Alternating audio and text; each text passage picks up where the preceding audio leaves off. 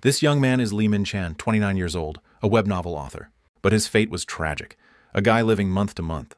So broke he'd borrow 100,000 won from friends. Min-chan's stories were always plagiarized by his PD who claimed them as his own.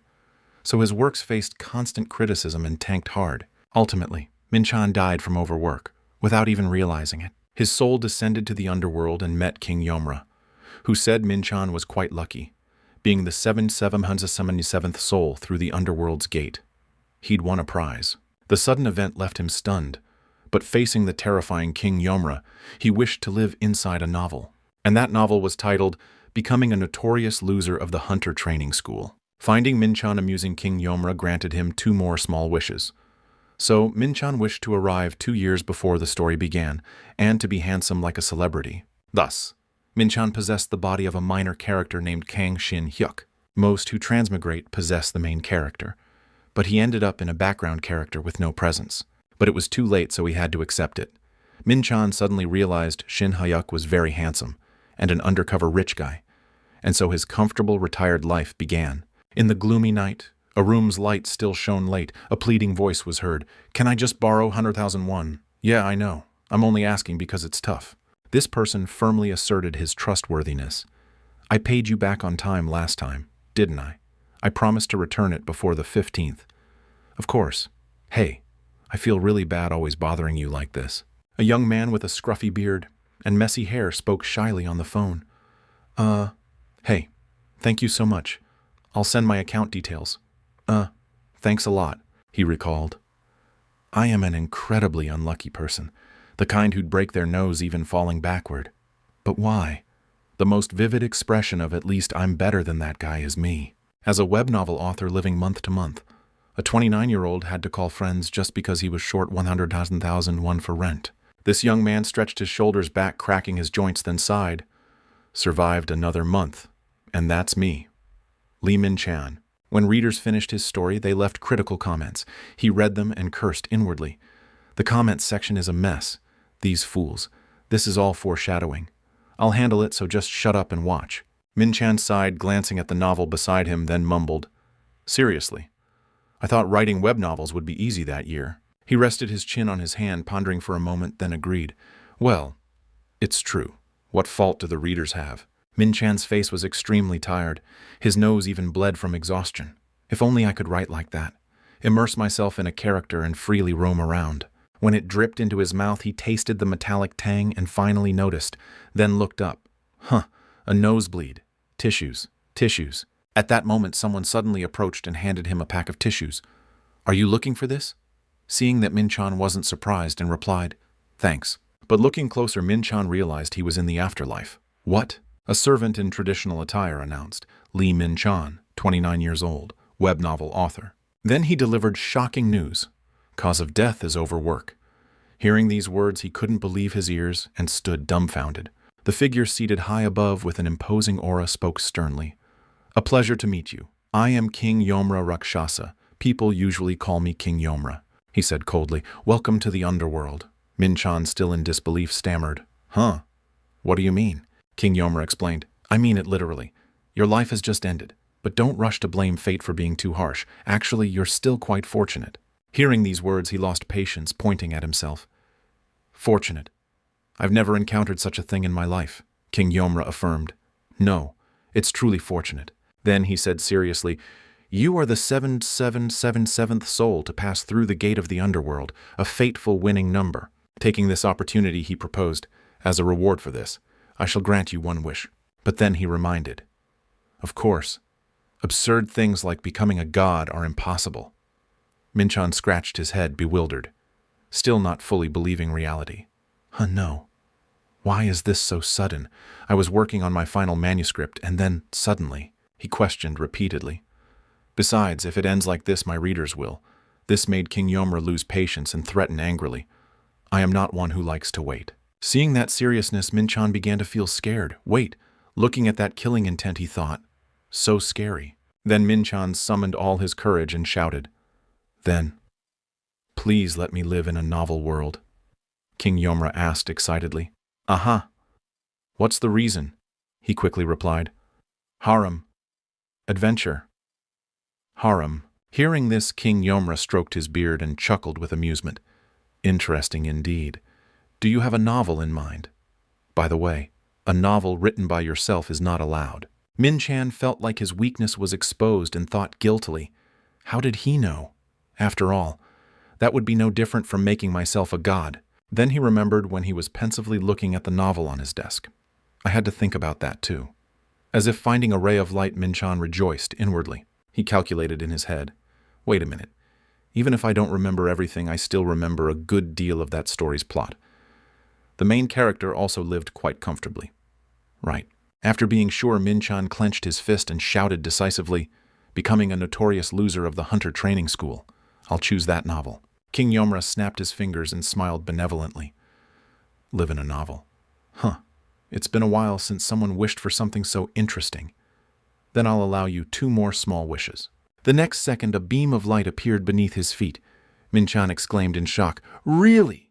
Then first, please send me to 2 years before the story in the novel begins. In a few short seconds, he reconsidered, becoming a notorious loser of the hunter training school, or dropout hunter for short. The original story starts when the main character enters senior high.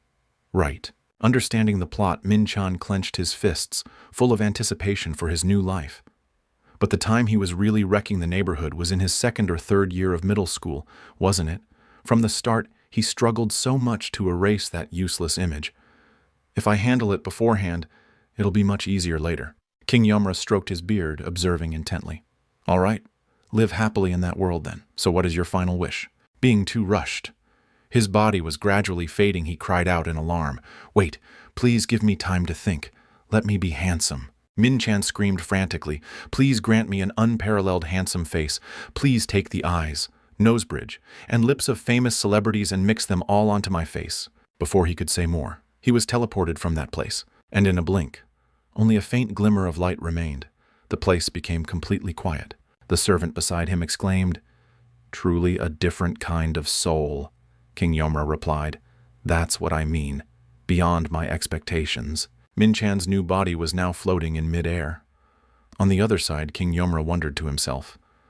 Appearance is also considered a kind of talent, but I didn't expect him to value it so much.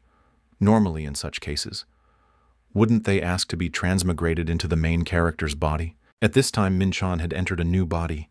The system chimed, replacing character's soul, transferring soul of replacement target Lee Min-chan.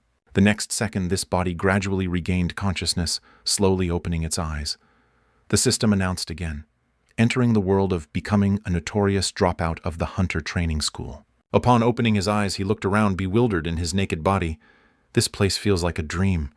I must have really died. The system chimed again. Soul transfer of Lee Min-chan into the body of Kang Shin-hyuk complete. Looking at the new body with this unfamiliar name, he thought, Right. I'm in the body of Kang Shin-hyuk, the main character of delinquent student of hunter school. However, suddenly remembering something, Min-chan couldn't help but freeze in bewilderment. Kang Shin-hyuk.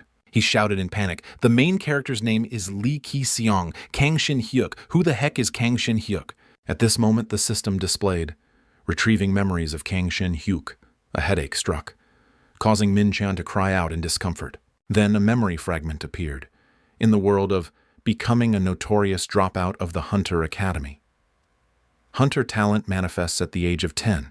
If you are assessed as low rank or higher in the aptitude test, you will be admitted to the Hunter Academy. An image of a frail boy cowering in a corner appeared.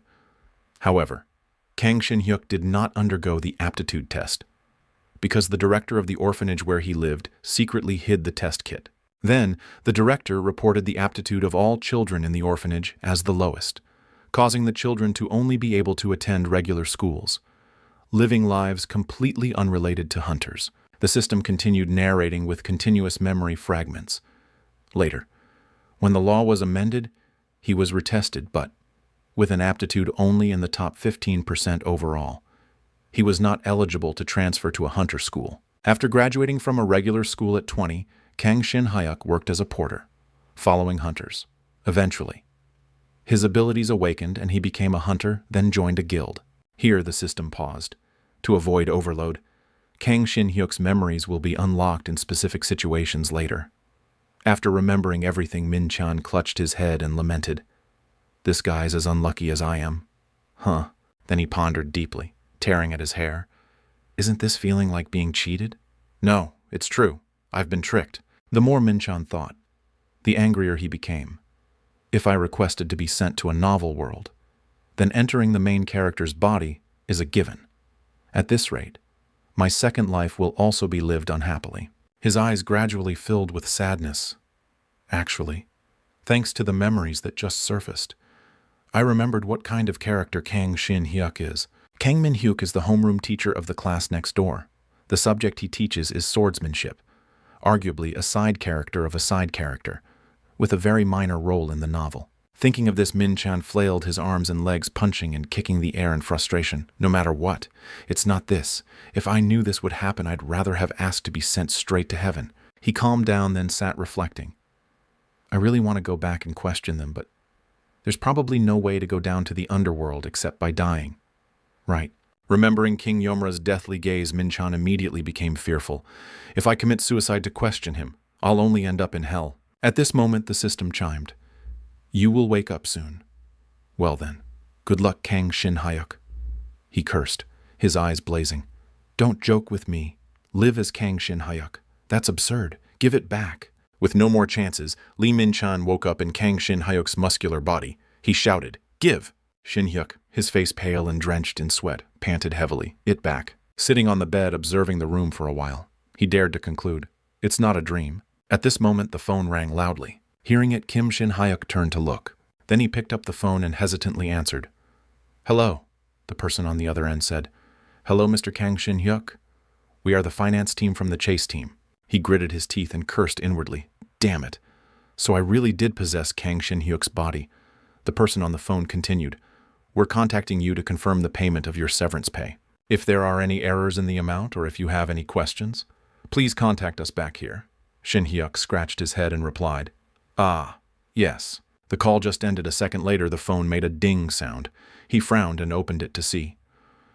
Huashan Bank Deposit 3,087 Southern 4 and 63 1. Sender's name. Chase Team Severance Pay. Balance 3095324851. The moment he saw that number in his account, Shin-hyuk's eyes widened. He stared blankly at the notification on his phone, then uttered, Huh. Shin-hyuk's eyes gradually lit up as he counted the balance in his account. Tens, hundreds, thousands. Realizing he was an undercover rich guy, he immediately felt revitalized. Standing up and throwing open the curtains, Shin-hyuk held his head high, basking in the sunlight, then laughed joyfully. I am Kang Shin-hyuk. Starting today, I am Kang Shin-hyuk, he thought with immense happiness. Indeed, a hunter is still a hunter. An account balance of 300 million won. Looking through his memories, his life didn't seem much different from my own. Shin-hyuk, full of life, crossed his legs and spread his arms, striking a pose. Maybe 300 million is nothing to some. But for me, a third-rate writer barely making ends meet, then dying from overwork. The more he thought, the more excited he became. Dancing around, this is a dream amount of money I've never had. But oh well, what's the use of self-pity? Looking out at the world, Shin-hyuk calculated, even if monsters, portals, and hunters exist, this is still modern Korea. He went into the bathroom, then performed his personal hygiene. Now my age is 25 in this great nation of Korea. 25 years old with an account balance over 300 million. Even. Shin-hyuk looked at his handsome, angular face with no bad angles in the mirror and admired himself. Absolutely handsome. So exciting. Perfectly awesome. Then he continued looking at his B-rank hunter certificate and exclaimed, young, handsome, quite good ability and financial power, of course. Later on. B-rank hunters like Kang Shin-hyuk will be a dime a dozen. He remembered the main character of this story, then judged. According to the setup, he's not as rich as the main character who is a tycoon, and because of the power inflation in the latter half, he naturally becomes an obscure existence. At this point, Shin-hyuk's face gradually turned gloomy, forgotten in the story's progression as a minor character. But the next second, he said excitedly, but that's actually good. Becoming a notorious dropout of the Hunter Academy. This novel has two main characters. This cold-faced young man is Kim Do-hyun, the original main character of the novel. And the red-haired youth with a bright smile is Lee Hae-seong, who possessed the body of a troublemaker in the novel. The main character Li Jixiong possessed the body of a rich chaeble's son in the novel. He took advantage of knowing the original story's content. So he went ahead to find and monopolize the opportunities that the original main character was supposed to experience. Moreover, he used his financial power to consume all sorts of elixirs like daily meals. Finally, by monopolizing opportunities and using elixirs, he caught up to the main character's talent. Shin Hyuk thought to himself, once I've possessed Kang Shin Hyuk's body, my starting point and theirs are already different. No need to compete and not a competitor. His gaze gradually became serious. From the beginning, I had no reason to compare myself with them. My desire to become the main character was also just to live comfortably. So then, saying this, Shin Hyuk clenched his fist with determination. A life of working leisurely and playing around, that is possible. He imagined a portal opening in the sky with hordes of monsters appearing.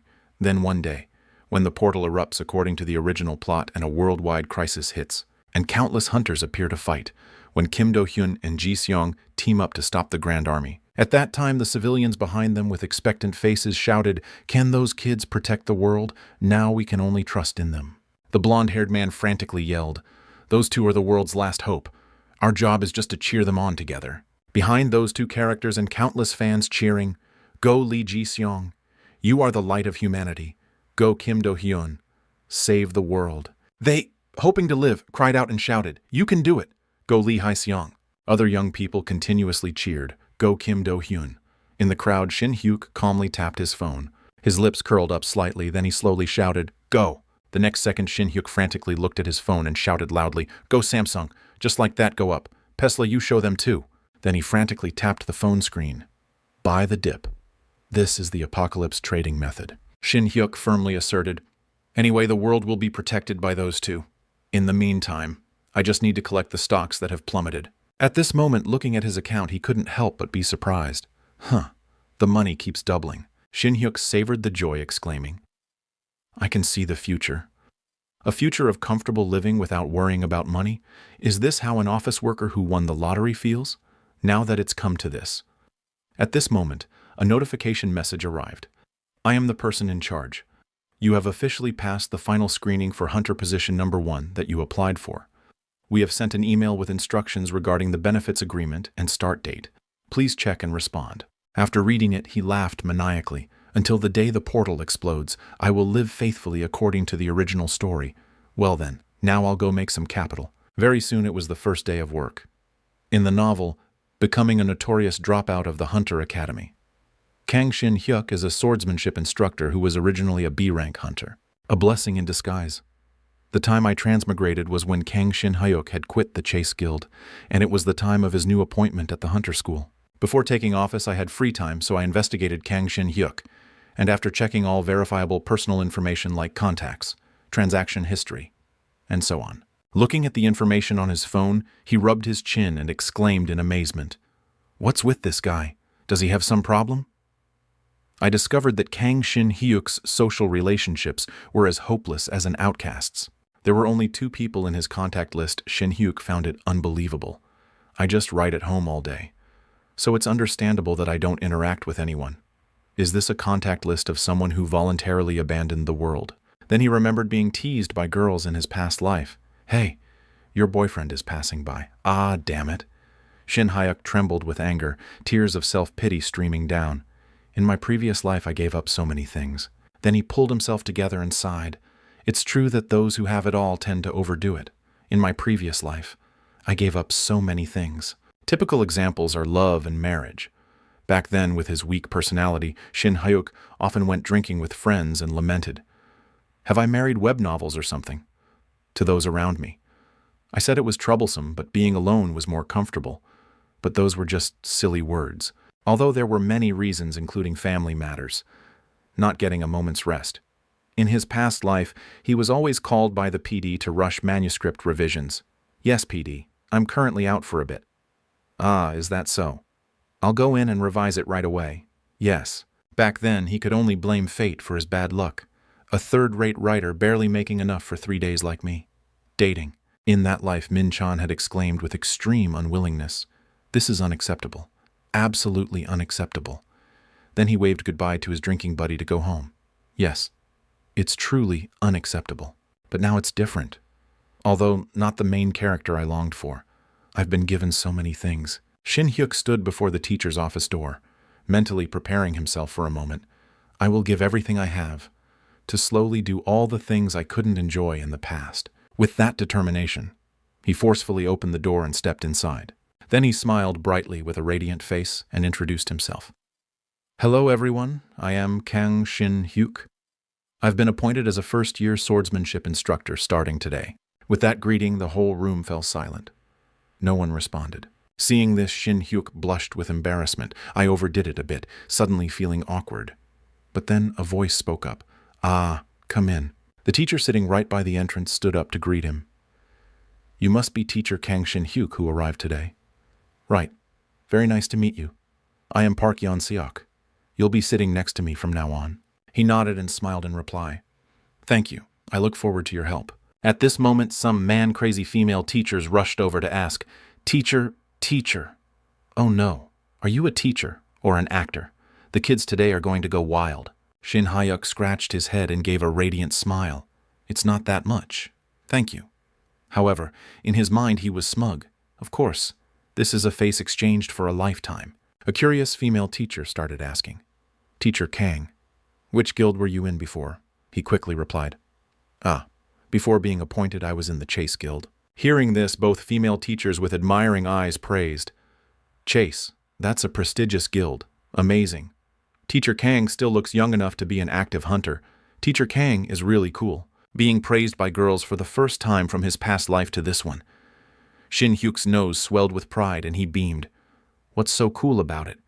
While his inner thoughts were narcissistic, I heard it, the voice of becoming famous. Suddenly a man approached from behind the two women and struck up a conversation.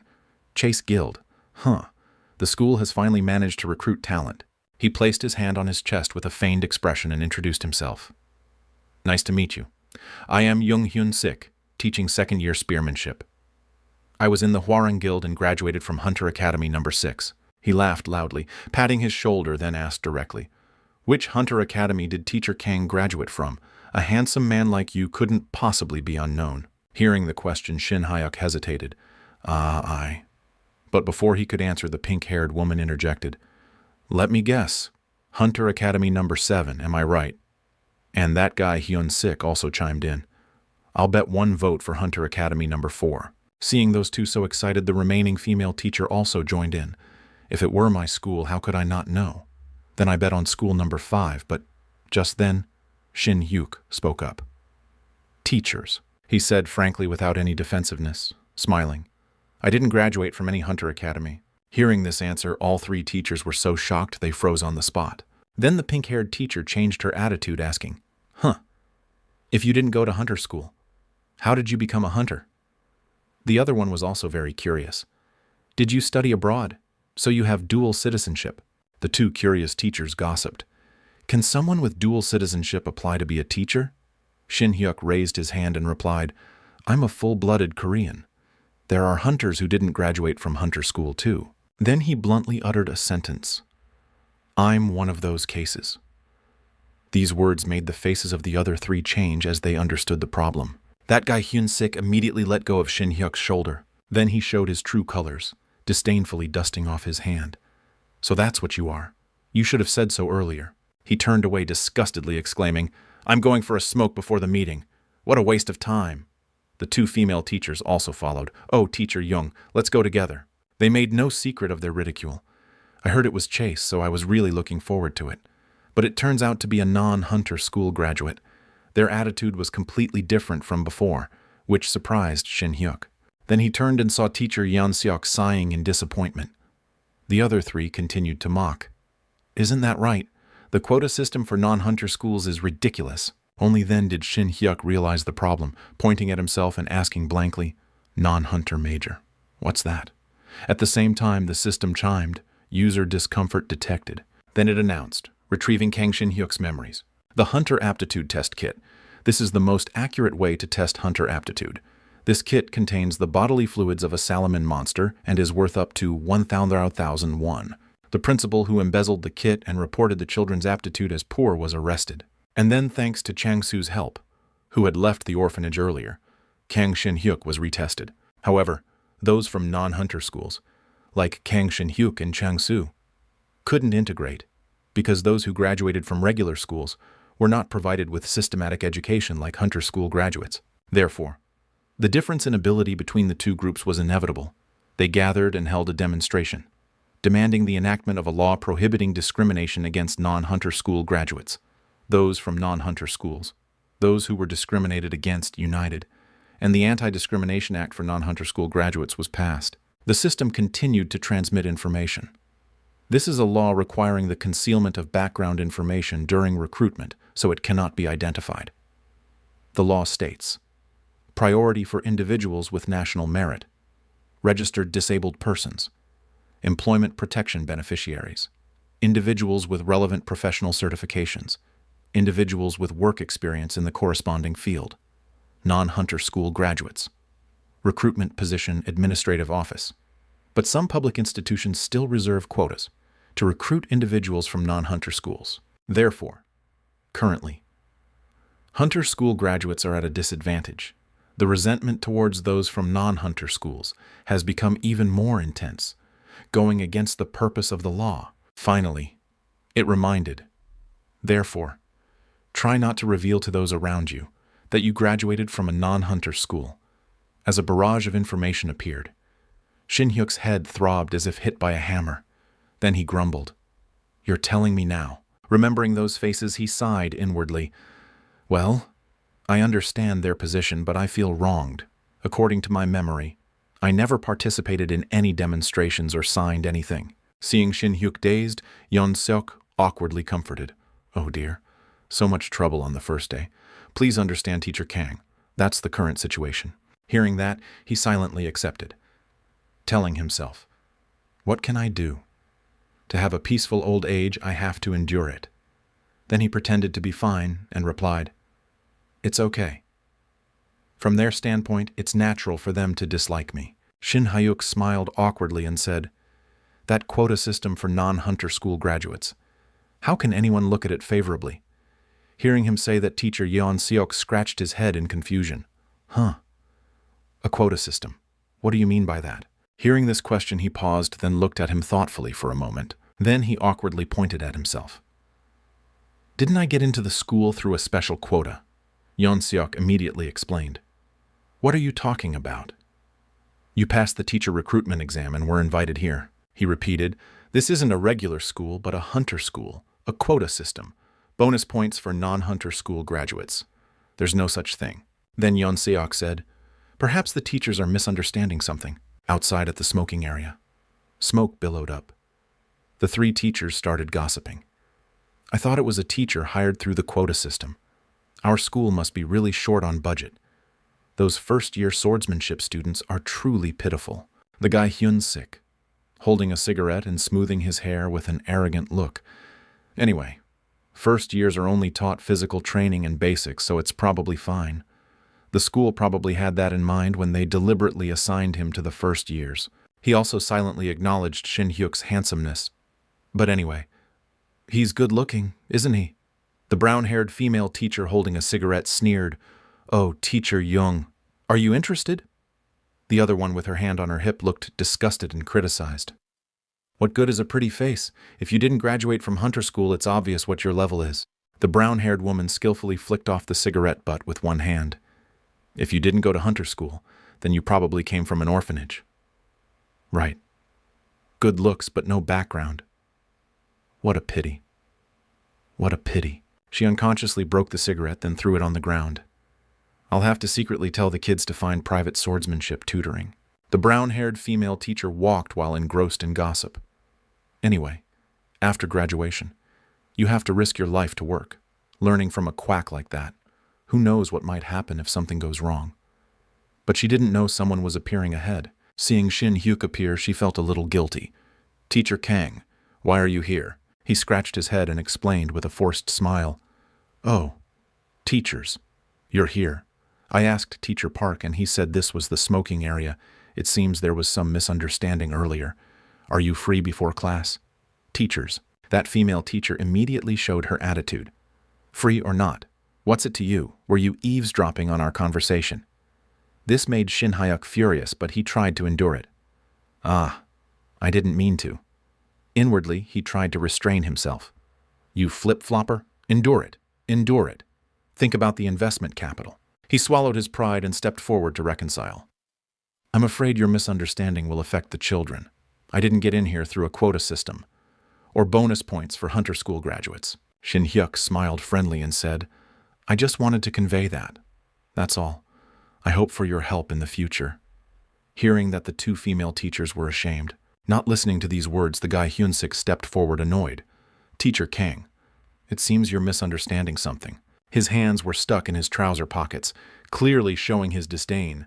Whether it's a quota system, bonus points, or having connections to get in. We're not doing this because of that now. As he walked past him, Hyun-sik frowned and sneered. What's important is whether you've been properly educated or not. Don't try to force your way in, you non-hunter school graduate. He arrogantly walked away, waving his hand and adding sarcastically, I'm leaving first, from now on. Don't let me see you, just walk around quietly. Okay? There are also regular subject teachers. If you want to socialize, just go try there. The two female teachers also followed with annoyed and contemptuous attitudes. Not stopping there, the two women chimed in mockingly. Teacher Young speaks so offensively. Even so, swordsmanship instructors should at least be B rank. Right. He probably used some trick. A non-hunter school graduate being B rank. Hearing these words, Shin Hyuk fell silent and froze. Seeing him say nothing, Hyun-sik got cockier and provoked. Ah, hey Teacher Kang Shin Hyuk, if you're dissatisfied, just submit a formal challenge. He confidently challenged. Next month I have my promotion assessment to A rank. If you submit your application after I get promoted, maybe it'll be a little less embarrassing. Kang Shin Hyuk, was this the reason he was isolated? In this situation he recalled his past life. This article seems pretty good. Right. Looking at his masterpiece of liver, kidney, and pancreas, Min-chan eagerly anticipated. Really? My work is getting published. At that time, the PD had sneered mockingly. Publish what? It's just a little better written than an average person's. You didn't go to a school like mine, nor did you take extra classes. That guy continuously uttered bitter words. Don't dream about getting published or anything. Just do it for fun. If you knew writing as a main profession, you'd hate it. But the next year, that guy debuted with content identical to my article. I wonder if he's living well now. After that, my work was labeled a copycat and started to plummet. Past memories of this world began to surface. I had temporarily forgotten that this guy was also an equally unfortunate person. If things continue like this, it will be no different from my past life. Returning to the present, Shin Hyuk clenched his fists. No matter how stable it is, if I live like this, what's the meaning? Then, as the three of them were leaving happily, he spoke up to stop them. Teacher Young, wait, just this once. Hearing his name called. He stopped, then turned his head to look. What is it? This time. Charge forward. With that anger, Shin Hyuk bit his lip and made a decision. Then with a confident face, he declared, Let's have a duel of honor. What's there to be afraid of? Then he resolved inwardly, for a comfortable future. Hyun-sik, hearing him say that, asked back in bewilderment, Are you serious? Teacher Kang. He put on a smiling face, his voice tinged with sarcasm. If you're feeling self-conscious because the female teachers are here, I'll let you off this time. Shin Hyuk very seriously refuted his words. I'm being sincere. Teacher Young and I, let's have a duel of honor. Duel of honor. Hunter's honor. This is a system in the world of hunters, where a one-on-one fight will decide everything when a dispute arises. Usually, the side that doesn't accept will suffer significant humiliation. However, there are no consequences after refusal if it's unreasonable or one party has done wrong. Shin Hyuk continued to propose a perfect solution. If this is preferential treatment because I didn't graduate from a hunter training school, then the only way is to prove it with the duel Teacher Young proposed earlier. He spoke towards Hyun-sik mockingly. It's okay if you're scared, if you accept after being promoted to A rank. He stood there listening to him ramble, then suddenly laughed coldly. This is crazy. Teacher, have you ever had a duel of honor before? His face filled with menace. He said in a low voice, It's called a duel of honor, but you know everything is allowed except killing. Right. If any injuries occur, will you not be responsible? Shin Hyuk, very indifferently, looked straight at him and said coldly, You're very generous. His next sentence thoroughly contorted his face in a grimace. It must be because you're in charge of spearmanship. Shin Hyuk, completely ignoring his mood swing, continued to propose. 1 week later, next Friday, we will proceed at the spearmanship training ground. You two teachers will be witnesses to today's promise. Hyun-sik's face now showed extreme fear and anxiety as he mumbled, I don't know what he's basing his confidence on. He'd better prepare to find a new job in the next week. Shin Hyuk stood there silently, watching their retreating figures. Then a day passed uneventfully. In the morning, the kids looked at him with admiring eyes. The group of students were overjoyed to see him and cheered during his introduction. This is teacher Kang Shin Hyuk, who just started today. The most worrying thing was about the swordsmanship lesson.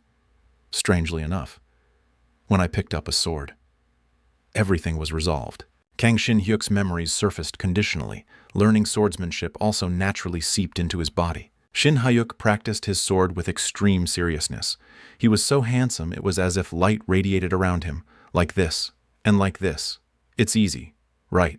The female students in the class, seeing him like that, couldn't stop screaming wildly. The first-year students' classes mainly consisted of basic swordsmanship and physical training, so it was quite easy. But the real problem still remained. His gentle voice rang out introducing, Teacher Kang Shin Hyuk, newly appointed today. Let's help each other out in the future. The students' atmosphere was as if they were looking at someone about to die, just as he turned to write on the board. A student's questioning voice came from behind. Teacher, is it true that you're going to have a spearmanship duel next week? Shin Hyuk quickly froze and spoke softly. The rumor must have spread far already. Huh. The result was obvious, so those two must have spread it loudly. At this moment, the students below were extremely worried about him. Are you okay? Sir? He's an elite hunter specializing in spearmanship. Shin Hyuk felt relieved hearing his students' concern and explained. Elite. Huh. We mustn't be discouraged by such things. What's important is a heart that never gives up. Shin Hyuk looked at the students' worried eyes and continued to reassure them. The rumor has surely spread and everyone knows, as a swordsmanship teacher from a non-hunter school. His face darkened at this moment as he whispered, Teacher can't be self-deprecating. Absolutely not a bit. At this moment, the expression on his face suddenly changed, turning sorrow into substance as he laughed heartily. What teacher means is not at all self-deprecating when losing. The students were also deeply moved by his words. Immediately after he reassured everyone, next week we'll know the results. So let's focus on the lesson. If someone asked if this was a psychological tactic through the students, it would be half right, because his confidence since morning would create an incomprehensible feeling. In the late afternoon, at the city bus station, Shin Hyuk's voice suddenly rang out, Chang Su Dai, 1 bus ticket to Daeseung-yong. Please. He quickly boarded the bus at the driver's urging. The bus is leaving now. Please hurry up, sir. But half of it was me speaking honestly. Surely after just one night, many things will change. Night gradually fell upon the city. The bus he was on had arrived at its destination and stopped. Shin Hyuk got off the bus with a whirlwind of thoughts. Coming from a hunter school, elite education. If you look down on others just because of that, then I can also receive elite education. Before his eyes was an endlessly high mountain, steep and towering. The main character's first opportunity in Dream to Hunter is internal energy cultivation. I will go up and get that internal energy cultivation method. Although it seems a bit far from the Transmigration Academy novel genre, the first opportunity the main character in becoming a hunter receives is the internal energy cultivation method of a martial artist. If the first opportunity was an elixir or item, I wouldn't have been able to touch it because it would make Lee Ji-sung, who knows the future, suspicious. Shin Hyuk shone his flashlight deep into the large forest, walking and muttering. However, Lee Ji-sung in the original work also sees the opportunity of Kim Do-hyun, the original main character. The manual isn't depleted by looking, so let's share good things. Outside the cave opening, his voice continued to echo. From the beginning, my goal wasn't to become a hero who saves, so I don't need to be as strong as the main character. Shin Hyuk's hand slowly rested on the rock in front as he whispered. What appeared before him was a teleportation light circle nestled between the mountain crevice. I'll become strong enough to win the match. Shin Hyuk carefully observed the light circle, carefully assessing it. I found it. The first opportunity for internal energy cultivation. Hidden on the other side of that gate is the internal energy cultivation method and sorcery. Shin Hyuk, extremely determined, quickly advanced into the gate. Well then, please excuse me. His face and body gradually passed completely through the gate to another place. His eyes immediately widened in astonishment, observing the strange world before him. Shin Hyuk stared blankly at the white expanse in front. Puzzled. Snow.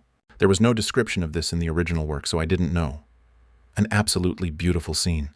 I didn't expect such a place to exist in Korea. But immediately after, Shin Hyuk slapped his own cheek and shouted, "Not now! This isn't the time to look and admire the scenery. Quickly find the martial arts and get out." Suddenly, he felt an incredibly strong and close killing intent beside him and trembled. At this moment, a large beam of light struck hard from behind him, startling him. Shin Hyuk was attacked and fell to the ground in pain, confused. What just hit me? Yu Riang emerged from the thick, snowy mist with a faint laugh, though said to be weak. You avoided the first move. You are indeed no ordinary person. His sharp sword pointed straight at him. Yu Riang threatened and interrogated. State your identity and name clearly. Which sect are you from? How did you get in here? Shin Hyuk carefully observed the person who had just appeared, marveling inwardly. Chinese? Huh. I don't know why I can understand it. Does Kang Shin Hyuk also know Chinese? Shin Hyuk sat up, carefully explaining to Yu Riang. I am a teacher at a Korean hunter school. I entered here through a secret realm portal. Yu Riang, hearing his explanation, became even more suspicious and frowned tightly. Korea, hunter school, portal. Huh. You speak only incomprehensible words. Shin Hyuk immediately pointed towards the gate beside him and hurriedly explained. Don't you see that white door? Yu Riang heard this and immediately retorted. To me, the only white thing here is this detestable snow. He looked at the beautiful scenery before him, but hated it to the core. I don't even remember how long I've been imprisoned here. After the 30th year, I stopped counting the days. Shin Hyuk stared at him, his vigilance at its peak. What is he talking about? There's no martial arts manual, just an old man who looks like a monster. Immediately he became astonished looking at his back and with his next thought, wait a minute, could this person be, is your name Cho Yu Riang? Yu Riang standing before him suddenly chuckled faintly upon hearing this. I didn't expect someone to still remember my name. Yu Riang looked at him kneeling in fear in the snow, puzzled. How do you know? Shin Hyuk stared blankly at him, unable to help but marvel inwardly. How could I not know? The person who left the internal energy cultivation method that the main character obtained in the dimensional gate. He stared at Yu Riang's stern face in horror. It's him, but it's true. When the main character discovered the dimensional gate. Cho Yu Riang did not appear, in the last words left with the martial arts. It was said that he had ascended to immortality. He suddenly remembered Lee Ji-sung's earlier words, take me to the time 2 years before the story in the novel begins. Shin Hyuk looked at the person pointing a sword at him and gradually realized, it probably isn't time for Cho Yu Riang's ascension to immortality yet. I understand the situation, but I can't say I read it in a book. His voice gradually softened to a whisper. I once heard a story. Yu Riang was a little surprised to hear his answer and inquired, a story? Tell me. Shin Hyuk very seriously recounted the story prepared beforehand. A long time ago, there was a story about a legendary swordsman who suddenly appeared in the Central Plains, confronted a ferocious dragon that harmed many people, then disappeared. Shin Hyuk calmly continued the story. The appearance of the hero in the story greatly resembles you. Yu Riang smirked slightly upon hearing him. Could it be that someone witnessed that battle? Success. I just roughly pieced together the content I read in the novel. This old man. He let his guard down a little. He must be the type who is extremely proud of his martial arts. Shin Hyuk began to execute his plan, bowing his head towards him and thinking inwardly, follow the righteous path. His voice rang out respectfully as he explained to him. Sir, actually I heard that a peerless martial artist was in seclusion here, so I came looking. I am not a bad person. Please sheathe your sword and teach me. Yu Riang immediately sheathed his sword. After hearing him speak, he laughed contemptuously, suddenly demanding I teach you martial arts. You are truly a ridiculous fellow. I refuse. I will spare your life.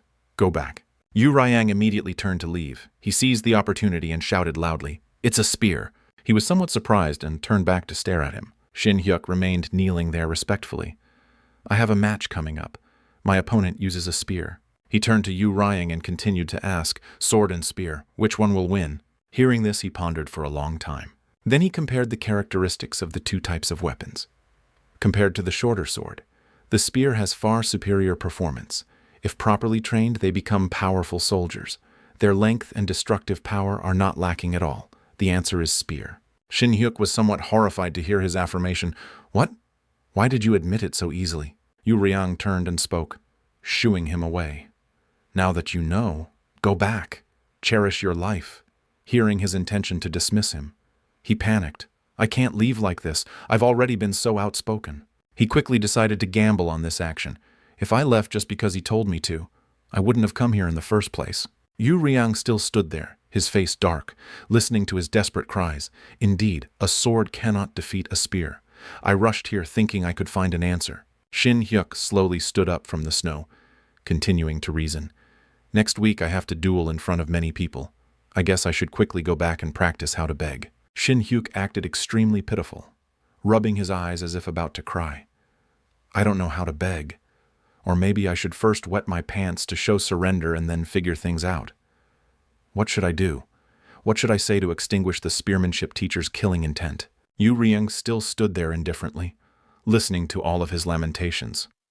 I, as a representative of swordsmanship teachers, acknowledge the superiority of spearmanship. Before your heavy spear, my sword is just firewood. No, it's a toothpick. He was still lamenting sorrowfully. That's right, a toothpick is better.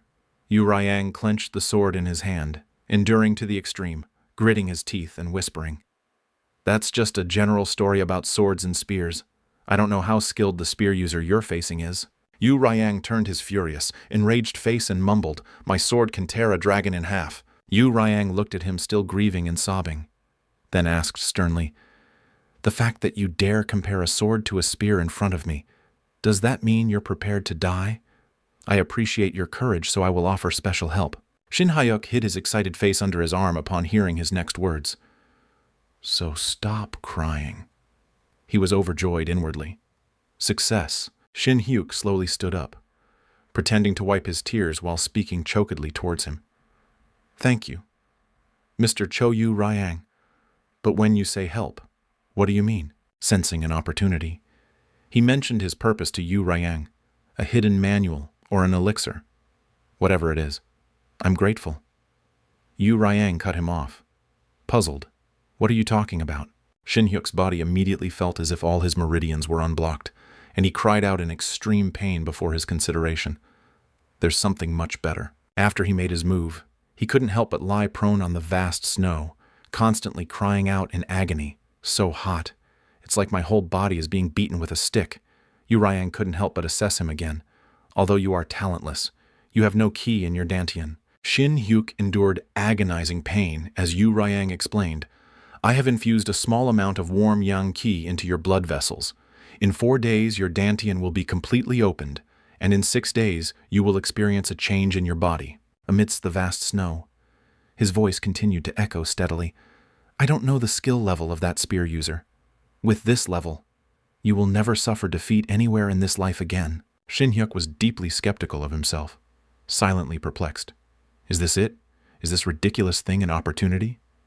Just as he was about to say something, Yu Riang's voice cut him off. If you win the match, then return here to find me. Yu Riang's figure flew through the snow, his indifferent voice echoing.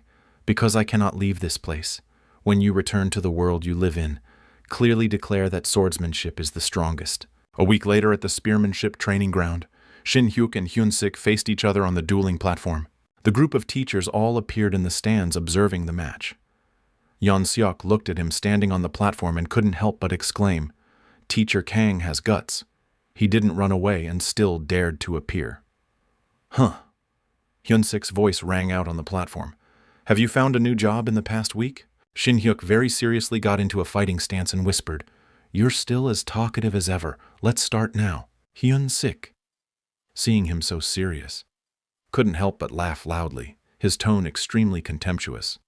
I'll specially let Teacher Kang strike first. Then he couldn't help but mock inwardly. Of course. The spear also has an advantage when striking second. He gripped the sword in his hand, surprised. My body feels light. Then he attacked Hyun Sik. Thank you, then I won't refuse. He meant I've become strong enough not to be beaten badly anywhere. But with just this, there's no way I can beat that person. Shin Hyuk frantically put all his strength into the strike. Even if I become a cripple in this match. A ferocious glint flashed in his eyes as he swung his sword. I will never live cowardly again. Hyunsik was caught off guard by his powerful attack and couldn't react in time, taking the full blow. The two female teachers in the stands were extremely horrified when they saw that scene. Even the referee was so surprised he couldn't believe his eyes. Hyunsik's clothes were torn open by his attack. He was beaten unconscious, in a daze, before he could even register what had happened. Shin Hyuk was also bewildered by the effect of that blow. At this moment, the referee hurriedly ended the match. The match is over. Teacher Kang Shin Hyuk wins. He stood unsteadily beside, dazed, watching everyone busy. Call an ambulance. He's seriously injured. Damn it, bring a stretcher here quickly. He suddenly trembled all over, remembering Yu Ryang's previous words. In 4 days your dantian will be opened. In 6 days you will feel the change in your body. You will not suffer defeat anywhere. His hand gripped the sword, trembling with fear. That crazy old man, what has he done to my body? Before everyone's eyes, Hyun-sik lay unconscious, his hair fallen out leaving only the sides, his clothes torn to shreds except for his SpongeBob SquarePants briefs, his spear broken in half. While Shin Hyuk was still surprised, the referee stammered, The match is over. Teacher Kang Shin Hyuk wins." Everyone rushed to help Hyun-sik up. "Call an ambulance, he's seriously injured." "Damn it. Stretcher. Bring the stretcher quickly." While Shin Hyuk stood rooted to the spot, his eyes crossed, unable to believe what he was seeing. He shivered. "In 4 days your dantian will be opened, and in 6 days you will feel the change in your body. You will not suffer defeat anywhere." Shin Hyuk sweated, grimaced, and clenched the sword in his hand. This crazy old man, what has he done to my body? The scene shifts to Lee Ji-sung, indulging in wealth and splendor. Lee Ji-sung, the main character of Becoming a Hunter, achieved remarkable growth after learning martial arts. Of course, partly because he drank elixirs like water, but even before that, he was already quite strong. He stared at his hand in astonishment, his mouth agape. "That's right, I knew it, but isn't this too strong?" Suddenly someone's voice shouted, "Teacher Kang." Teacher Park ran, panting towards Shin Hyuk, asking worriedly as he ran, "Teacher Kang, are you injured anywhere?" He turned around, startled. "Ah, Teacher Park." He scratched his head shyly. "Did you watch the match, sir?" He praised him enthusiastically. "Of course. It was amazing. I didn't even see what happened. Teacher Kang disappeared with a poof and the wind just blew my underwear up like this." Watching him talk nonstop with joy, his hair now with a bald patch, he thought, "That's right. For regular subject teachers, it probably looks like that. By the way, he seems strangely relieved. Huh. He probably has a lot on his mind too." Hyun-sik was carried away amidst the referee's concern and Teacher Park's excitement. "Anyway, it's lucky you're okay. This can't be easily overlooked. I'll treat today." Hyun-sik's face was purple, his eyes rolled back, teeth broken, nose bleeding, looking very miserable, surrounded by people's excited chatter. "Oh my. Teacher Park, I want to go too. Let me join. What's on the menu?" The two who came with Hyun-sik left in embarrassment.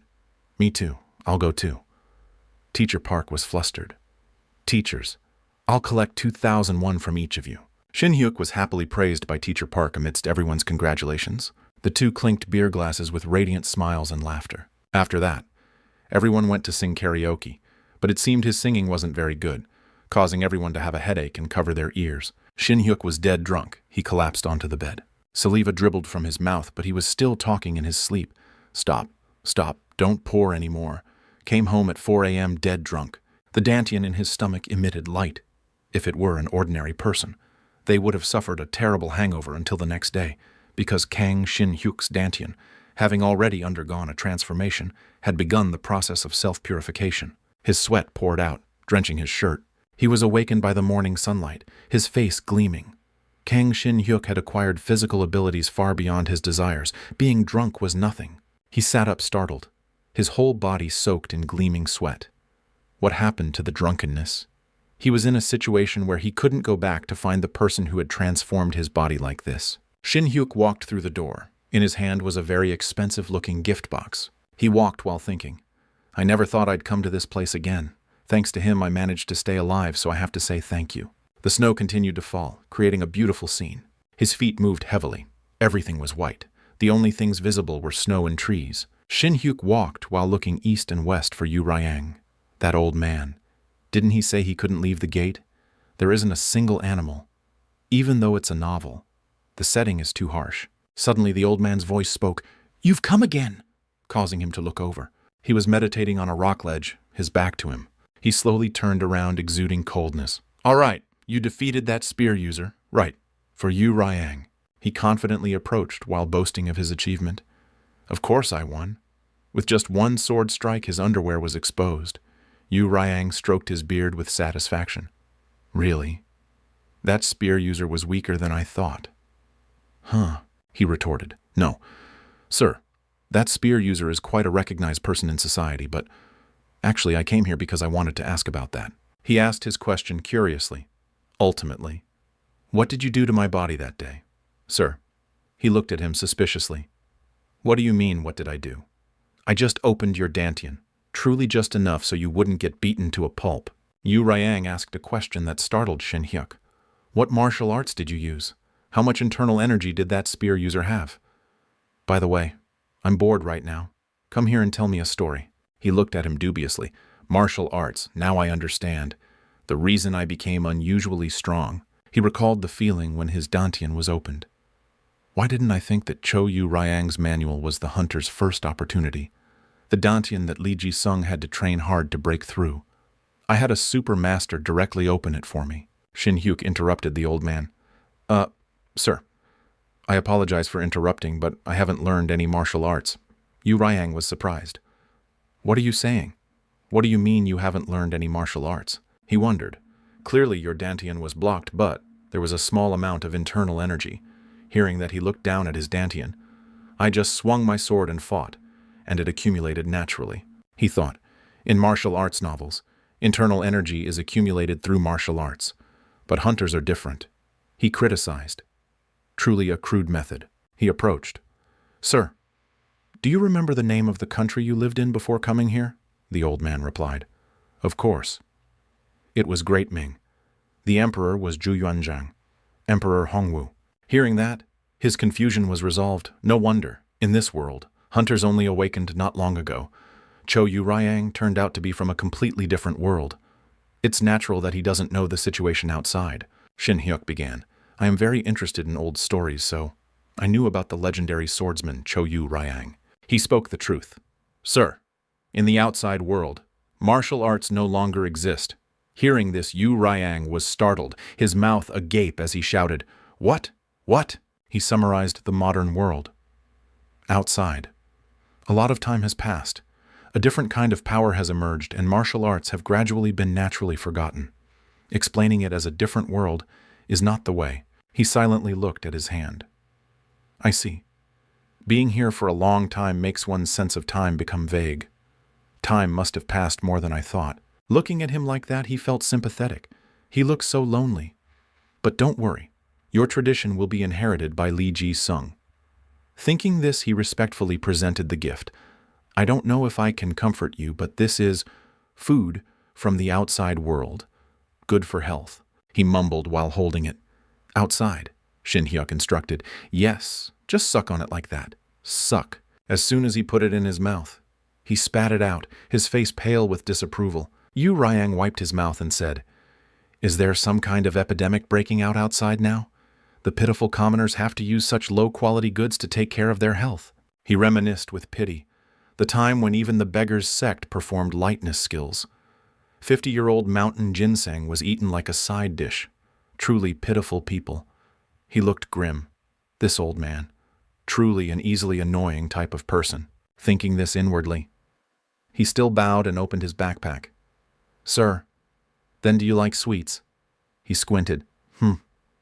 I'm this old. How can I like sweets like a child?" Shin Hyuk slowly offered it to Yu Ryang with both hands. "This is a chocolate bar I often eat when it's cold. Please use this for now." Seeing the chocolate bar, he was curious. Ho ho. This colorful silk. Is there food inside? Let's see. Let me taste a bit. He put it in his mouth and took a small bite. The sweetness of the chocolate melted in his mouth, making the old man satisfied and blissed out. with a very indescribable expression. Humph, humph. Seeing Yu Ryang's reaction, Shin Hyuk's face darkened completely, while he coughed violently. Cough, cough, ak, cough, cough, ak, humph. Then he returned to his cold expression as if nothing had happened. It's passable, if you have more. Take it out. In the forest covered entirely in white snow. Cup noodle containers, soft drinks, and water bottles were piled up, scattered on the ground. He praised lavishly, food crumbs still clinging to his beard. I ate very well. The outside world truly has many wondrous foods. He gathered the trash into a bag while looking at him helplessly. He ate all the emergency rations I brought in case of need. Suddenly he wondered, "Old man, no. Sir, how do you usually satisfy your hunger?" He was shaking an empty chip bag in his hand. After reaching a certain realm, I no longer need to eat or drink. I just taste. Then he asked, "Is there no more?" Causing Shin Hyuk to glare angrily, his face contorted. "I really want to go home." After cleaning up the trash, he stood up. "All right, then." Just now I didn't know how to console him. "This is good then." While Yu Ryang stood on the rock ledge with his back turned. "Now, according to you, the Ming dynasty disappeared long ago." "Right," he pondered. "Martial arts have also been lost, and the world is overrun with monsters." He tied the plastic bag while looking up. "Yes, sir. Instead of martial artists, there are beings called hunters." He silently looked into the distance. Yu Ryang confided, "I haven't counted the days for a while now. Ever since I came here, I've only hoped to ascend to immortality." He asked, "Since I opened your dantian for you, you must be the only martial artist in the outside world now." He replied, "Yes. Yes, for now." "Sir," the sword at his hip flashed, "you've already felt it. The difference in power between someone who has comprehended martial arts and someone who hasn't is worlds apart." Then Yu Ryang turned around and asked, "How will you use that power?" He answered while fidgeting with the trash bag, "To live." "What else, sir?" "Just live normally. It's nice not to puke my guts out at company dinners." He looked at Shin Hyuk and smiled faintly. He grimaced, thinking about the future. "But hey, later if I want to play the stock market, I have to wake up early. If I want to play games for a long time. Back health is also important. This is quite useful." Suddenly he interrupted. "I haven't asked yet." "What's your name?" he replied immediately. "Ah, I'm Kang Shin Hyuk." Then Shin Hyuk put on his backpack. "I'm not ambitious. I have basic martial arts talent. And I'm a teacher guiding children. After teaching them, they probably won't do anything stupid." "Right." Suddenly he spoke. "I am Yu Ryang, the world's #1 swordsman who slayed a dragon to save the Central Plains." He held his backpack. "Yes, I know." Amidst the white, snowy forest, his figure was imposing, his hair flowing in the wind, his stance proud and unyielding. As if defying heaven and earth, "Kang Shin Hyuk," he continued, "I will accept you as my disciple." His eyes were silent, speechless. Then he slowly began to speak. "I refuse." Yu Ryang was extremely bewildered and dejected when Shin Hyuk rejected him. He fell into deep thought. "I didn't mishear, did I?" Shin Hyuk smiled awkwardly. "No, sir. I appreciate your offer, but I'm really fine." He scratched his head, blushing and smiling. "From the beginning, I never wanted to become this strong. Thanks to your help, I overcame difficulties. So from now on, I just want to live a normal life." Yu Ryang was somewhat surprised. If you become my disciple, you could have the world at your feet." That gaze indeed showed no hesitation. He turned his head, gently waving his hand. "You may go. I also need to prepare for my ascension." He bowed in gratitude. "Haha. I will always be proud of this encounter with you for the rest of my life." Yu Ryang regretted. What a pity. If only I could leave something behind before ascending. Shin Hyuk listened silently to him, thinking, ascension. Was he originally supposed to ascend to immortality at this time? He slowly looked up. Sir, if one truly ascends to immortality, can one reach the world of immortals?" Yu Ryang still turned and walked away.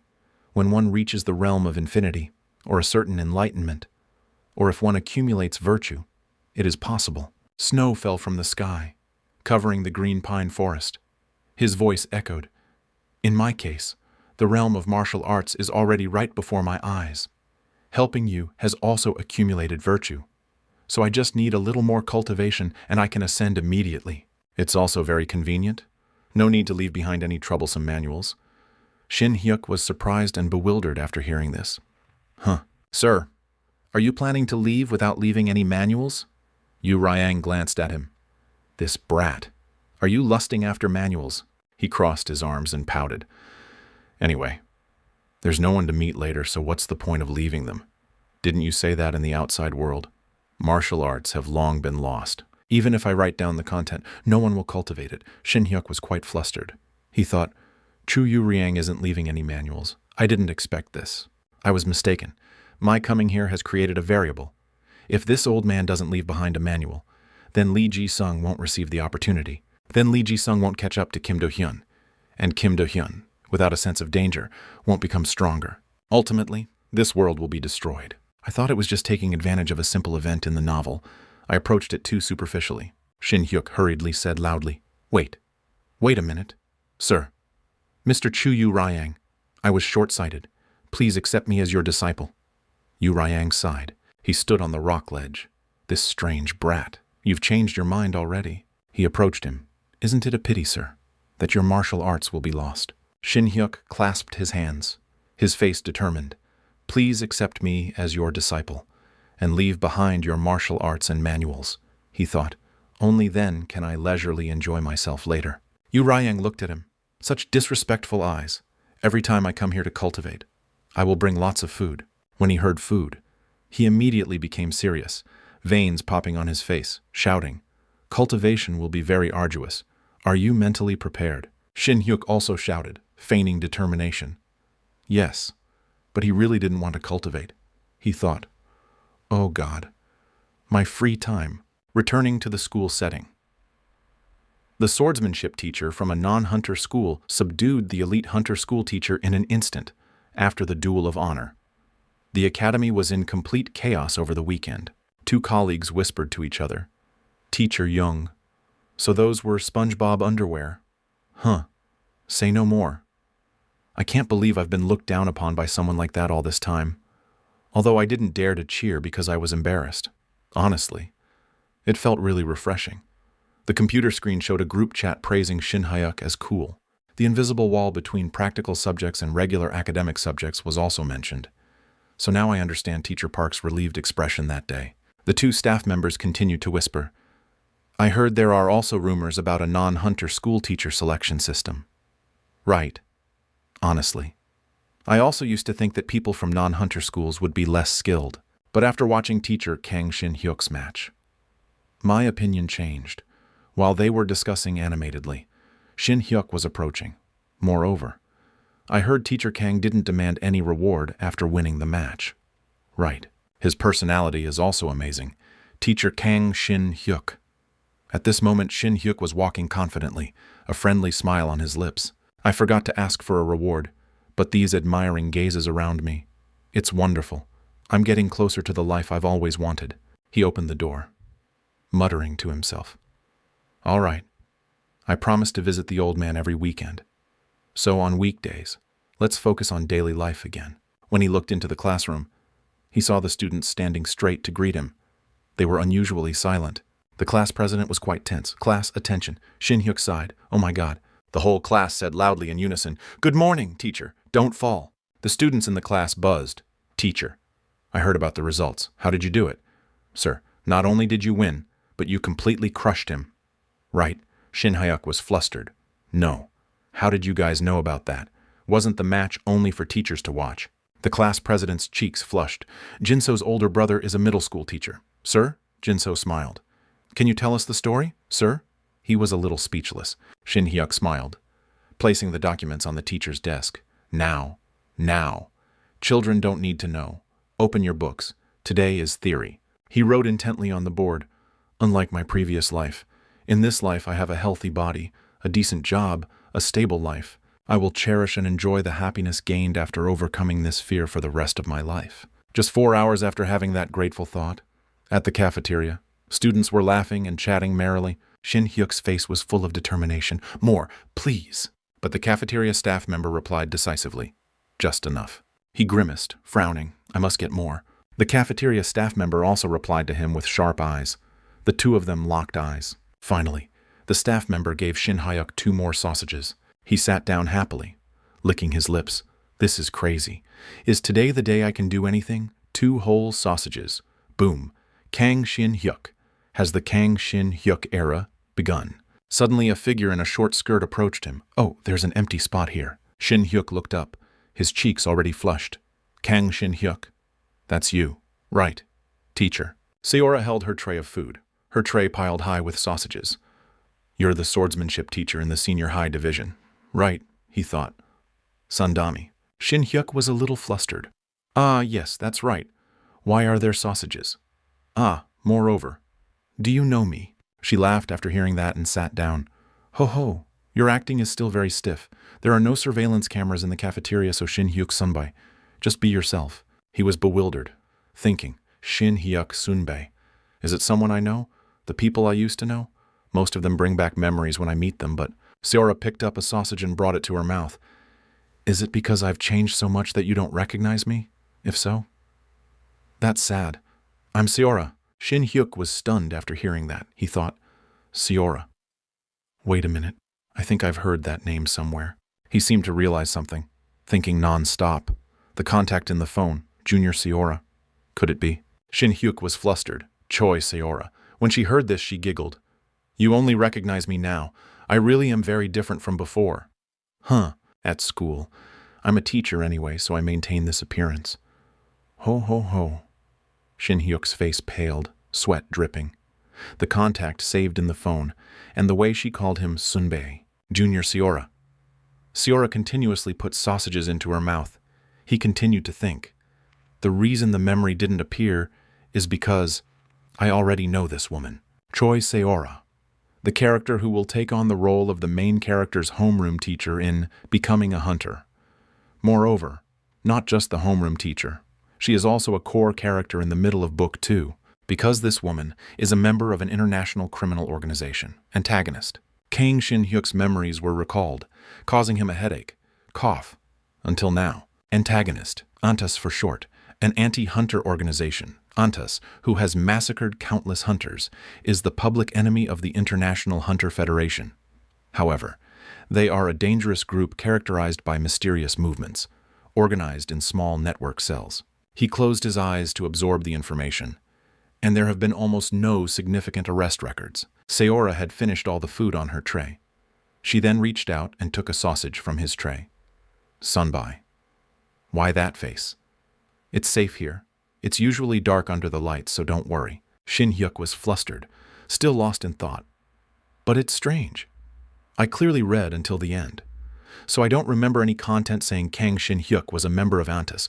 He didn't even realize 2 of his sausages had been taken. Side story. Chapter opened. From now on, the story of Kang Shin Hyuk, assassin of ANTAS, will be recorded. Shin Hyuk was startled. What assassin? What? He was so scared that sweat poured like a stream. This bastard Kang Shin Hyuk. Shin Hyuk's face turned purple with fear. Goosebumps rising. What devilry have you been up to? Huh. At this moment, all the sausages on his tray had been eaten. Shin Hyuk sat still.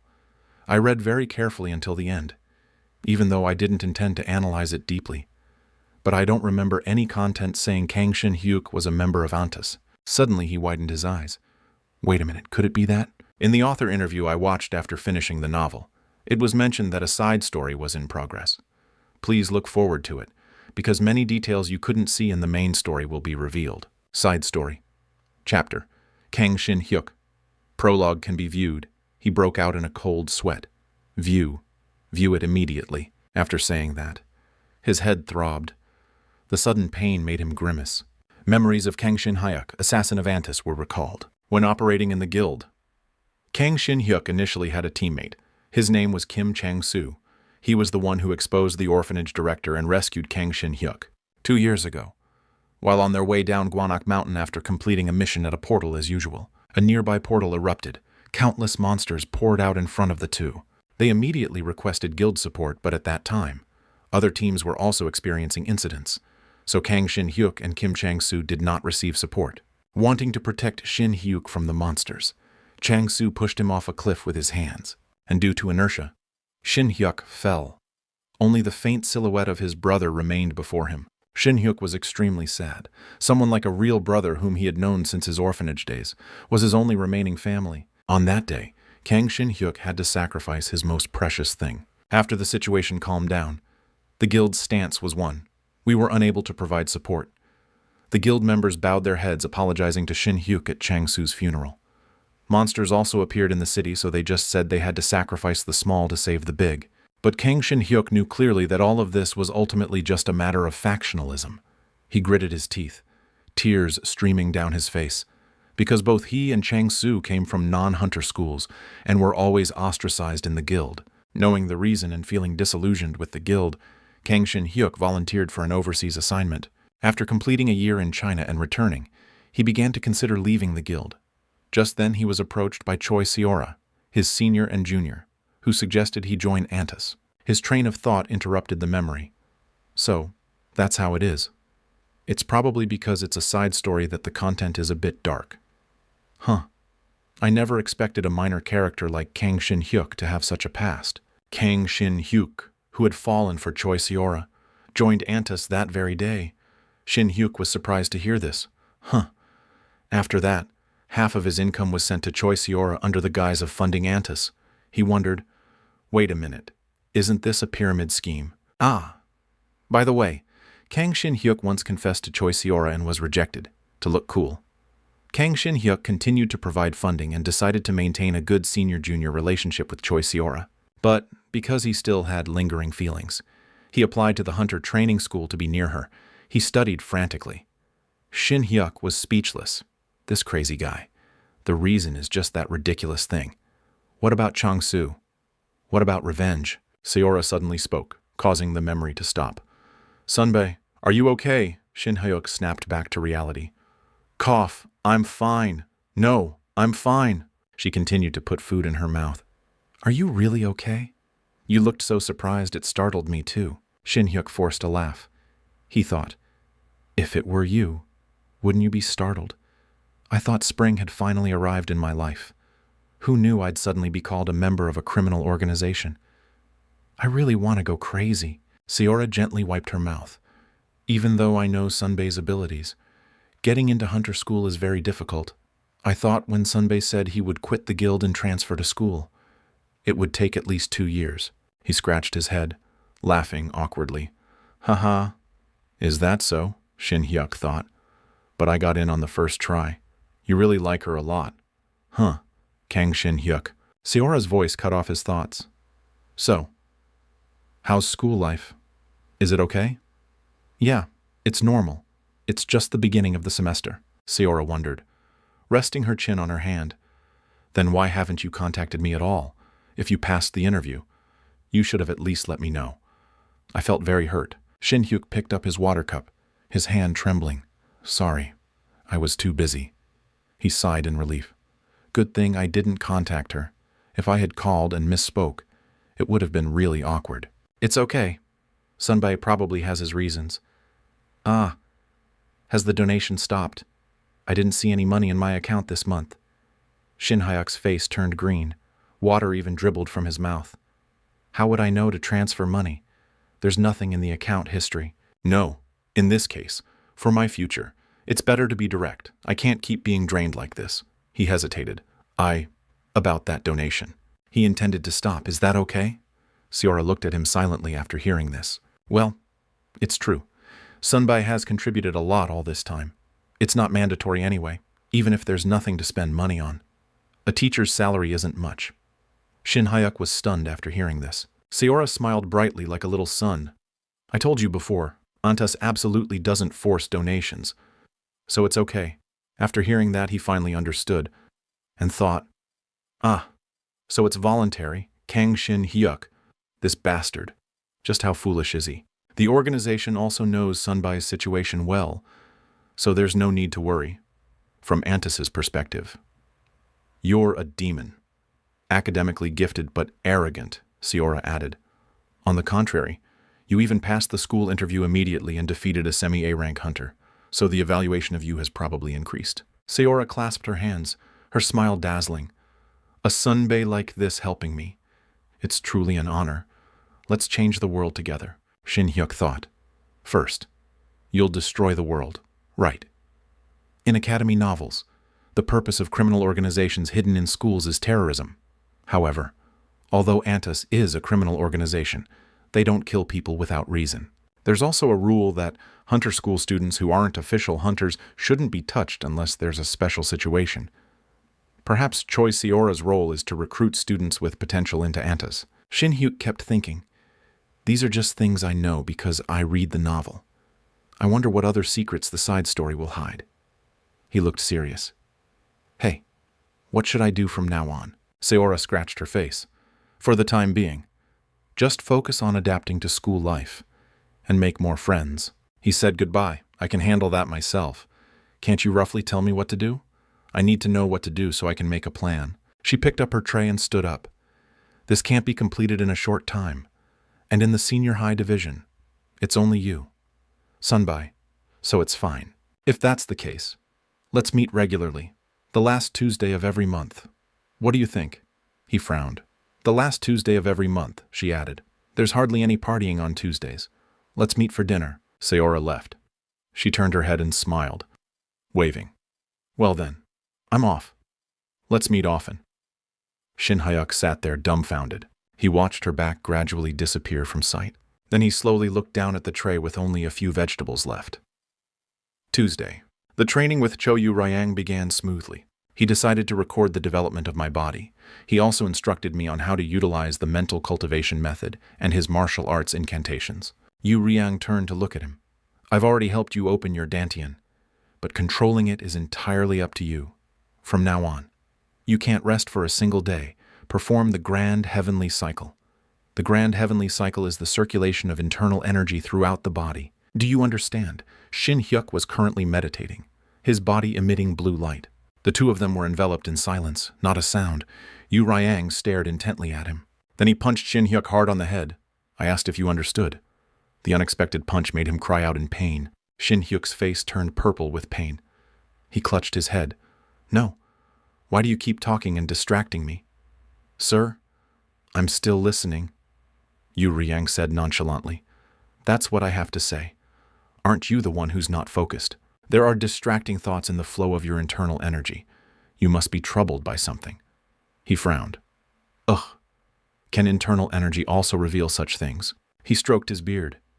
The first heavenly cycle should be as natural as breathing. How could I not notice you trembling so slightly? Shin Hyuk scratched his head in confusion. Actually, my heart is very troubled because of something I was once attached to. Speak. I will lend you the wisdom of this old man. He looked up at Yu Ryang. Sir, master, what is your impression of me? Am I a good person or a bad person? Hearing this, he pouted. How would I know that? You fool. Shin Hyuk suppressed his anger. This old man is really annoying. You just have the appearance of a hateful rich playboy, as if King Yomra granted you a wish and you were reborn as a handsome man. Shin Hyuk smiled awkwardly, sweating profusely, thinking. I apologize for doubting you.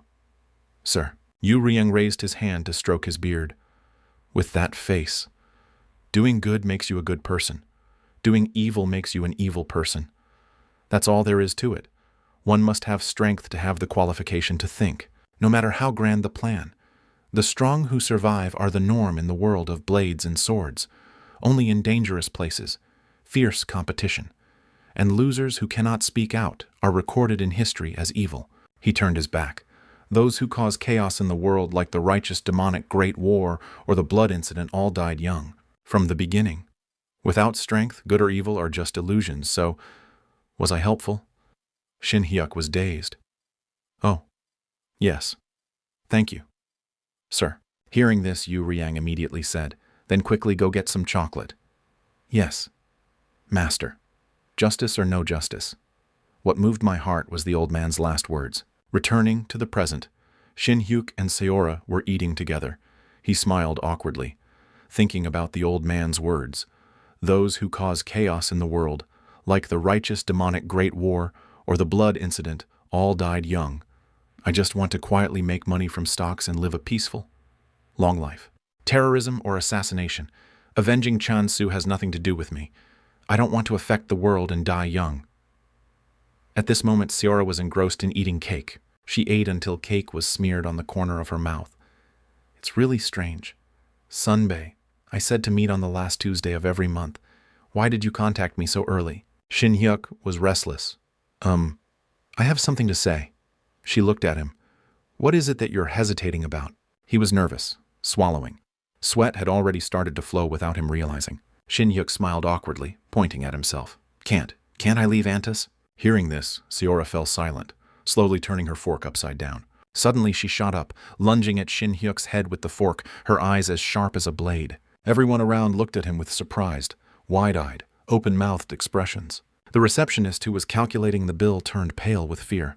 The fork barely missed Shin Hyuk, making him tremble as he thought. I expected this, but I didn't expect this kind of reaction. Choi Seora froze, her eyes full of anger looking at him. She warned in a strained voice, Sunbae, what you just said, you better explain clearly if you don't want a few more holes on your face besides your eyes, nose, and mouth. At this moment, Shin Hyuk was so tense he could barely breathe. I will explain. But first, can we clean this up? We'll probably have to move. He continued to raise his hands in surrender before Choi Seora's terrifyingly threatening actions. He whispered, advising her. People are watching. Next to them, a couple was gossiping. The girl said, Honey, look, that guy must be cheating, the guy replied. He looks all right. But cheating, the girl warned him.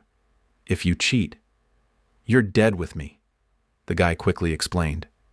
I smoke. I don't cheat. Returning to Shin Hyuk, he suggested. First, let's go to your car. I have something I want to show you. On the bustling highway, his car neared a tunnel. In the car, Choi Seora wondered. You said you'd explain. But what's the meaning of heading straight for Incheon? I thought if I just talked, you wouldn't let go. So I wanted to show you something along the way. In the car, Choi Seora continued to threaten him with the fork. Well then, while we're going, you have to explain what you said at that cafe, Shin Hyuk replied, drenched in sweat. You brought the fork out here. That's theft. As soon as he finished speaking, Choi Seora got angry. She forcefully jabbed the fork into his neck. Shin Hyuk cried out in pain, his face pale, hurriedly explaining. The reason I joined Antis was because of the discrimination against non-hunter school graduates. His trembling voice continued. But you see at school now. Perceptions have changed a bit, Choi Seora replied sharply. Really? Sunbae just won one match. That won't change anything. He sighed and thought. Now she's even cutting me off and speaking rudely. Koreans should listen until the end, he continued to reply. It probably won't happen immediately. But after experiencing this, I think it's possible. He nervously glanced at her. Even if it's not Antis, I can try hard on my own, little by little, and Antis is too extreme. He gripped the steering wheel tightly. There are too many differences from the direction I want. Even the terrorism. And the bloodthirsty killing. Turning back to Choi Seora, the danger in her face gradually lessened. She spoke. I told you from the beginning. Not all terrorist acts are caused by us. It's the government blaming us. And those who died deserved to die. Shin Hyuk said sternly, Seora, no one in this world deserves to die. She frowned angrily and shouted, Sunbae, you don't do missions like that. And, are you afraid of those missions? At this moment, Shin Hyuk was so scared he was drenched in sweat. Drops of blood also began to trickle down his neck. Of course I'm scared. I'm very scared. Can you take the fork away? Seora. Seora gradually pulled the fork away from his neck. Coward. He felt somewhat relieved. Phew, it really isn't easy. His eyes lit up as he continued to think. But I've prepared myself for the fact that escaping a criminal organization won't be simple. It's not like I'm just leaving without any preparation, he suggested to her.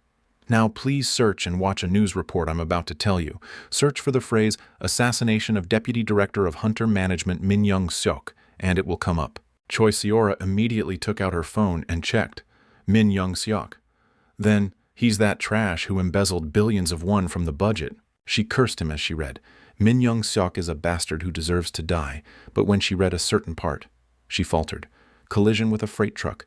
Min Young-seok, the driver, and 2 others also died.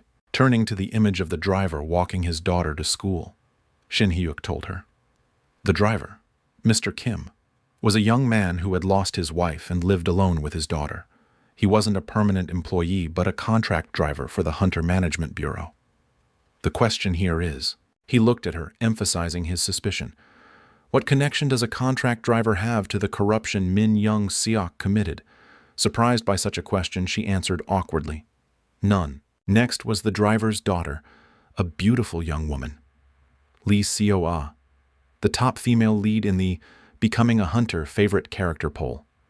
She is an indispensable character who forms a love triangle with the main characters and also plays an important role in the latter half of the story.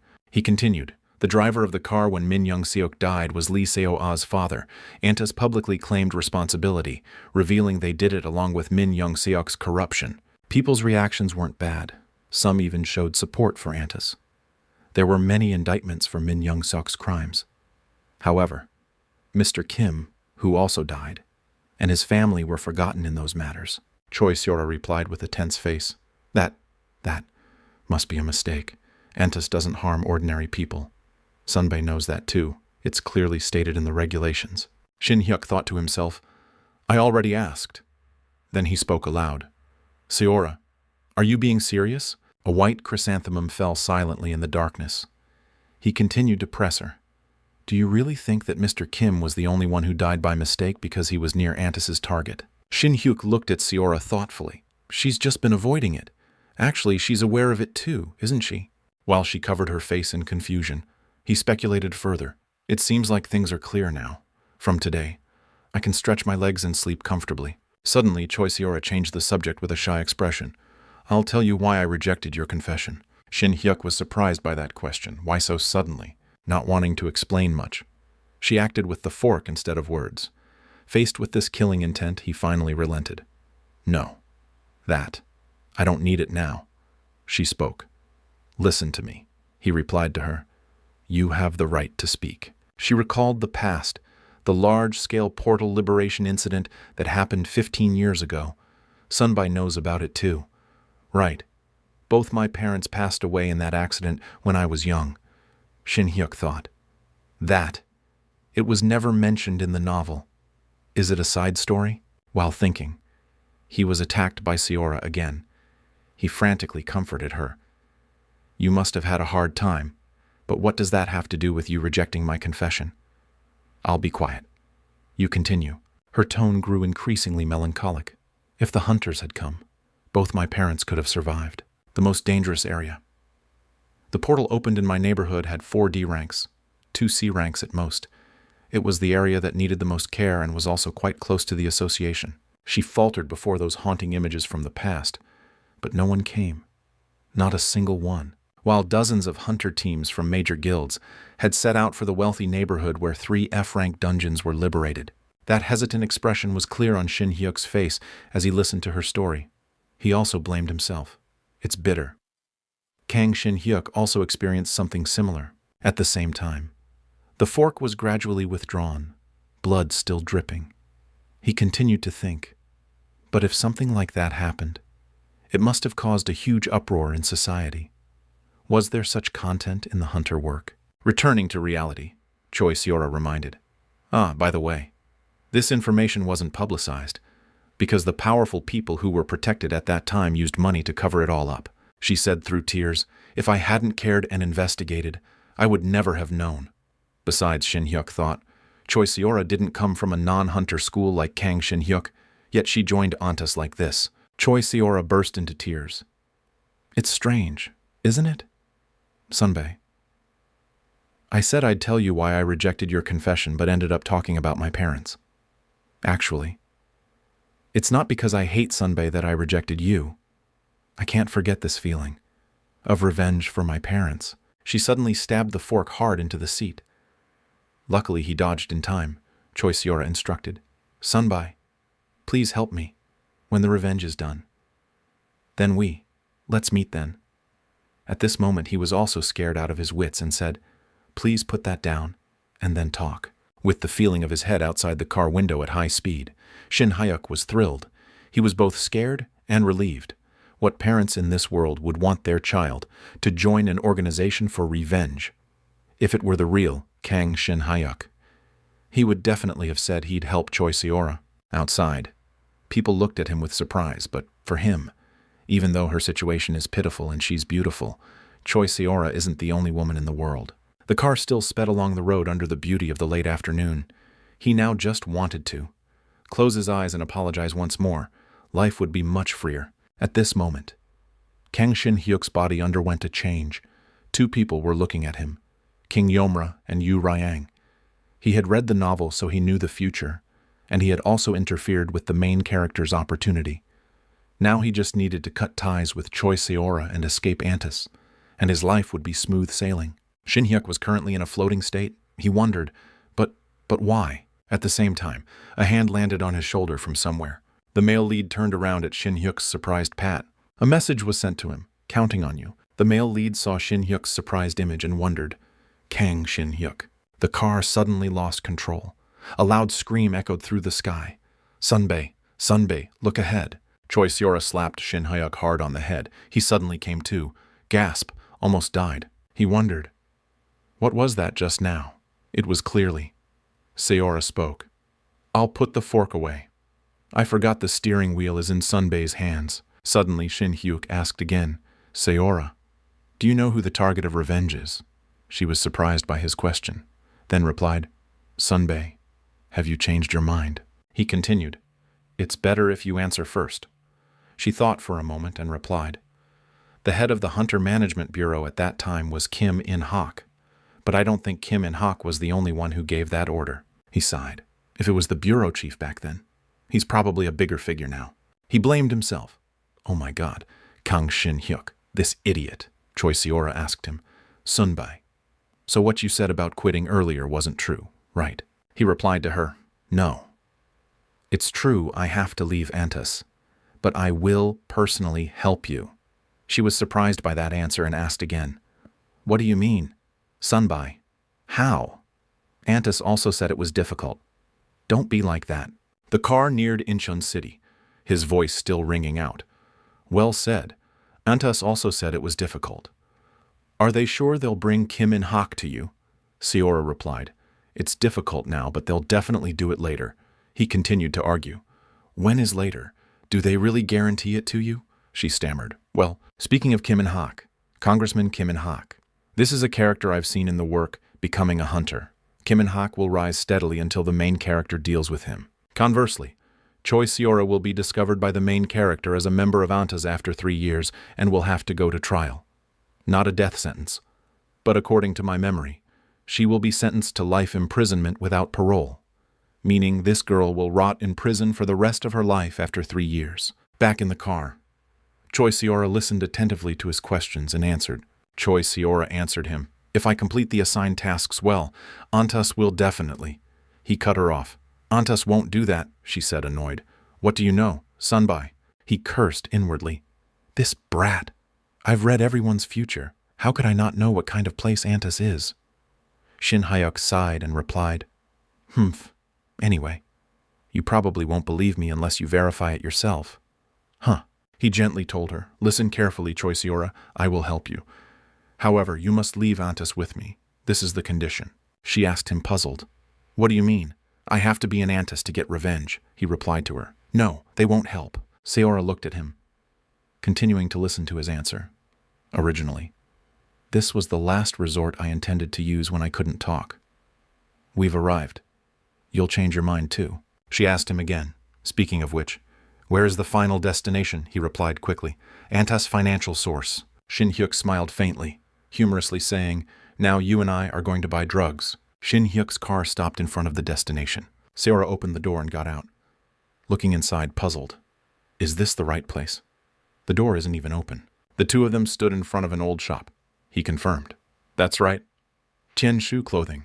This is my first time here, but Shin-hyuk opened the door and stepped inside, thinking, at first glance, this is an ordinary old clothing store, but in reality, it's different.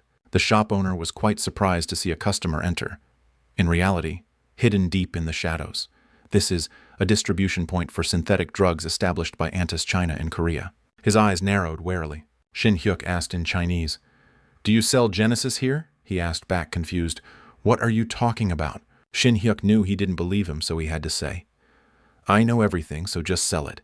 I heard you can buy it here. He reluctantly pulled open a drawer. I don't know which idiot showed him this place. He pointed a knife at his neck threateningly. This is a wholesale place. No retail. If you don't want trouble, get lost. Shin Hyuk smirked coldly, pulling out his trump card. You just call me an idiot. Right. What now? The person who showed me isn't an idiot. Shin Hyuk saying that name alone scared him. What's your name? I'll tell Mei Lin exactly that. He raised his hands in surrender. Miss Mei Lin. You know her. He held the knife, his face cold and assertive. Of course. We were quite close in China. When I asked about distribution points in Korea, she showed me this place. Shin Hyuk thought to himself. Of course. That's a lie. Shin Hyuk thought back to Mei Lin with her group of followers behind her. Mei Lin is both the daughter of the Antis China boss and the head of distribution for the synthetic drug Genesis, developed by Antis China in Korea. Although his face was extremely confident, his heart was very tense, afraid of being exposed. How could such a high-ranking figure know me? This is the last resort I prepared to convince Choi Seora. Shin Hyuk took out his phone to threaten him. If you doubt it, I'll call her and let you talk to her.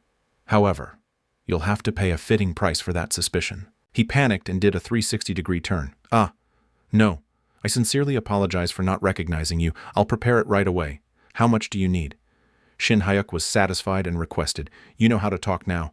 Just bring as much as possible. He asked for clarification. Yes. So, how much Genesis should I bring? He ignored him. What are you asking? The newest type.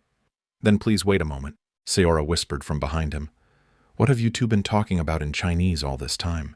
Shin Hyuk looked around the old clothing store and said firmly, I said we were going to buy drugs. I thought you had to see it with your own eyes to believe it. This is where synthetic drugs produced by Antis China are sold. Seora asked him surprised. It's not a metaphor. Antis really produces drugs. I've never heard of this. Shin Hyuk didn't show much surprise. Of course, because Antis China only revealed its surface after the main character graduated. Thanks to Genesis. He even recalled the city's future prospects. Thinking. Later. Antis Korea will also realize the situation late and oppose the Chinese boss. Of course, it's not that they can't sell, but they'll demand a share of the profits. A man with fiery red hair blew everyone away.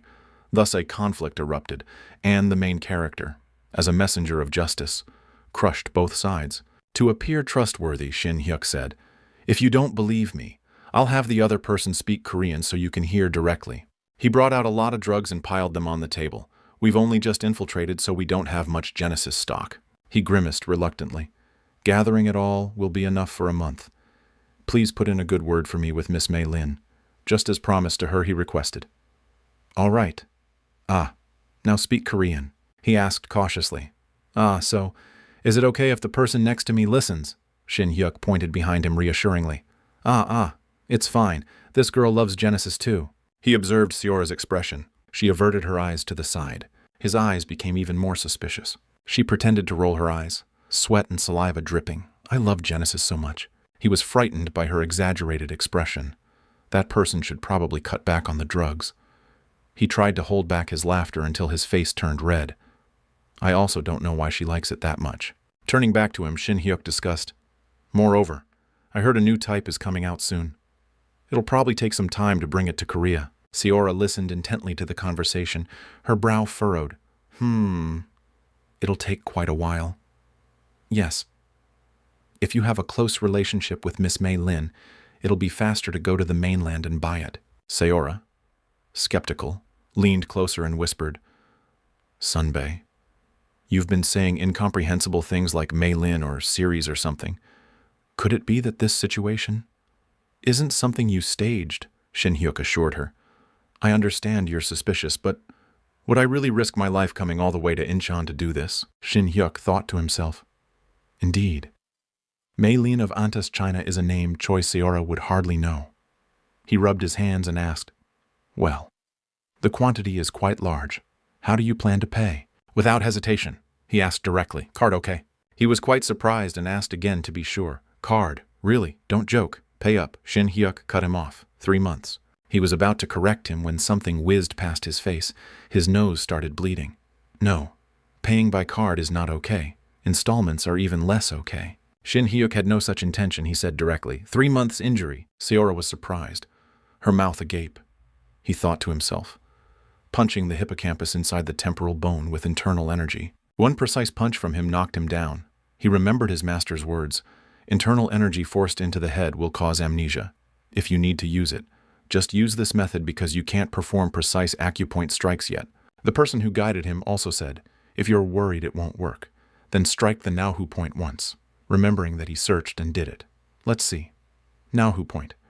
Even if he wakes up, he'll be an idiot, but don't pity this drug dealer. After finishing his business, he turned back and asked her, so, do you trust me more now? If this situation is still considered fake, then there's really a problem. Seora was flustered. She was extremely bewildered. Sunbai, how do you know these things? No. Since when did you know? He asserted. Even though I said I joined at a junior's suggestion, I at least have to know what kind of place it is. Shin Hyuk's hands holding the phone trembled as he pretended to say, when I was active in China, I knew Antis was involved in drugs. The truth was completely opposite. Actually, reading up to Book 3 of Becoming a Hunter would reveal it. He sprinkled drug powder on him. Let's arrange the incident here as this person alone being involved in opium and then leave first. Although no one is watching, staying here long isn't beneficial, Shin Hyuk decided. I won't report this place or anything. Convincing Choi Seora is enough. Both of them stepped out of the shop. He still muttered to himself. There will be countless replacements for the salesperson, so it won't affect the future. But if outside interference is exposed, Antas will conduct a serious investigation. Seora had been subdued and accepted Shin Hyuk. It's all true. I'll explain Sunbai's withdrawal clearly. If I say Sunbai kept bothering me so I kicked him out, there won't be any consequences. Hearing that, he was annoyed. The reason for withdrawal is a bit irritating. Thank you for understanding. Sensing something amiss, Shin Hyuk stopped her. No. Wait a minute. Only I'm withdrawing. Could it be that you knew all this and still intend to stay in Antis? Seora stood in the cold night wind and said, unlike Sunbei, I have been in Antis for a long time. I also have assigned tasks and things I already know. If I suddenly leave, it won't be peaceful. Shin Hyuk imagined himself being freed from a loose rope while Seora remained chained. It must be so. Antis is clearly an international criminal organization. I'm a newbie who knows nothing but. This isn't a place you can just come and go from like a club. Suddenly remembering the request made him uncomfortable. I feel restless. I can't just ignore it. I should probably help somehow. He pondered, remembering the main storyline. No, this is the right thing to do. Because if Choi Seora leaves Antis now, I don't know how it will affect the future. Anyway, until her identity is discovered by the main character. Choi Seora must stay in Antis, Shin Hyuk asked worriedly. Have you had any particularly culpable missions among your past assignments? Seora rubbed her forehead tiredly. No. My mission is to recruit talented friends among the students, she added. But this isn't something that can be done in a day or two, so I haven't achieved anything significant yet. Hearing that, he sighed. Less worried. Then it's fine.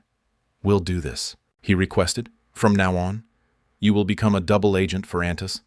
She looked at him surprised, her mouth agape. A double agent. Shin Hyuk envisioned the organization's secret documents, instructing, so that later, even if your identity is exposed or you're abandoned by the organization, you won't be severely punished. You will gradually collect Antis's secrets to provide to the police. He further pictured a nonchalant face explaining more clearly to her. You will operate as a double agent, only perfunctorily carrying out tasks assigned by Antis, pretending to do them without actually doing them and without committing crimes. Seora worried, but there's no information worth reporting to the police. Shin Hyuk was certain, even if it's suitable information, just collecting it will be useful someday. If you get into trouble, I'll stand up as a witness for you. Seora thoughtfully considered what Shin Hyuk said. But don't trust too much. If it's dangerous, I'll also cut ties. Ah, no. I shouldn't have said that. She smiled radiantly and asked him, Sunbai, you must like me a lot. Huh. His face froze visibly. How did the story turn out like this? Seora leaned over, asking playfully, Come on, who would help to this extent without having feelings? Shin Hyuk turned away, ignoring her. Whatever, think what you want. Moreover, take a taxi back to Seoul yourself. She pointed at herself, confused. You're telling me to go back alone from here. What about you? He said directly. I have somewhere else to go. It's a different way, so it's not convenient to take you. Seora just pushed forward.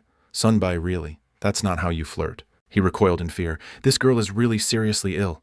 The next day on the snowy path, someone's footsteps advanced. Yu Ryang glanced back reproachfully. You're late. He bowed to him. Then the two had a short conversation. Your eyes have returned to normal a bit. It seems things outside have been resolved satisfactorily. Huh. It's thanks to Master. All right. That's that. But being late deserves punishment. His eyes filled with killing intent looking at him. Today, prepare yourself for cultivation. Shin-hyuk opened his bag. Today I visited Chinatown. He took out a bottle of wine to entice Yu Ryang. I bought bamboo leaf green wine to apologize. I probably can't drink it during cultivation today. Yu Ryang's mouth watered. He retracted his earlier words. Let's rest today. That morning on the snowy mountain, the wine bottle was uncorked, his voice praising appreciatively. Wow, bamboo leaf green wine really is different. Yu Ryang scooped up a spoonful of tofu to enjoy. And Sichuan tofu, too. How did you know I'm from Sichuan? Shin-hyuk teased. Just a moment ago. It seemed someone was shouting about why I was so late. He remembered the earlier scene and justified. No, that was. It was because the time you were supposed to arrive had long passed and I didn't see you. So I was worried, he thought fearfully. If I worried a little more, I'd probably be beaten to death. Yu Ryang poured wine and turned to ask him, By the way, what happened? That brat who's always looking for ways to laze around during practice. Shin-hyuk was swinging his sword up and down, practicing his arm muscles, he said. But today, he proactively came out to practice even though I said to rest. The sun must have risen in the west. Shin-hyuk modestly replied, There's no special meaning. Sir, your advice helped me a lot. This is a gift I bought to show my gratitude, so please feel free to use it. It turned out he was remembering that incident. From now on, you will be a double agent for Antas. Once I've decided to help Choi Seora, I don't know what dangers I'll face in the future. He plopped down in the snow, determined. I need to get a little stronger to prepare for possible dangers, because Choi Seora's double agent route wasn't in the original storyline in this life. Shin-hyuk thought of a few key faces, although I'm now strong enough to face A-rank hunters. If I encounter a high-ranking Antas official like Malin, a bloody scene appeared, he guessed, then the result will be catastrophic. Shin-hyuk practiced internal energy while contemplating the current situation. I forgot. My position. I'm just a B-rank swordsmanship instructor at the academy. I'm in no condition to help anyone. Thinking that, he curled his lip into a cold smile. Shin-hyuk's face showed extreme confusion, at least in my current state. Shin-hyuk recalled the original plot where Ji-sung ate while studying with determination. In this life, the first opportunity Lee Ji-sung seized was the manual containing Cho Yu-ryang's internal energy cultivation method. Lee Ji-sung cultivated the contents of the manual and used various elixirs to activate his dantian. He pondered for a moment, glancing at him. Unlike Lee Ji-sung, who could finally use internal energy after many ups and downs, Shin-hyuk looked at Yu Ryang with silent admiration. For me, that opportunity directly opened my dantian. He ate while blowing on his food, praising endlessly. This household's chef makes delicious tofu, absolutely perfect. Shin-hyuk hesitated no more. He returned to his training. Come to think of it, he's the strongest in this world. Right. If I receive regular instruction, no matter what happens, I can protect myself. Suddenly he called out, Hey, disciple. Yes, master. Thinking Yu Ryang was talking about a new secret technique, it turned out to be about food. The ramen is gone. The sesame oil ramen. I really liked that. That jia kwang thing was also delicious. Go buy some and leave it there. He was red-faced with anger, but still told himself, endure it. He's the strongest in the world. Thinking that, he had to promise. Next time I come, I'll buy more. Sir, he even added. Okay, buy on yasol and super spicy noodles too. Yes. This time Shin-hyuk tried his best to focus on training. He held 2 packets of chili powder and sprinkled them. Shin-hyuk pretended to ignore it. Yu Ryang poured boiling water, the aroma spreading everywhere. Though very tempted, he still tried to endure. Yu Ryang picked it up and ate, slurping loudly, making him unable to bear it and shout, That's enough, sir. Please don't eat anymore. He pretended to speak in another direction. What? You want to try a bite too? He shouted loudly. No, I bought a whole box last time. If you eat like this, how will there be any noodles left? He stammered in justification. That, because I'm alone. My mouth just wants to chew something. Feeling insulted, he shouted and punched him hard on the head, causing pain. Hey, this brat dares to talk about my eating habits. Aren't you the one who made me open up after hundreds of years? Yu Riang scolded him. This brat who's always lazy suddenly has willpower. I'm really happy. But like the saying, pulling up seedlings to make them grow faster. The more you rush, the more you spoil things. Shin Hyuk clutched his head in pain and argued back. That's not it. But it seems you don't care about my cultivation at all. Yu Riang scolded him. You're doing well on your own. What's the hurry? You can't achieve great success by rushing. Shin Hyuk refused to give in and kept talking back. Really? I've been practicing for a whole month, and I don't see any progress. He didn't blame him anymore. It's really because you're good that it's like this. Why do you suddenly want to become so strong? Shin Hyuk didn't want to wait, and hurriedly asked Yu Riang to teach him the secret. Master, honestly, instead of paying attention to my posture. You're more focused on the amount of water in the cup, if you won't teach me properly. Do you have any tricks, precious medicine or something you're hiding? Before he could say another word, he smacked Shin Hyuk again. This brat, getting praised a little for being good and you start pushing it. Shin Hyuk clutched his aching head, rolling back and forth on the snow as Yu Riang berated him. It's only been a month since you started and you're already asking for tricks. This brat. Do you want to become so strong that you can dominate the Central Plains? Shin Hyuk was resentful but didn't dare to talk back anymore. He raised his fist threateningly. Or do you want another punch? He stubbornly glanced to the side. You're really insolent. Yu Riang helplessly waved his hand and turned away. I've already said, martial arts cannot achieve great success if rushed. It's absolutely not because I'm distracted by food that I'm neglecting your training. Right after that sentence, he dangled the bait. Ramen noodles. He whispered just loud enough for him to hear. Come to think of it, maybe I can't buy ramen noodles anymore. The prices have skyrocketed. What? Yu Riang asked angrily. Are you threatening me? Huh. His face was clearly blank as Shin Hyuk ignored him. Threatening what? I'm just stating the truth. The more he listened to him, the paler his face became. Well, even on Yasul I probably can't buy next time. Super spicy noodles are selling too well. It's hard to find a place to buy them. He exhaled, a glimmer of hope in his eyes. He helplessly had to indulge him. Oh, this brat. He rubbed his forehead and turned away, thinking.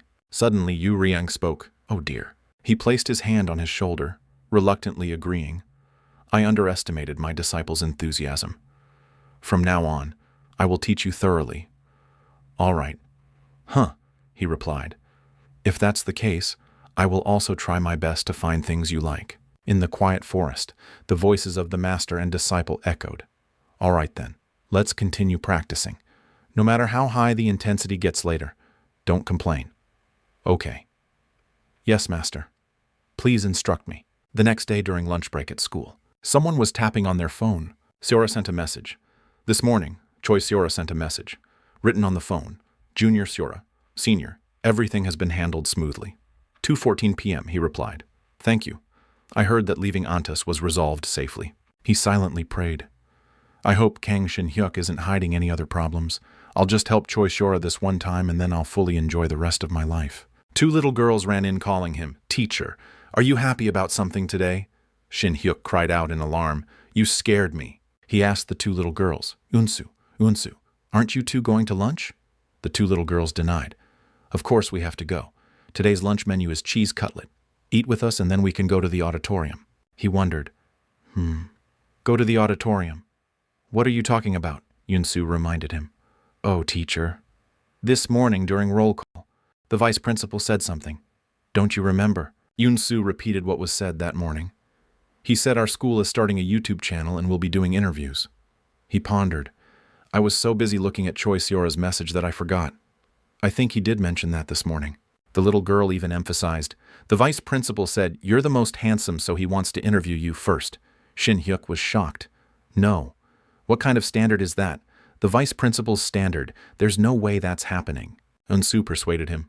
Oh, teacher. You never know. If the interview goes well, You might even get a reward.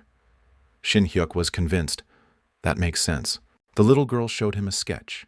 Yoon-soo will film, and the technical teacher will edit. Here's the questionnaire. Please look it over during lunch. He skimmed through it, silently praising it. Oh, it's quite well organized. I thought it was just for show. Yoon-soo added for his information. Before uploading, the student council president also reviews it. So, it's all thanks to you. Teacher. The two little girls quickly ran off at his words. You have my thanks too. Let's go quickly. The cutlets will get cold. Yes, sir. Yoon-soo lingered a little longer. Ah, by the way, teacher, there's something I haven't told you. Shin Hyuk was quite curious. What is it? Just say it. It's okay, the little girl said. The interview will be conducted by me and the student council president together. Yoon-soo next to her smiled brightly and continued. Initially, it will follow the questionnaire, but the student council president's personality is quite eccentric. There might be some strange questions that weren't planned. He was quite confident in himself, so he boasted.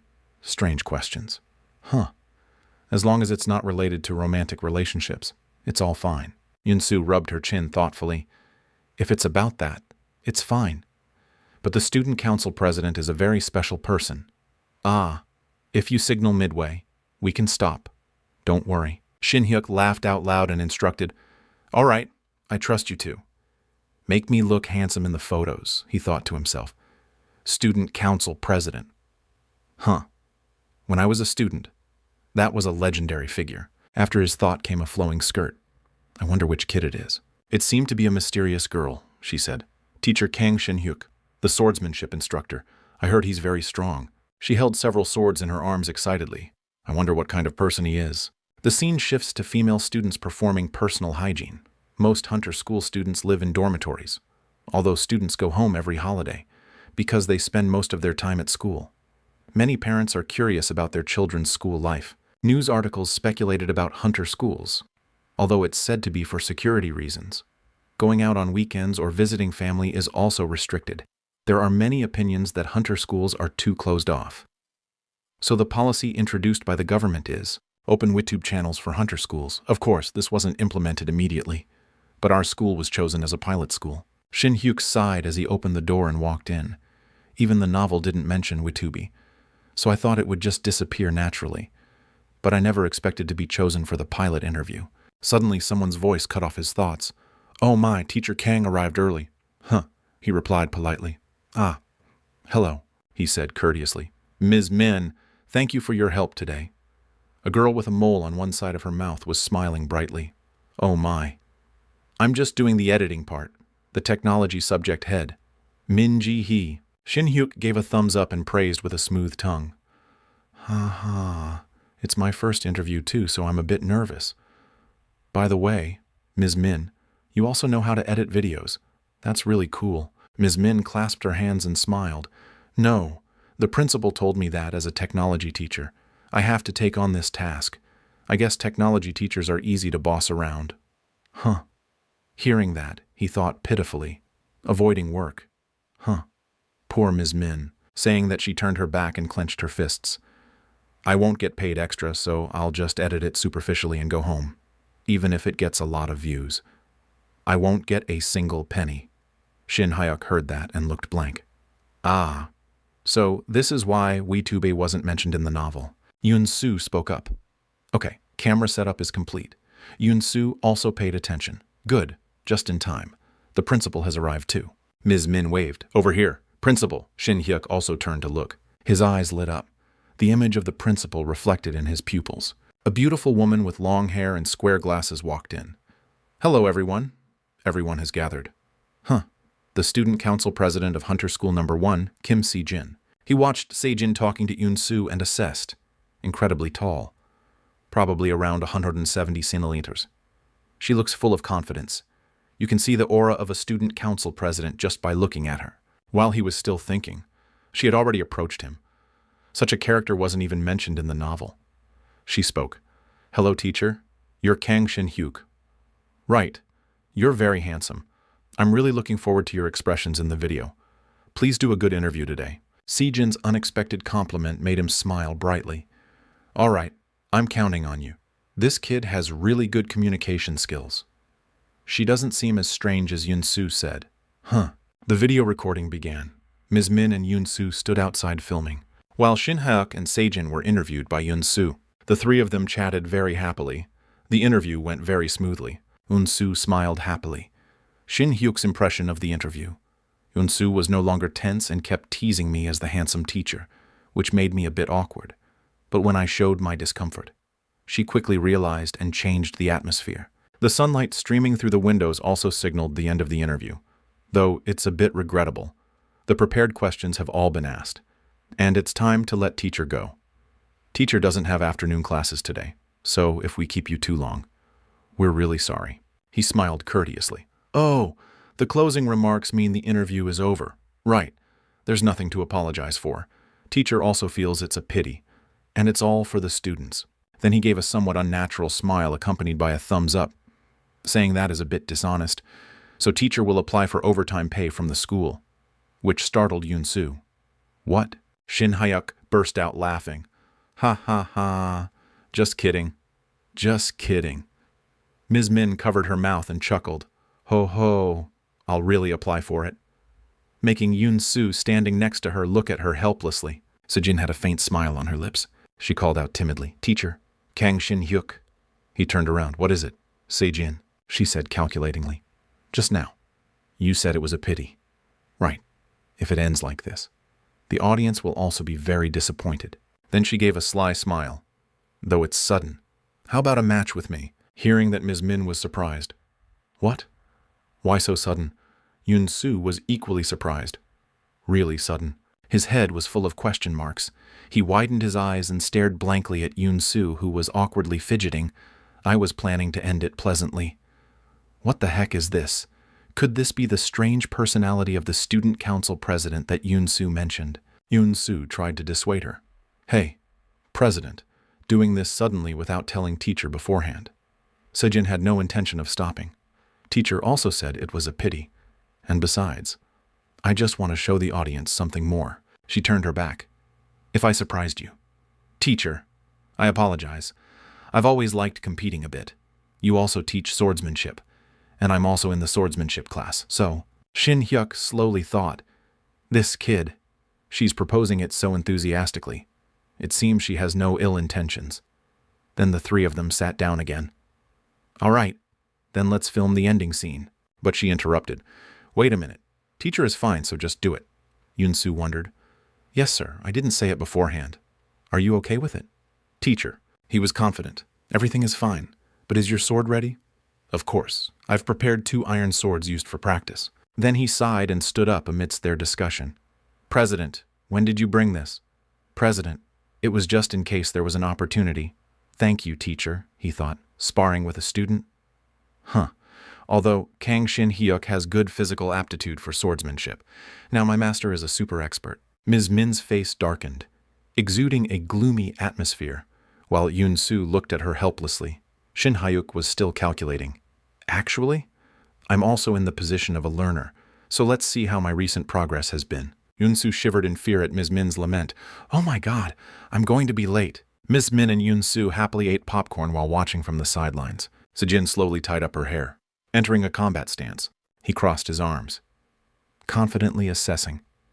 Honestly, I'm not nervous at all.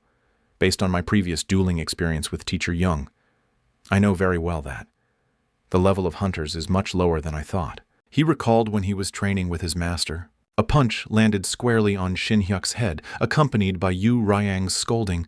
Don't be careless. I told you so, he thought fearfully. If master were here, it would probably be like this. Huh. The two raised their swords in a fighting stance. Even though I spar with students during class, this is a third-year student and the student council president, so don't be careless.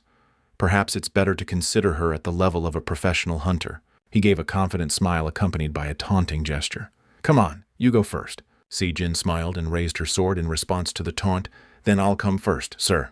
Saying that, she rushed forward as fast as the wind, her hands gripping the sword tightly. Yun-soo was excited. Wow, so fast. Yun-soo heard that and stopped her. You can't say that. He watched her rush forward, still in the mood to assess, indeed faster than the first years. But it's strange. I thought she would attack with a horizontal or diagonal slash, but seeing Si-jin point the tip of her sword towards him with a determined gaze, in swordsmanship, slashing is basic, but she lowered her body to thrust, while thinking. He tilted his head to the left to dodge the attack. Does that mean she's that confident in her ability to hit the target? Surely, if it were a student, they would panic and lose their composure here. But she quickly spun around. An upward hooking slash created a beautiful arc, but Shin Hyuk dodged it lightly. Next is an upward slash. Excellent. He retreated while blocking Si-jin's attacks. Seeing that, she shouted, "How long are you going to keep dodging?" "Teacher?" Shin Hyuk silently dodged her slash. His mind again conjured up his master, hitting him while laughing loudly. "Ha ha ha! I told you it would be tiring. Right. Come on. Dodge. Disciple," he thought. That old man. Because he holds grudges. I was beaten a lot. I'm still sore. Maybe that's why I can dodge this kid's attacks even with my eyes closed. Thinking that, he spoke. Si-jin is too focused on attacking, so her center of gravity is too far forward. She replied tiredly, "I haven't shown my full strength yet." "Sir," saying that, she swung her sword horizontally, but to her astonishment, he quickly dodged behind her. "Stop it. If you're attacked from another direction, you won't be able to cope." Suddenly his eyes emitted a coldness. Bad memories resurfaced within him. The image of Mr. Yu Ryang laughing while beating him with satisfaction, and his screams. "Cough, cough. Fool. You've died 5 times already. If you keep putting strength into your hands and arms like that, you'll get tired soon." He was angry. "No. The more I think about it, the angrier I get." He angrily pointed at his elbow. "If it's discovered, should I cut it off?" "No. If I do that, he'll get even crankier. You're putting too much strength into your hands and arms. You'll get tired quickly that way." He continued. "If you learn to use your body from the shoulders down, your attacks will be better." Se-jin blushed and let out an "ah." She quickly readjusted her sword grip. Shin Hyuk was quite surprised to see that. Relaxed immediately. "Huh. Quick learner." He watched her adjust her sword grip, analyzing with admiration. Just changing the sword grip changes the atmosphere completely. The student council president is different.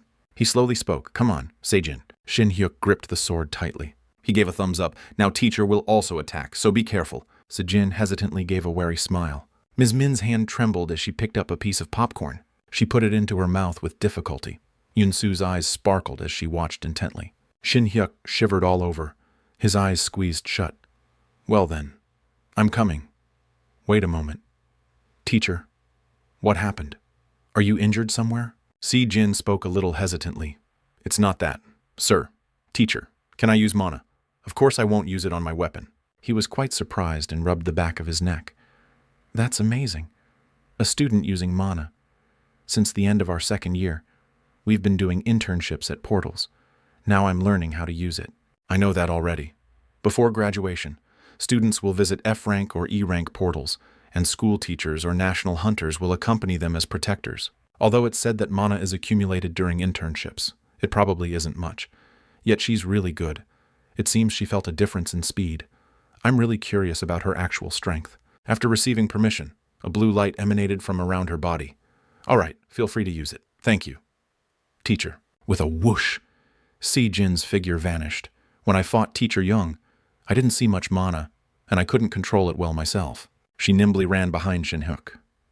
"This is a good opportunity to control my power and experience mana myself." Se-jin forcefully swung the sword towards his eyes. Shin Hyuk also quickly raised his sword to defend. The 2 swords clashed, and suddenly cracks appeared. My hand is numb. Just receiving blows without using internal energy is a bit too much. The clanging sound of metal colliding echoed. A spark flared in midair, even without channeling mana into her weapon. Her physical abilities have clearly surpassed. It's truly unbelievable that this is the mana a student accumulated during her studies. Mana, accumulated in the body when defeating monsters. In this worldview, mana doesn't accumulate indefinitely, but has an absorption limit determined by individual aptitude. According to Master, mana is like unrefined internal energy. I converted all the mana in Kang Shin Hyuk's body into internal energy, so its effectiveness will surpass ordinary mana. Si-jin continued to swing her sword, creating a whistling slash towards him, but I also have to maintain the dignity of a teacher. Winning without using internal energy would be more impressive. Right. After a few clashes, I can now clearly see her attack patterns. Shin Hyuk tilted his head slightly to dodge, then spoke. The problem with the swordsmanship hunter's use is that the attacks are too straightforward and simple, mostly because they fight low-intelligence monsters, which is also why low-level hunters struggle against high-level, intelligent monsters. Her face was now drenched in sweat. See? Sejin is also getting tired quickly. All her attack patterns are exposed, even slowed down, easy to recognize. You're planning a diagonal slash, right? Hearing that, Sejin looked surprised at the hand holding the sword. She reversed the hilt of the sword in her hand, then she continued to rush forward and attack, thrusting backward. Shin Hyuk calmly stood his ground and continued to speak. It's good to try a feint now. He stepped back. Sejin lost her balance and stumbled forward. Shin Hyuk remained calm and continued, but the distance was too close for a thrust. The sword in Sejin's hand fell, the clanging sound echoing throughout the room. The three girls standing outside continued to watch the two intently, not daring to move much. She sat up and rubbed her swollen knee. Just as Sejin looked up, the sharp, gleaming tip of a sword pointed towards her. She sighed, looked up at Shin Hyuk, and said, "I lost, sir." He thought for a moment before speaking, his face angry. "I didn't notice when we were talking, but it seems she's quite competitive. An excellent skill, fitting for a student council president." Shin Hyuk extended his hand to Sejin. "However, your swordsmanship is too monotonous. Mana does enhance physical abilities, especially strength, but applying variations in swordsmanship instead of just relying on mana would also be beneficial." She took his hand and replied, "Thank you, teacher. I've learned a lot." Jihee's body suddenly trembled. She suddenly spoke, making Yunsu confused. "It's a big deal. It's a big deal. Miss, what's wrong?" Jihee's face darkened. "The channel is going to explode. Then my life of leaving work on time." A week after the interview video was uploaded, the situation became extremely tiring. Students in the school rushed to ask Shin Hyuk, "Teacher, can you make 10 copies for me? My mom told me to get them." "Ah, go ahead. I don't have the cheap kind." "Ah, just sign it roughly." "Teacher, it's okay, because the sparring video with the student council president became a huge hit." He sighed, took the paper, and signed it, only during break time. "Okay, after this, I'm going to stretch and jog immediately. The rest of you prepare beforehand. Prepare the stretching formation according to student Lee Jin-soo's standard." "All right then, just take this." "Wow, thank you, sir." Another student suddenly appeared behind the boy holding the paper. "It's prepared." "Uh-huh, well prepared." Everyone suddenly shouted, Now, let's start stretching, according to Lee Jin-soo's standard. Prepare." Nothing has changed. It's just a bit more troublesome because of the added fame. I don't get any extra allowance or share of advertising revenue either, while living day by day thinking like that. I almost forgot. The online world turned out to be a harsher jungle than I thought. Is the fighting level real? It's truly a battle of the strongest in the world view. What's all the fuss? This is a common sparring match between a reserve hunter and a school teacher. This kind of level is everywhere. Are your eyes for decoration? Look closely. The teacher isn't even using mana. The teacher is really good. I heard the student in the video is a fraud character, a 2-time martial arts tournament champion. Some even say that just completing the entire training process guarantees an A rank. Yet, she didn't use mana. Kang Shin Hyuk is a name I've never heard before. Does anyone have any information? Who is Kang Shin Hyuk? I'm a graduate of the first batch. It seems he was recently appointed. Shin Hyuk read those comments and stared in surprise. What is this? He thought in confusion. So the student council president is such a promising talent. Then why wasn't her name mentioned in the novel? It's clear that after Lee Ji-sung graduated, no character named Kim Se-jin appeared. Suddenly someone spoke. He also looked away from his phone towards the other person. "Teacher Kang, the WITube star.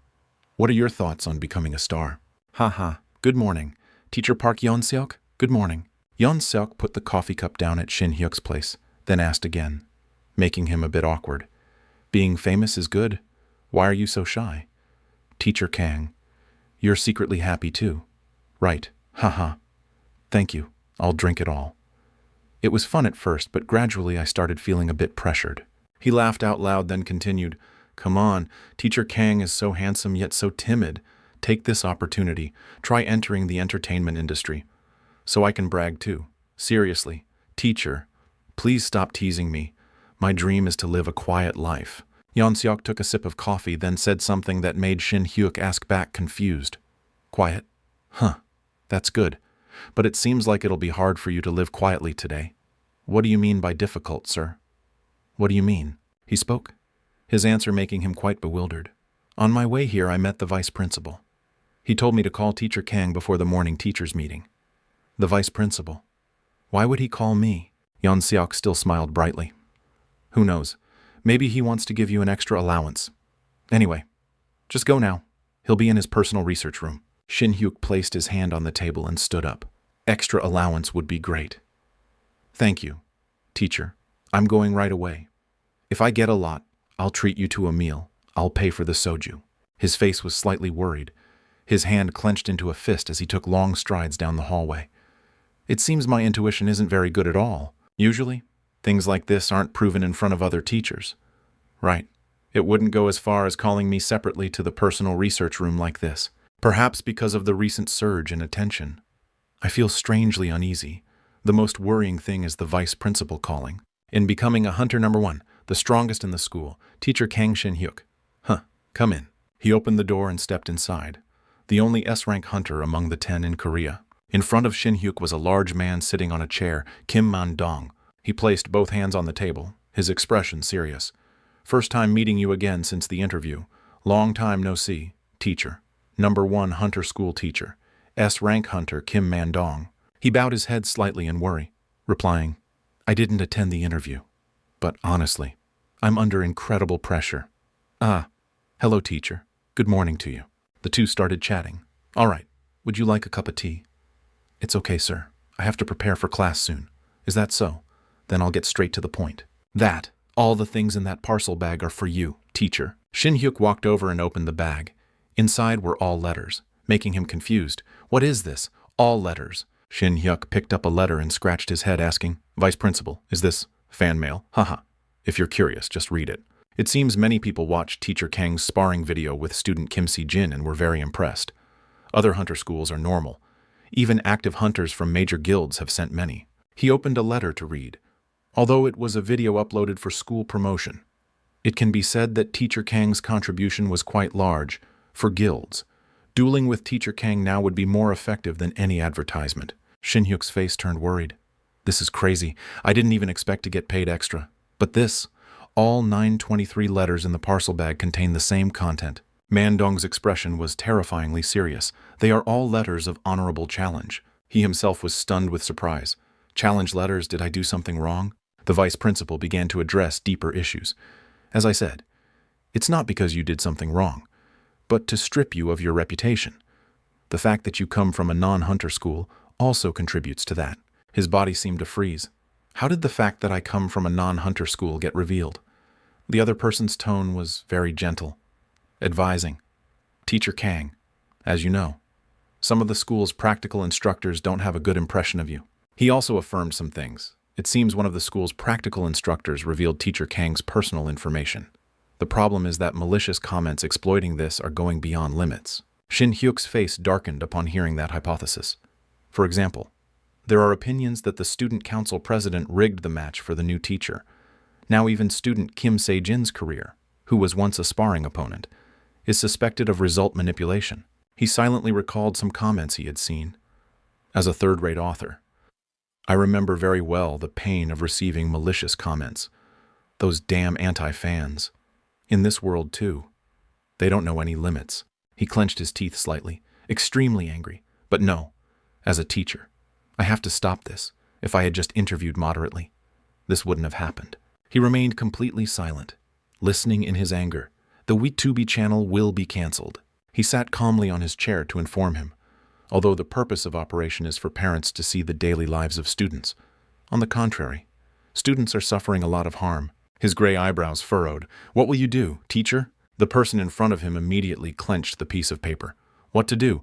I have to clear all suspicions, of course. The vice principal showed concern. Oh, can you tell me how you will clear them? He replied very quickly. It's very simple, vice principal. Shin-hyuk directly stated his solution from the letters. Among the malicious commenters, there are surely those who sent these challenge letters. I will choose those who are truly famous and highly ranked to duel, he exclaimed in surprise. Is that so? Are you confident you'll win? Among the applicants, there are quite a few A-rank hunters.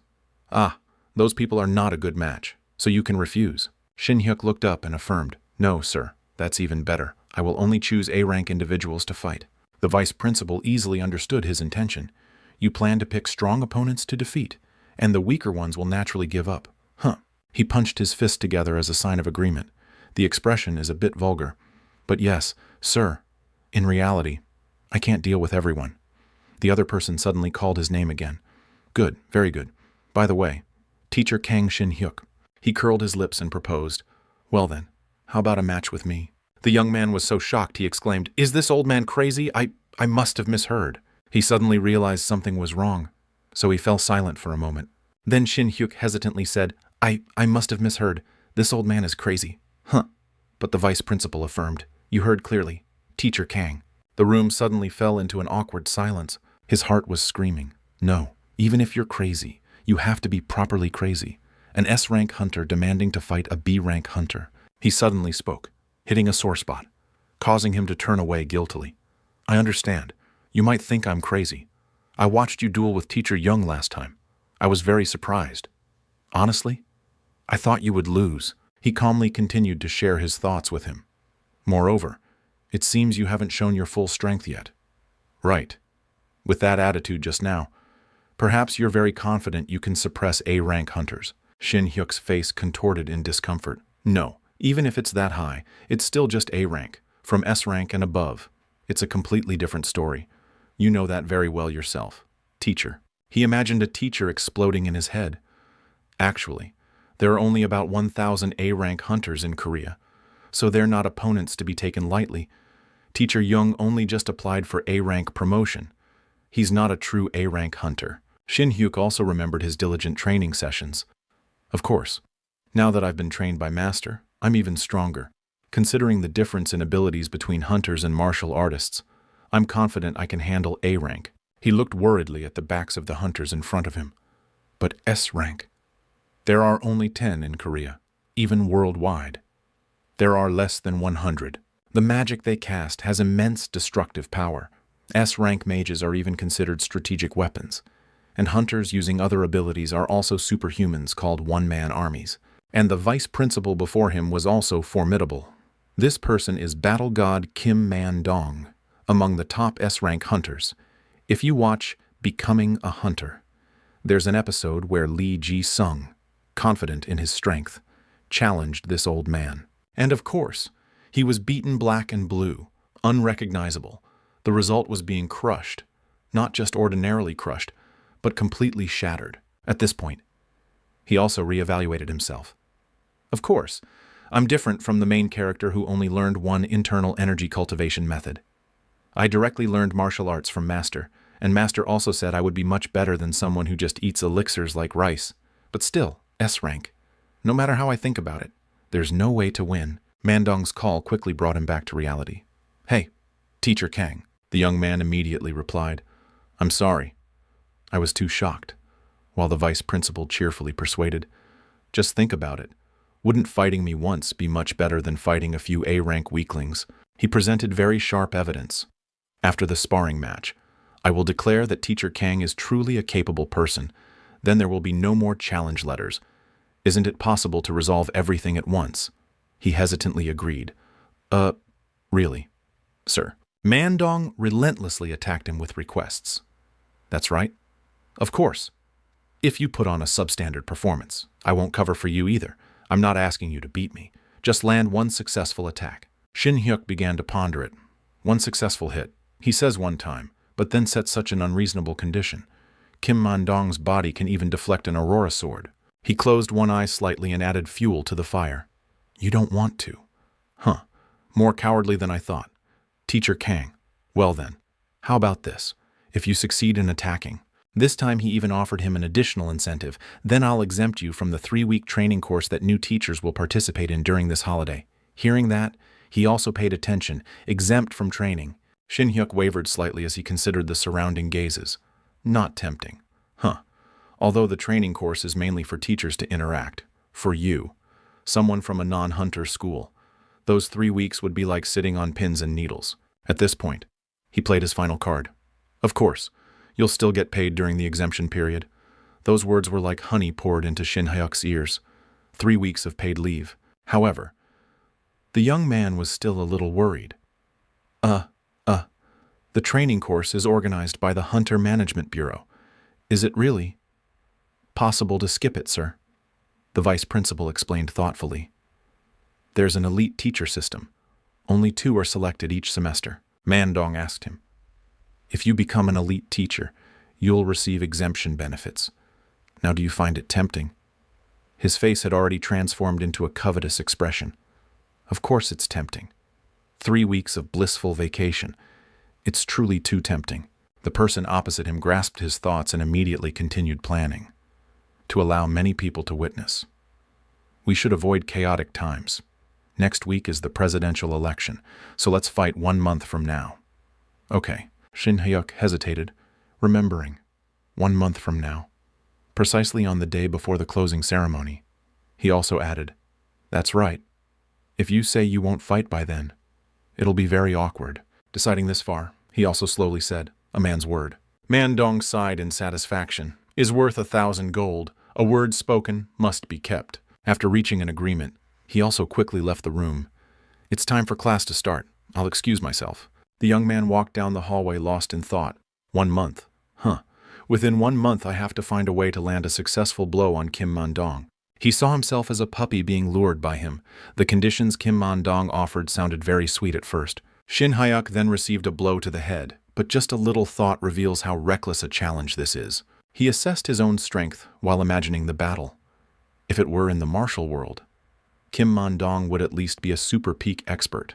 This could be considered a diamond body, causing significant damage to me, who has just barely escaped the first rate and is on the way to peak or not, is no different from plucking stars from the sky. Shin Hyuk sighed inwardly. In a way, this is a malicious offer. However, there are times when I have to step up. The young man recalled the feeling of being left behind by someone, even if the goal is to live a comfortable, quiet life. I can't sleep soundly when I'm causing trouble in someone else's life. Colorful light suddenly appeared from the system. The side story chapter has been opened. From now on, the story of Kang Shin Hyuk, the vice principal annihilator, will be recorded. He also happily clenched his palm. Vice principal annihilator. The name sounds really. Anyway, it's fine. If this is an episode included in the side story, then this isn't entirely impossible, carrying that belief. He went to see Yu Ryang. Master will surely know how, but he bluntly said 1 sentence. No way. This crazy brat. Shin Hyuk knelt on the stone floor, begging. Come on, Master. Don't be like that. Just show me. His strict teacher turned away resolutely. No matter how hard you try. What's not possible is not possible. Yu Ryang began to ask him. Oh, what was it again? The Aurora Chaos incident? He quickly replied. Aurora Sword, sir. His master hummed. That's right. I heard it's a skill equivalent to sword chi in martial arts. He displayed his profound knowledge with explanations. To create even a scratch on a diamond body, one must create sword kwang. You guys call it sword deek or something, he reminded him again. Aurora Sword. Sir, Yu Ryang immediately agreed. Yes, that. Ultimately, he still shook his head in frustration. It takes a lot of effort to reach that realm. How can you defeat an indestructible diamond body at the peak realm, in your current state? You might be able to cut a few of his chest hairs at most. His student still stared blankly as he mumbled. Even if you use the same technique, you'd be lucky to land 1 effective blow at most. It's impossible. He asked curiously. Master, what is the same technique you mentioned? Sir? He immediately exclaimed. Tch! It's those dirty tricks you like, mountain ginseng or elixirs or something. If you have about 3 roots of 100-year-old mountain ginseng, maybe it's possible. Maybe you can use that Aurora Sword something. He had to help him correct his words again. It's Aurora Sword, sir. His master suddenly tapped him on the head. That's right, this brat. It's Sword Kwang. After hitting him painfully, making him clutch his head, he then whispered, Well, it's not as good as what a peak expert uses, but if you try a little, you can swing the sword once.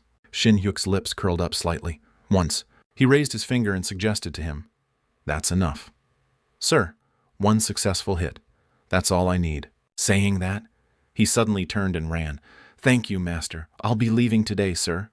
Yu Ryang asked, surprised. Where is this brat going? He exclaimed happily. Master said I need 3 roots of mountain ginseng. Those are very expensive. He also looked blank, not understanding the problem. Well then, this fool. Where would those come from? The young man hurried towards the gate. In the outside world, money can get you anything, just in time. Next week is the presidential election. He had a sly smile on his face with a hand gesture. I'm going to buy some mountain ginseng. A white phone was held out by someone with a sigh. What the heck? That person was Siora, relaxing with her face mask. Since Sunbei quit Antus, he hasn't contacted me at all. I heard he's famous on WitTube now. Could it be he has a girlfriend? She was dejected and continued to scroll through her phone. Suddenly the bell rang along with the familiar words, Senior Kang.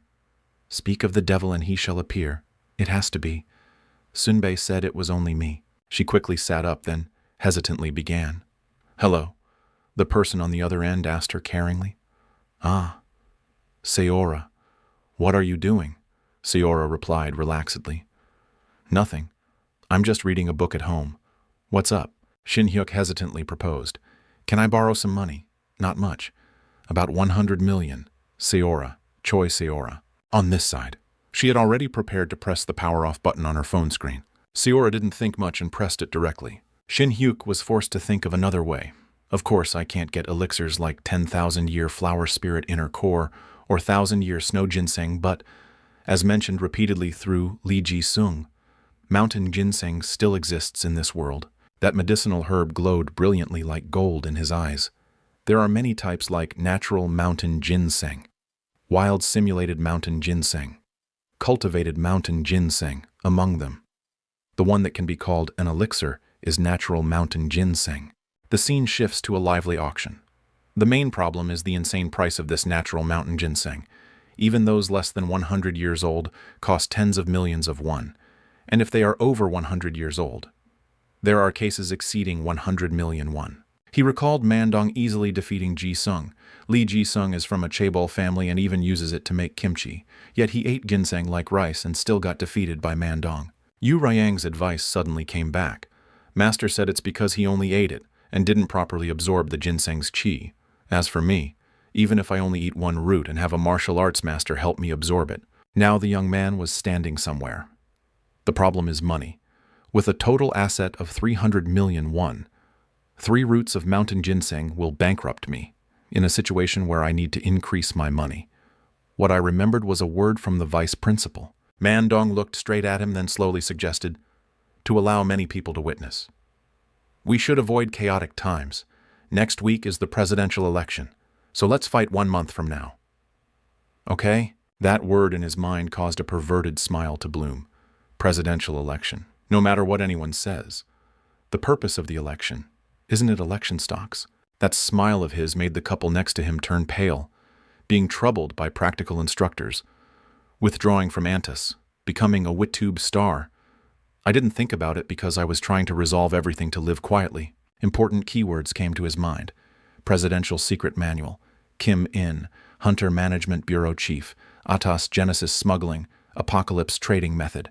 I've reasonably exploited the content in the novel, but why did I put stocks aside? This fool. The restaurant staff happily informed him. Dear customer Kang Shin Hyuk, your loan has been approved. Congratulations. Sir. He also quickly replied, Yes, thank you. His former self was sneering behind him. Before. I was a third-rate freelance writer.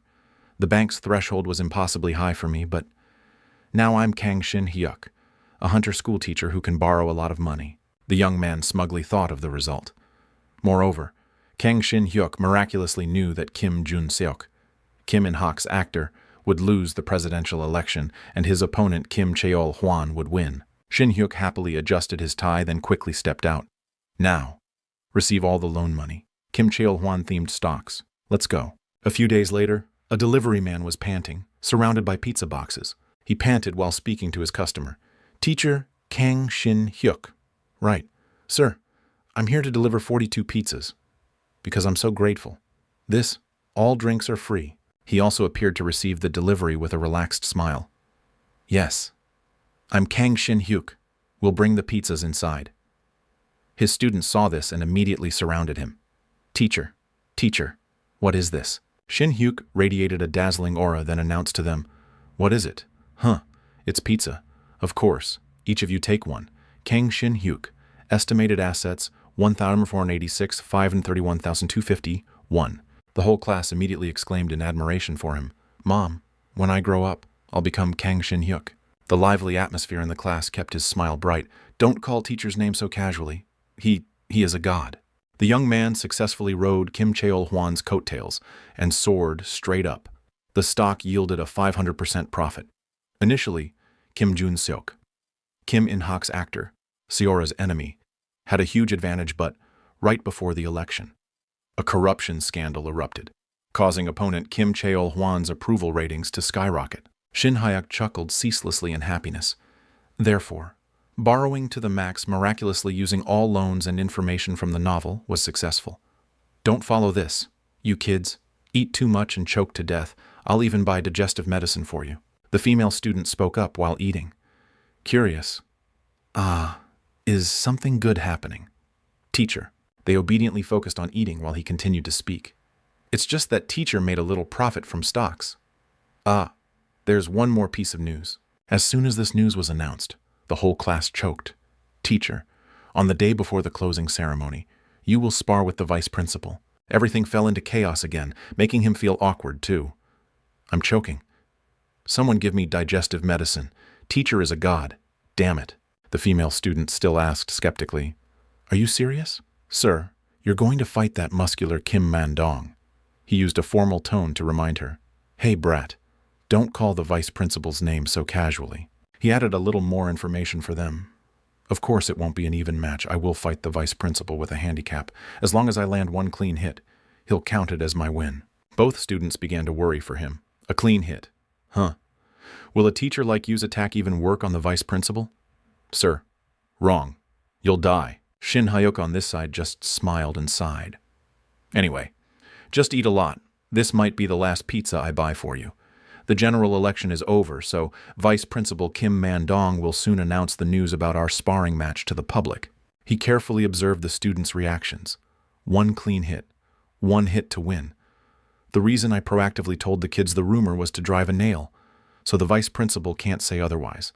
So I have to make the perception of a clean hit very clear. He leaned against the lectern and continued to think. Successful stock investment. The existence of super spirits. Now all that's left is cultivation.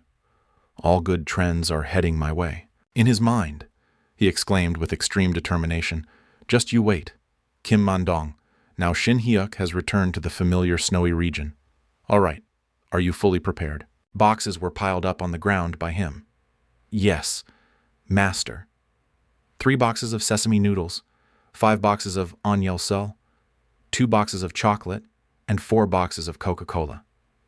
In addition, I also bought all the best-selling instant foods in the supermarket. Yu Riang still spoke to him with a stern face. "Very good. Your sincerity has touched me. Are those things also fully prepared?" He quickly opened the wooden box lid in his hand. "Of course, sir. Master said that elixirs can only be found with fate." The elixir in the box glowed brilliantly and attracted attention. 3 roots of over 100-year-old wild simulated mountain ginseng. "I've prepared them, sir.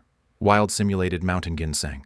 Remaining assets 1,186, 531,250, 1. Minus 300 million, 1. His master turned to him with a satisfied expression. "I didn't expect you to actually find them. I've eaten 300-year-old ginseng before.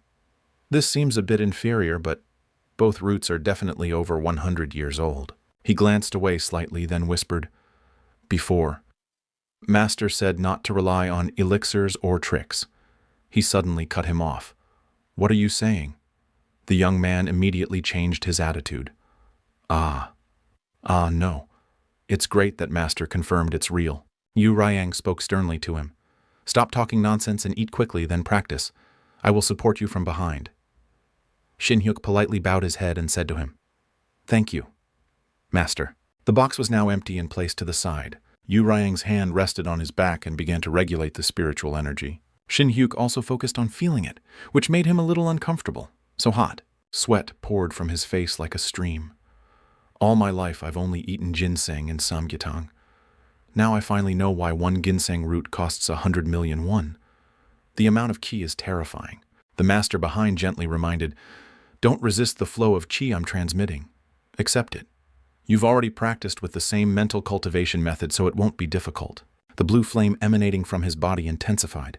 Not difficult, sir. In his mind, he imagined himself scooping water. If the amount of internal energy increased when circulating qi before drinking the elixir was only a few drops of water, then this feels like continuously scooping water with a ladle. He suddenly slipped and sank deep into the cold water.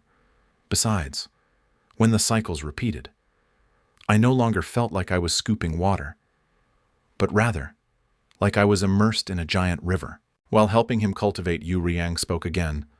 "Disciple, I have a question for you," Shin Hyuk immediately replied. "Ah yes, master. What is it?" He slowly opened his eyes and questioned him. "The ginseng you brought is indeed real, and its effects are good too. It must be very valuable. I don't know how you managed to accumulate such a huge fortune to be able to buy it." He forced a smile and explained to him, "Yes, sir. I also made a large sum of money." He suddenly pondered and suggested something. Then, "Forget about sword fighting. Isn't it done if you also quit that teaching job?" He began to ask more direct questions. "Tell me the reason you're trying so hard to become stronger." Shin Hyuk panted as he spoke. "Recently, I've had things I need to take responsibility for." He honestly told his master the situation. "I have to rescue a junior who's associating with bad people, and I have to restore the reputation of a student who got caught up in unpleasant rumors because of me." The young man hesitantly added, "If I were to give up everything as master said, my body would be more comfortable, but, well, then I couldn't live comfortably with my legs stretched out." Yu Riang smirked slightly. "Indeed, I wasn't wrong about you." He also looked surprised at him. "Sir, what do you mean by that?" But he didn't explain and just brushed it off. "You don't need to know." The master's eyes suddenly flashed a dangerous red. "But the effect of the ginseng is much better than I thought. Normally it would end here, but since the medicinal effect is still there, I'll give you a gift." He warned before unleashing a large beam of light behind him. "From now on it might be a bit painful, but try to endure it." Shin Hyuk was still gaping in bewilderment. "Huh? What?" "Sir, endure," without letting him ask further. A shockwave suddenly hit him from behind. "What?" The spiritual energy transmitted from Yu Riang suddenly erupted, causing lightning to flash around. The young man's face was contorted by the pressure. He could only groan.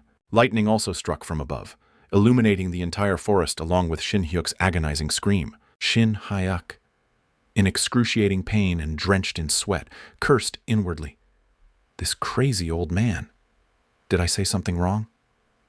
Then he gritted his teeth and asked, "Master, what on earth is this?" Yu Riang frowned. "I told you to endure. Stop screaming and focus." The pain intensified with each moment. He thought, "What the heck is going on? I really want to give up, but it hurts too much to speak. It's like having all my wisdom teeth pulled out without anesthesia." Shin Hyuk, drenched in sweat, looked ahead, outwardly appearing fine, but inwardly turmoil. "Master's true key entering my body is heading towards a different acupuncture point. Not the original one.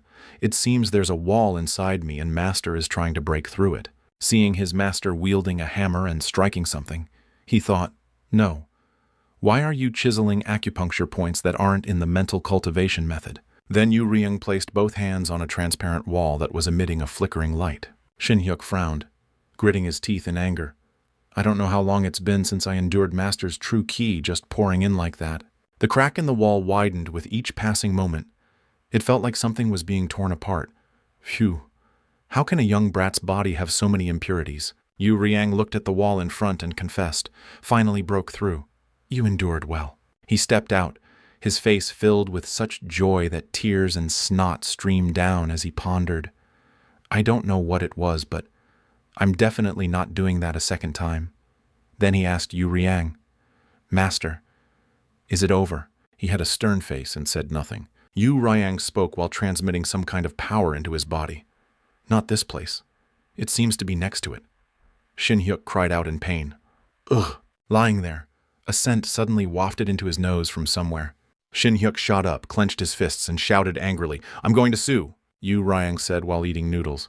"Yeah, it's really delicious. Sesame noodles are the best. It seems you've regained your strength. Want a bite?" He was still angry and thrashed about, exclaiming, "No! Master, what on earth did you do to my body? Without any explanation, you suddenly told me to endure. What did I do wrong? He turned purple with anger and shouted, Collapse. What collapsed, sir? Oh my God, I'm furious. This brat, I worked so hard to help you and you dare say what? Do what? What do you mean? Yu Ryang spoke while swinging his fist. I know you have no manners at all, but there's truly nothing you wouldn't dare to say. Shin Hyuk, with a cheerful face, dodged the punch and exclaimed, Haha, I dodged it. At this moment he began to doubt and exclaimed, Huh, dodged it, me. He spoke from outside. Look, dodged it, huh. It seems my efforts weren't in vain. He blankly pointed at his forehead. No. What is this? Master, can you do it again? Yu Ryang looked at him angrily. He spoke while forcefully kicking him. This brat just got a little elixir and already dares to be on par with me. This too. Dodge it, disciple. He clutched his head and apologized. That's not it. I'm sorry. Phew, master, please explain to me. What did you do? Yu Ryang sighed, then spoke. I said the medicinal effect of the ginseng was still quite strong. Right. It would be a waste to just let it dissipate. So I added a bit of my internal energy to open the Ren and Du meridians for you. The Ren and Du meridians. I've read about them in martial arts novels. They are the rapid flow of meridians running straight through the center of the body. Previously, when performing the Grand Heavenly Cycle, the meridians used were a complex flow called the 12 main meridians. Now I can circulate immediately through both the Ren and Du meridians. Shin Hyuk knelt down, scratched his head, and exclaimed, No wonder Master's blow felt so fast. I now understand the feeling of something being unblocked just now. Just as he finished speaking, a question arose in his mind. Wait a minute. In most martial arts novels, if this is unblocked, one becomes very strong. Hey, Master, so have I also become a super peak expert now? He replied coldly. Exploded. Shin Hyuk struggled to ask. Exploded what? Sir, what exploded? Yu Ryang began. Your conscience. A brat who just escaped the first rate wants to be super peak. Why skip the super peak in the middle and jump 2 levels from first rate? After speaking, he waved his hand and exclaimed, Dodge both blows. Shin Hyuk dodged, then replied, Well, anyway, it was so much trouble. He was punched on the head, leaving a bump. This brat. I'm the one who went through trouble. You went through trouble. Huh. Ate a bit of 100-year-old ginseng and already want to jump levels. Shin Hyuk raised both hands to the sky as if demanding justice. Crying out, Master said the medicinal effect was good. He sighed wearily. It was good enough to barely open the Ren and Du meridians. If you want to surpass 2 levels, you at least need 10,000-year snow ginseng or the heart of a flood dragon. He was somewhat angry and thought to himself, Am I really thinking this world is a martial arts novel? Where would I find such things? Yu Ryang's voice echoed.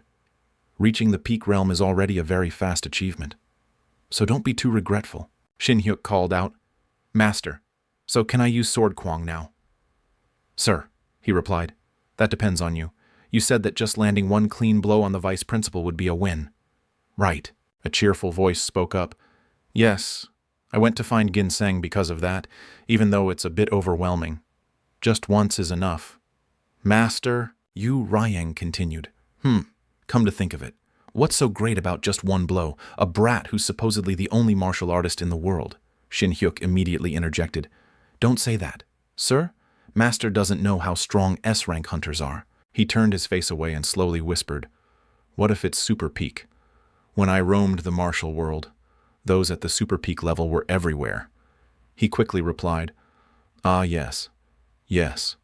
That must be it. Sir, Yu Ryang began to confide. This brat doesn't believe me. Huh. Back then, those with considerable strength and the elders of major sects were mostly at the super peak realm.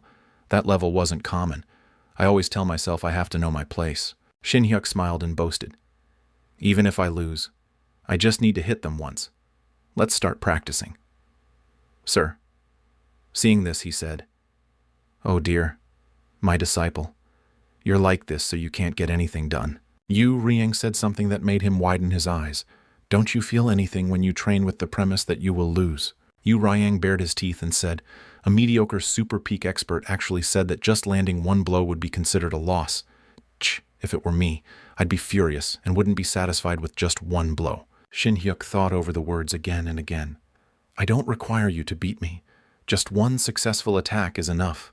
Then he exclaimed, come to think of it, it really is infuriating. Master's words weren't saying I lack self-respect or competitive spirit. The offer that just one successful attack would be acknowledged was made by the vice principal first. He clenched his fists and thought, this isn't a matter of winning or losing. I've recognized my limits are the standards set by the vice principal. His anger intensified. He clenched his fists, gritting his teeth as he said, Master. Disciple was mistaken. Sir. The vice principal said just landing one blow would be acknowledged, but I should at least hit him 5 times. Yu Ryang tried to emphasize, only 5 blows, 50 points. This brat. Shin Hyuk was bewildered. No, master. 50 points. What does that mean? Sir? He confessed. Cough. Cough. Follow me. I will help you. Who has reached the peak? Achieve 100 points. He couldn't believe his ears and was overjoyed. 100 points. Sir, no. If there was that, you should have told me sooner. Yu Ryang chuckled. It's not my martial art, so I was very careful when I brought it out. Hearing that Shin Hyuk was somewhat puzzled. Not master's martial art. What do you mean, sir?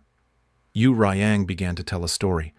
Long ago when I roamed the martial world, I met many people, but there were only 2 I could call friends. What I intend to teach you now is a technique that one of them used, Shin Hyuk asked curiously. A friend's martial art. Do friends also share martial arts with each other? He refuted his words. Nonsense. Unless it's a disciple. It absolutely cannot be passed on to others. It's just that I fought him many times, so I naturally understood its secret. Originally, in the martial world, stealing someone else's martial arts is a great crime, but now that no one else uses martial arts besides you, what does it matter? Oh, so that friend is also as strong as master. Not as good as me, but also a pretty good fellow. Back then, someone at the peak realm made me. Who was one realm above him, confused because of this technique. Oh, teach me quickly, master. All right, use this to crush that vice principal's arrogance. A week later, when I turned off the phone. You didn't say anything. Why are you contacting me today? Sayora laughed loudly, then replied, well, I didn't know back then that Sunbae would win big with stocks. The meeting today is because of the medicine incident from before, Shin Hyuk said softly. The medicine you're talking about. Is it the Genesis I saw in Incheon? She replied. Yes. My side has also received information about drugs being sold in China. It seems they even tried to sell it in Japan and got caught, even though it wasn't us. I still have to share maximum information with Sunbae. By the way, Sunbae, is it true that Sunbae will spar with the vice principal? He said innocently. This is also spread among the teachers. Huh. The effective pizza is really good. Sayora held up her phone for Shin Hyuk to see, then exclaimed, No, it's not that. An announcement was posted on the education information system. Shin Hyuk looked and was horrified. What? Announcement regarding the selection of outstanding teachers for the first semester. For outstanding practical subject teachers selected by the vice principal. The result will be decided after sparring with the vice principal. Advantages are given according to rank. How to register for sparring. Register directly at the vice principal's office. Registration and sparring period. From today until 1 day before the closing ceremony. Her face was somewhat panicked as she exclaimed, Who else is coming here? The worst delinquent in middle school. That's Lee Ji-sung. Hearing that, Shin Hyuk spat water from his mouth. Her face was soaked, but she said nothing, a smile still on her lips. He looked worried, his eyebrows furrowed, frozen for a few seconds. Sayora, her face covered in water, still tried to force a smile and exclaimed, Sunbae? Sunbae. Did Lee Ji-sung do something to you? Your reaction is so strange, Shin Hyuk quickly explained. Ah, no. I just choked suddenly. She rested her hands on her chin, sighed, and frowned, saying, Speaking of which, did something like that happen at school? How did it go? How could it be? His father is the director of Huaxin Electronics, and his grandfather is the chairman of Huaxin Group. I don't know if he pulled strings behind the scenes, but the student who was harmed also let it go. So I was the only one who looked like a fool. His attitude towards studying is so bad, honestly. If it were a normal personality, I would have dealt with him long ago. Shin Hyuk grimaced after hearing that. He has become the delinquent troublemaker of Hunter School. Currently, 2 years before the main character possesses his body in the novel. This is the time when Lee Ji-sung is truly a delinquent troublemaker. Thinking back, he chuckled. In the original work, Choi Seora also really hated the main character, so that's how it was. Shin Hyuk quickly waved his hand and explained, "He's still young, so he'll probably get better with time." Seora angrily refuted his opinion. "Well, Sunbae, people don't change." At this moment, Shin Hyuk thought to himself, "They do change, Seora. They change completely." Although the thing that will possess Lee Ji-sung's body 2 years later is selfish and tyrannical, it succeeded in repairing the reputation that the past Lee Ji-sung had caused. Shin Hyuk said, "No one knows the future, so just treat him well." "Who knows?" Seora tore at her hair, writhing and lamenting. I don't like it. Later, if that guy goes to high school and gets assigned to Sunbae's class, Sunbae will understand how I feel." While talking, a staff member brought a plate of food, causing Seora to stop abruptly. Shin Hyuk slowly calculated, "There's really nothing left to say. I'm a completely harmless minor character. But speaking of Lee Ji-sung, the main character, I truly feel like I've entered the novel," she said while eating. "Hurry up and let the holidays come quickly so I don't have to see his face." "By the way, Sunbae, the holidays are coming soon. Do you have any plans yet?" he replied. "Well, there's a new teacher training course, but I'm not too sure about it," she said. That training course. Will Sunbae be okay if you go?" "It'll be all people from hunter schools," Shin Hyuk slowly drawled. "If things go smoothly, I might not have to go. But it's still not certain." Seora's cheeks puffed out as she spoke. "How so?" "Sir, the rookie training course is mandatory. I heard that if you become an outstanding teacher, you'll be exempted." The vice principal suggested it. Chewing, she suddenly stopped and smirked to one side. Seora jumped up and stood on the table. "No. Was that the purpose of the sparring match? This crazy old man." Shin Hyuk smiled awkwardly and quickly waved his hand, exclaiming, No. It's not just for that reason." Her face suddenly changed color, then she whispered, "That's Kim Man-dong, known as the strongest among the 10 strongest. Can someone mediocre like Sunbae even land a damaging blow?" He thought back. Why is this girl so harsh? Shin Hyuk thought to himself. Putting my whole life on the line for a vacation. This is still pretty light. Oh well, why are you saying it before even fighting? Seora's face was blank. She said nothing. She pressed her face close to Shin Hyuk, making him blush and stammer. What's wrong? Seora said with a serious face. Indeed, Sunbae seems to have changed a bit. If it were before, he wouldn't have accepted such an offer. She didn't believe it and said, he thought shyly. Too close. It's too close. Seora said. Can people really change? Shin Hyuk thought. Sorry, I've also been possessed. Even if you wring the rooster's neck, dawn will still come. Time flies, and it's already the day before the closing ceremony. Ji-hee and Eun-soo stood there listening. A young man there held a can of soda and looked at it. Seora stood there coldly and said nothing, looking very tense. You won against Teacher Young last time, so now you don't take anyone seriously. Huh. On what basis are you so arrogant? Someone who didn't even graduate from hunter school. It's obvious what your level is just by looking. Doesn't know his place and still covets the title of outstanding teacher.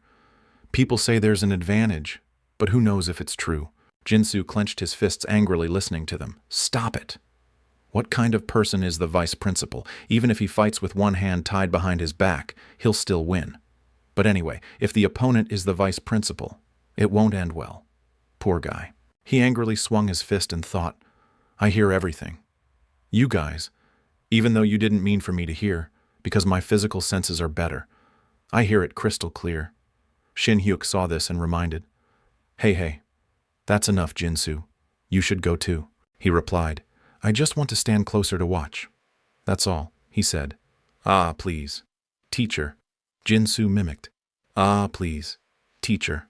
The announcement posted by the vice principal was only on the administrative system that only teachers can access. It's normal for students not to know the time and place. The practical instructors who hate me probably intentionally leaked the information. Seora thought worriedly.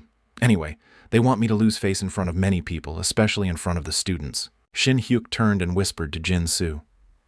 Jin-soo, is my reputation really that bad right now? Jin-soo pursed his lips and said, Don't even mention it. The other teachers are bad-mouthing you terribly, saying you're putting on a ridiculous show because you want to be an outstanding teacher. Ah, of course we know you're not like that. Haha, this kid, that's enough. Everyone cheered for him in unison. Kang Shin Hyuk, fighting. Let's go drinking today. Milk-colored. Kang Shin-hyuk. They were still very enthusiastic about him. Teacher Kang Shin-hyuk. Fighting. Shin-hyuk thought to himself, even if it's small, it's good to have my side. People's voices echoed. Oh, there's the vice principal. People's cheers. Kim Man-dong. Kim Man-dong, the strongest hunter, Kim Man-dong. He really made a grand entrance. That attitude of secretly enjoying it really infuriates me. Kim Man-dong put on his handguards and said, I didn't expect so many people to come. Are you well prepared? Teacher Kang Shin-hyuk. He thought to himself, what do you mean you don't know? This old man, you advertised everywhere. Then Shin-hyuk confessed. I tried my best. He said seriously, if you don't want to lose face, you have to do your best from the beginning. I'll let you attack first, so when we start, you go first. Shin-hyuk bowed his head in thought. Excellent, as expected. He's letting me attack first. It's a common rule for higher-ranked hunters to let lower-ranked ones attack first, but since it wasn't clearly stated, I was worried. Thanks to that, all preparations to deliver a fatal blow are complete, the referee said. Well then, I will announce the rules once more and we will begin immediately. With the application of the advantage, Teacher Kang Shin-hyuk only needs one time, just one successful effective attack on the vice principal, and Teacher Kang Shin-hyuk will win. Outside, the referee asked. Vice principal, do you agree to this condition, sir? He replied. Of course. The referee also turned to ask. Does Teacher Kang also agree? Sir, he cheerfully said. Yes, but please step outside when the match begins. Referee. It might be a bit dangerous. The referee turned his face to Kim Man-dong. What? No. Teacher Kang. A rank. Kim Man-dong gently uttered. I will follow Teacher Kang's words. The referee saw this and nodded. Ah, I understand. The referee blew the whistle. Well then, the sparring match to select the outstanding teacher for the first semester will now begin. Both sides bowed. To your positions. Well then, the whistle blew. The referee extended his hand to signal the start of the match.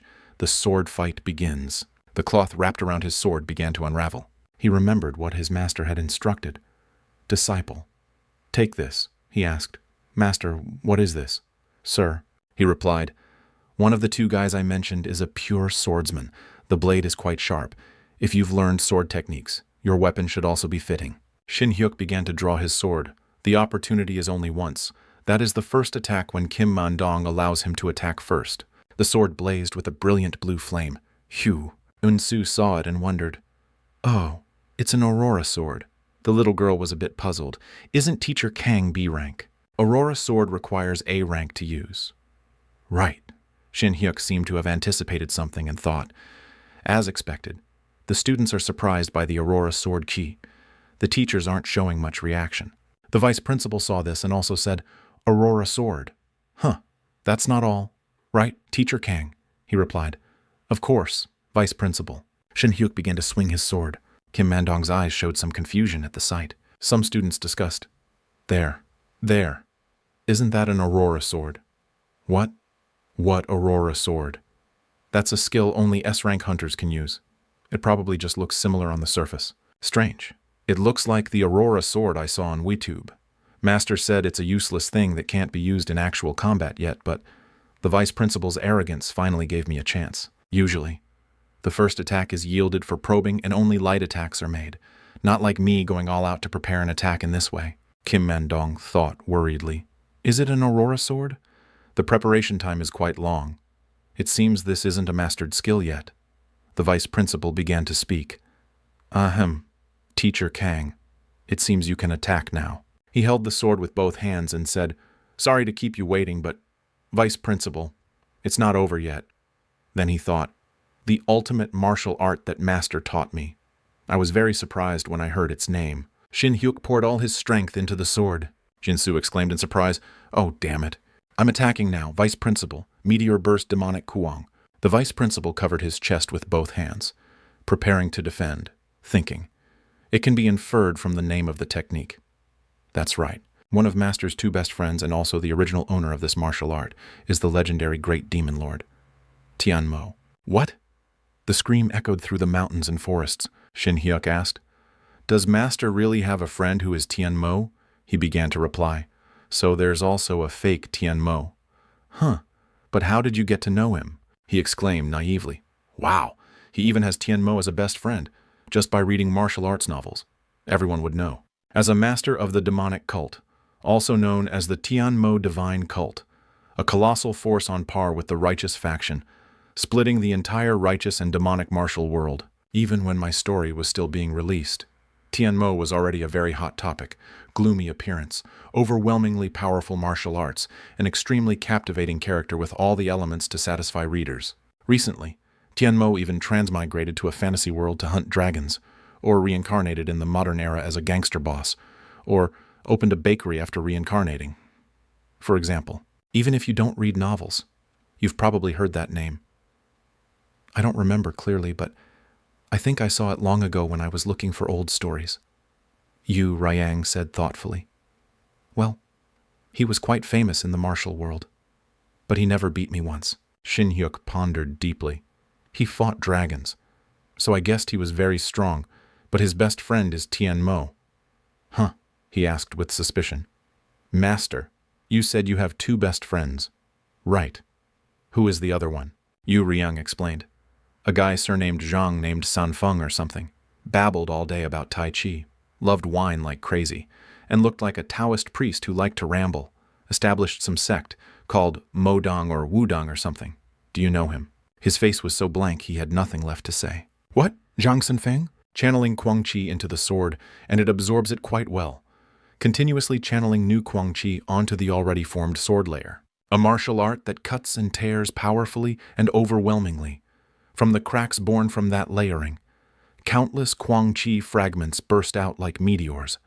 Meteor annihilation demonic fang. They shouted together.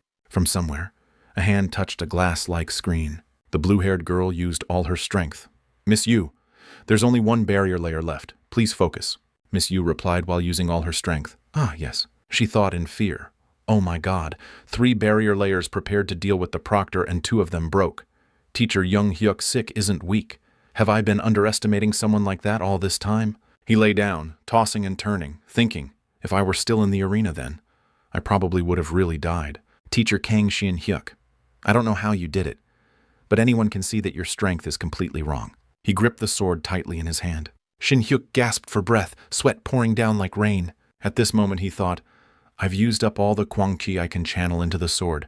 This technique cannot be used a second time. But just as Master said, the instantaneous destructive power is truly top-notch. With this technique, even high-level monsters would probably fall. Haha, how about it, Teacher Kang? That much. Can it be considered a clean hit?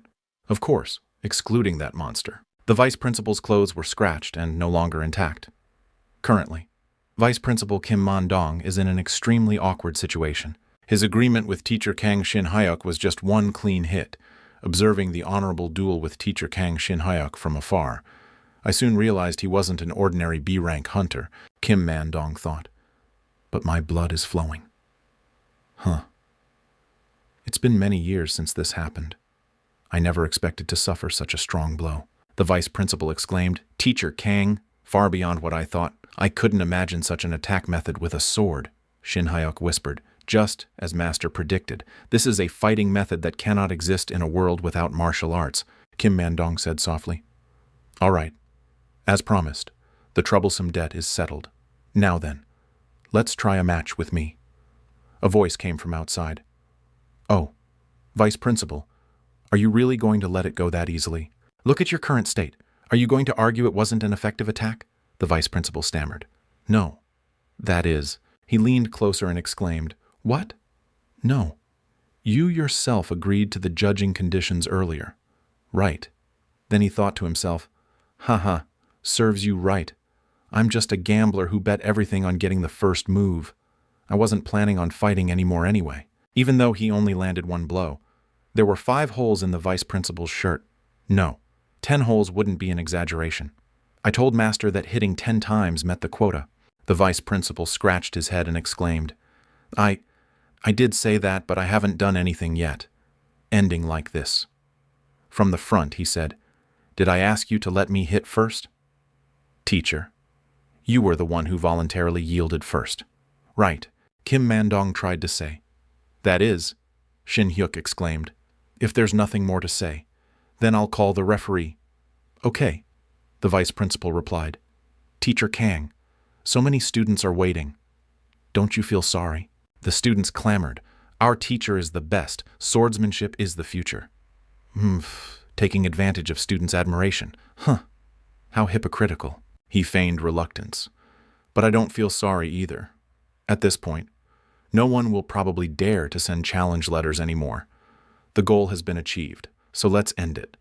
Vice Principal, with the clean hit having been proven. I win this match. Mandong's eyes widened after that statement. Kim Mandong said, "That's right. A clean hit. If there's no clean hit, then the match isn't over yet." Right. At this moment, the Vice Principal radiated a brilliant golden aura. He spoke. "What do you mean, sir?" Kim Mandong replied, "I admit you're strong, but I also have a social standing. You know." His whole body glowed with golden energy. Kim Mandong smirked. "The challenge is considered settled.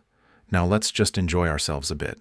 A gust of wind blew, he thought. Wait, stop. Everyone was buzzing. Super regeneration. It's super regeneration. The young man pushed through, not expecting to see such a cheat skill in a mere sparring match. Kim Mandong, his body as if nothing had happened, said, "I told you it was a direct hit right on the money. Now look, I'm still standing here completely unharmed." The Vice Principal emphasized each word. I am man dong. This was S-rank arrogance. What else could it be? Shin Hyuk thought. It seems more like the Vice Principal is ruining his own image, he said. The others aren't reacting well either. Are you really going to do this? Vice Principal? The Vice Principal spoke confidently. Of course, I'm starting to get interested in your power too. Mr. Kang, let's continue the match, he thought. This is just ridiculous. In this situation, if I keep refusing, I'll be looked down on by the challengers. Shin Hyuk picked up his sword, his hands and feet trembling. My legs are starting to shake and my hands have no strength left. Maybe because I opened my Ren and Du meridians and reached the peak realm, my body is slowly recovering a bit. But don't even dream of using that last move again. I only have enough strength for one more aura sword strike. Still, this is the right path. Isn't it, Master? He confessed. Your student gets 110 points. I can't just not watch this. The Vice Principal lunged forward, exclaiming, Well then, here I come, Mr. Kang. Shin Hyuk's eyes widened in alarm. He struck a blow where Kim Mandong stood, as if the ground was about to shatter. He thought in panic. What? He collapsed the whole arena? At that moment, Shin Hyuk looked around. Where's the Vice Principal? He quickly dodged an attack. The Vice Principal landed a heavy blow, then gritted his teeth, exclaiming, Damn it! Kim Mandong's eyes were bloodshot, looking terrifyingly at him like an assassin. One punch sent him flying, coughing up blood. Shin Hyuk thought. He collapsed the whole arena? He scanned his surroundings, then thought, Where's the Vice Principal? Just then, someone appeared from behind him. Shin Hyuk quickly sensed it. Yu Ryang attacked with a powerful blow, shouting loudly, Damn it! His eyes looked incredibly frightening. That single blow made him cough up blood, lying in an unfamiliar room. Shin Hyuk groggily woke up. An unfamiliar ceiling. He slowly opened his eyes, thinking, Is this the infirmary? He touched his head, thinking, I thought I was going to meet the Grim Reaper again. I must have really blacked out. Shin Hyuk had a headache, lost in deep thought. Suddenly, his eyes widened happily as he thought, That was fun. The moment the principal rushed in from a blind spot, smashing the stage, I thought of my master's mad dog tactic, flesh for bone. I didn't use my sword to block that old man's fearsome fist, but used my left hand to parry. At that moment, an overwhelming surge of pain arose. Ugh! Even though I channeled internal energy into them, my bones still shattered with excruciating pain. I tried to endure the pain and swung my sword, slashing diagonally at the Vice Principal's left arm. It felt like scraping iron, not flesh, but right before being slammed to the ground by his fist. I saw it clearly. A small but clear gash on the Vice Principal's shoulder, and though it was a very small cut, less than an inch, he couldn't help but feel overjoyed, thinking, he probably won't stubbornly say it's an ineffective wound, right? I'll definitely go demand that training exemption. Suddenly, someone came, pulled back the curtain and asked, Oh, Mr. Kang, are you awake? He startled. Ah, Seonhwa smiled and said, You've been unconscious for about 4 hours. Luckily, you've woken up. She was the school nurse. Kim Seonhwa. Shin Hyuk sat up, thinking, She's the school nurse? I don't think this character appeared in the original story. He replied, Ah, thank you. You couldn't go home because of me. Then he gently wiggled his arm and said, Huh? She made him lie back down, saying, The bone was completely shattered. even though it's been treated with magic. It'll take about 2 more hours for the feeling to return. So please rest a bit more, Shin Hyuk thought to himself. Oh, this is the kind of recovery I read about in books. I thought it was omnipotent. But it has inconveniences like this, Sion Hua instructed. The vice principal specifically asked me to look after you, Mr. Kang, until you woke up. Anyway, I live in the dorms. So don't worry, he smiled and replied. Ah, I see. That old man. No, the vice principal. I'm fine now. You can go back to the dorms right away. Surprisingly, she replied, I don't want to. Shin Hyuk heard this and was surprised. Huh? She sat down and began to tell her story. Actually, my dad also told me to go home by curfew, but I deliberately waited. Then she winked and said, I'm a little interested in you, Mr. Kang. He was stunned, so surprised it was hard to believe. Shin Hyuk said, Me? Miss? What did you just say? Sion Hua suddenly cut him off, saying, interested. You say? He said, No. Just now you said, Dad. I must have misheard, right? She quickly said, that was just a slip of the tongue. Please pretend you didn't hear anything. No one at school knows about that. He was now deeply regretting. I'm sorry for calling him an old man, Sion Hua said. I was already a bit interested before today's match, but you were really cool. I totally didn't expect you, Mr. Kang, to be able to fight my dad like that. Shin Hyuk gave a strained laugh. Ha. But since I passed out, the vice principal probably won, she replied. Yes, that was the ruling. She looked at him and said, But I don't think you lost, Mr. Kang. The attack you showed at the beginning was truly astonishing. I'm sure many people think the same as I do. He thought to himself, she's much simpler than I thought, completely different from her father. Sion Hua picked up a bag and said, And look, Mr. Kang, these are the things the students left while you were recovering. Shin Hyuk was surprised as he took it. Letters? One read, Sir, even though you lost, you fought really well. Mr. Kang, when you've recovered, let's go grab a drink. He could quickly recognize. This must be from Yoon Seo. Is this from Mr. Park? You're so handsome. Mr. Kang Shin Hyuk. I believed in you, he immediately thought. Jinsu's attitude score for the second semester will be 0 points. Suddenly, a letter caught his attention. Shin Hyuk picked it up from the pile of letters. A letter read, Thank you, sir, after reading it. He smiled. He remembered someone's figure. All right, this is enough. Sion Hua smiled and said, How is it? You don't feel like you completely lost anymore, do you? He replied. Haha. That's right. Anyway, I hope they'll exempt me from the training course. She was a bit surprised to hear that and asked, Training exemption? Shin Hyuk said. Actually, I accepted because I heard that if I become an elite teacher with the rank of colonel, I'll be exempted from the new teacher training course. Sion Hua smiled and replied, You have your quirky sides too. Huh? Why don't you try it once? Though it's called training. It's quite interesting, Shin Hyuk said, because I came from a non-hunter school. I think it wouldn't be any good even if I went. Even my first assignment was for a similar reason that I had to fight that honor duel. Hearing this, she said, Mr. Kang, not all the practical skills teachers at this school hate you. Even though I'm just in the infirmary, I was very curious about you. Mr. Kang. She encouraged him, saying, Look forward to the next semester. No fool would turn their back on someone as talented as you, Mr. Kang, just because you came from a non-hunter school. He laughed and replied, Haha, you're even giving me psychological counseling. Shin Hyuk spoke up. Let's be close from now on. I'll give you my phone number, Sion Hua replied. Yes. I'll transfer the friendship fee monthly, he thought. Even though I'm a bit hesitant because she's the vice principal's daughter, I've made a good friend. Thanks to the fantasy world's recovery magic, I recovered in just 1 day, and was able to safely attend the closing ceremony the next day. A person stood up and announced, The outstanding teacher for the first semester is Mr. Kang Shin Hyuk of the Swordsmanship class. He thought, Luckily. The old man kept his promise, and I won the title of outstanding teacher. Suddenly, someone raised their hand with an opinion, saying, Vice Principal. I don't understand why Mr. Kang, who didn't even win, became the outstanding teacher. He knew immediately, of course. A few teachers objected, but the vice principal spoke up, saying, Mr. Choi, do you want to fight now? Then the man scratched his head and replied, "Oh, I understand perfectly." He had dismissed it by saying that Mr. Kang was the only one who applied for the fight, so there was no other choice. Speaking of which, a strange change had occurred. Suddenly, someone spoke. "Oh, Mr. Kang, congratulations." Shin Hyuk replied. "Ah, thank you."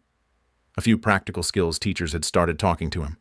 Of course, it was just a light good morning greeting. He scratched his head and replied, "It's a pity I didn't have a chance to greet you this semester. Please take care of me next semester." He thought, "It's truly miraculous. I didn't expect such an immediate change." On the broadcast, "So, students, finally, I just want to say one more thing. Summer vacation." He smiled, thinking, as I entered the classroom. The principal's speech continued, and the closing ceremony ended like that. Yun Seo asked, "Sir, we're gathering friends to go to the beach for the holidays. Will you come with us? Min-hee's uncle has a vacation home in Jeju. Come with us, sir." Shin Hyuk refused, saying, "I'm busy. On Seok." "You guys go have fun on your own," he thought to himself. "It's vacation, and I still have to see your faces. A teacher has his own life, too." Jin-soo pouted. "Oh, sir, please come with us." A boy next to him covered his mouth. "Ugh. Lee Jin-soo, that's disgusting. Don't do that." He clapped his hands and announced, "No can do. I'm busy during the vacation. The closing ceremony is over. Go home." "Dismissed." The whole class shouted in unison. "Have a great vacation, sir." The sweet summer vacation obtained after the battle with the vice principal. His phone screen displayed a notification. "Miss Kim Seon-hwa, Mr. Kang. I've gathered enough members," he thought excitedly. "All right then. Let's make a big, exciting score together. I've decided to start a side job." Investing in election-themed stocks, scraping up every last penny, had been quite successful.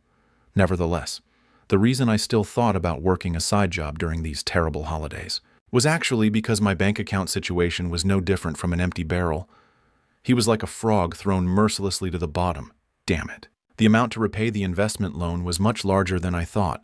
There was reinvestment money, master's food expenses, taxes, loan interest, loan repayments, and other expenses. Most of the remaining money had been reinvested in Lee Ji-seong's father's company, so there was almost no money left. Shin Hyuk thought, "The purpose is long-term investment, so doing it without debt is the right way. But right now, I have to work hard at a side job to increase capital for the next investment." He opened his phone to reply to the message. "Yes. Which day would be good?" "Miss," he thought, "but how do I increase my money?" "Through a gate."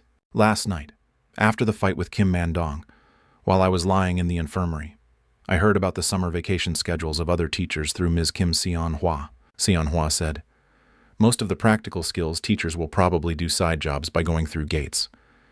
The salary for practical skills teachers isn't low, but the income from gates is incomparable." Then she asked, "Mr. Kang is also a hunter, so you probably know this well, right?" Shin Hyuk gave a strained laugh. "Haha. Actually, I don't know much about that. I came from a non-hunter specialized school, so I was pretty much just a porter." She was quite surprised after hearing that. "Oh my. Why would they treat someone so strong like a porter? If it were our team, we would have been desperate to recruit you." He smiled and said, "Just those words are thanks enough." Then he pondered something. Shin Hyuk suddenly realized something and said, "Miss, could it be?" Seon-hwa smiled and said, "That's right. To warm up our friendship and to tour a gate. What do you think?" He was about to ask. "Ah, by the way, how much is the income?" she said excitedly. "A gate. Let's go." Shin Hyuk thought to himself, "I consider the bet with Kim Man-dong a win. If I make a large sum from the gate and stock up on snacks, Master will definitely like it too." But on the other hand, to directly experience a gate that I've only read about in novels, it's truly thrilling. I wonder what kind of people the other team members will be. These things are important for synergy. He thought, considering Ms. Kim's profession, there should be a reliable front line, because in a team, a tanker to buy time for the mage is essential. Shin Hyuk thought to himself, "By the way, it would be great if there was also a bald guy with a free-spirited personality." However, when they met again, it was a girl. She greeted them. "Hello, everyone. I'm Hong Yi-seol. I look forward to working with you." He blurted out, "Bald? No. Nice to meet you." Yi-seol was surprised. "Bald? Manhwa appeared and cheerfully introduced. Yi Seol is an old friend of mine and also my father's #1 disciple. She's a reliable teammate I've partnered with for a long time. Hearing this, Yi Seol whispered, Manhwa, isn't the fact that the vice principal is your father a secret? She smiled and replied, It's fine. This is Mr. Kang Shin Hyuk. He recently performed excellently in a match against my father. Hearing this, Yi Seol gave a thumbs up in praise. Ah, he managed to attack Master? Let's talk more details as we go. Manhwa asked. Mr. Kang, where are your things? I'll help you load them into the car. He pointed to the sword in his hand and said, Ah, I don't have separate luggage. This is all I need. Yi Seol was a little surprised to see that. She turned to discuss with Manhwa. Is that person really okay? No armor at all. Just carrying a sword? Manhwa smiled and replied, It's fine, it's fine. She still looked worried. No, but still.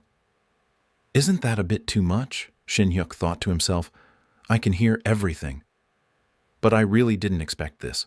I thought a muscular and rugged man would appear, he thought.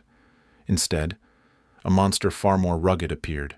Currently, a hunter, later to become a wrestling teacher at the high school, a rank hunter, Hong Yi Seol, as Kim Man-dong's disciple. She was a formidable individual who had thrashed Lee Ji-seong throughout the semester. The final scene where she lost to Lee Ji-seong and fell for him truly left a deep impression. Yi Seol spoke up. All right, I'll explain today's schedule. Our destinations are a C-rank 4-person gate and a D-rank 4-person gate, so 2 places. She continued.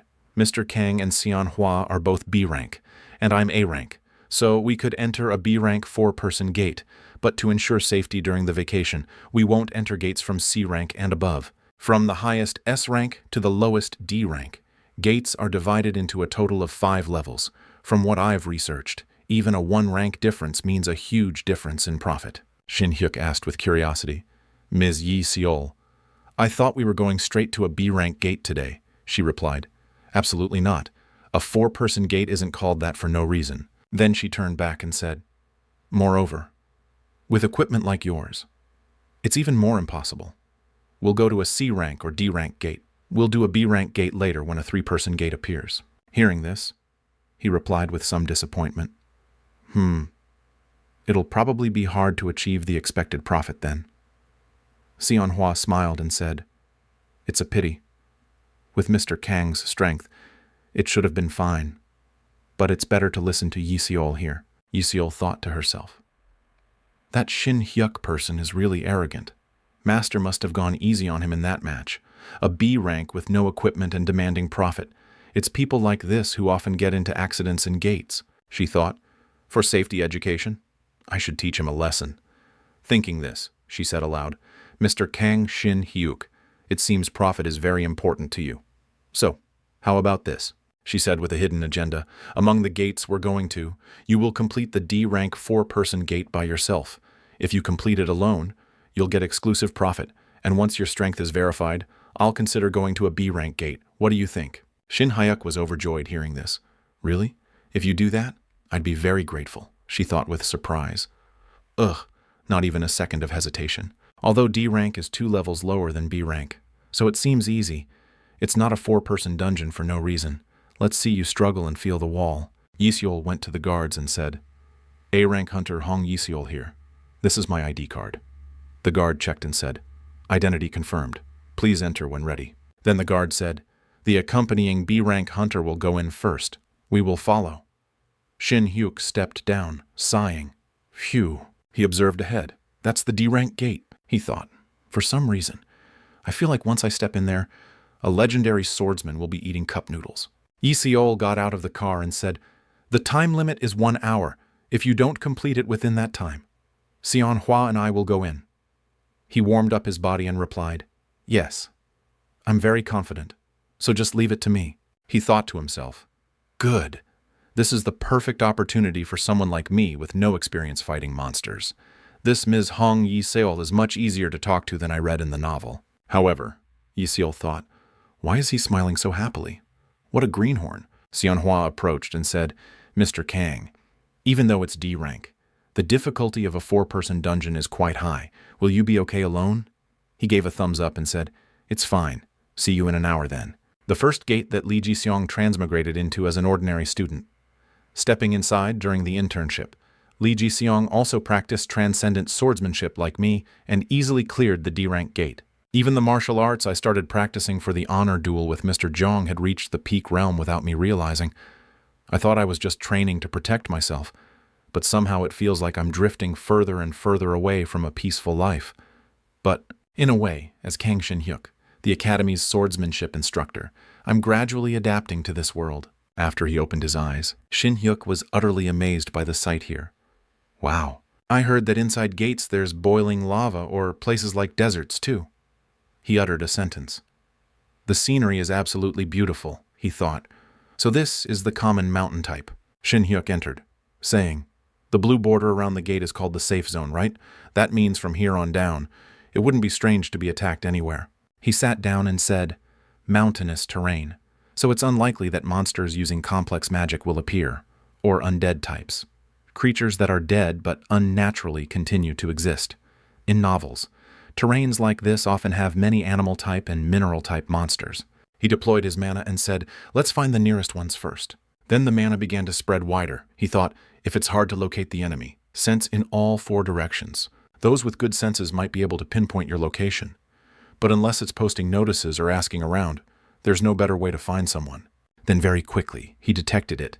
Under the cliff, in the forest, 11 o'clock direction, there are signs, about 3 of them. Shin-hyuk stood up, sword in hand. When I was with Master, I was mostly the one being chased. But today, being the seeker feels strangely thrilling. Then he dashed towards the identified location, saying, all right, let's go.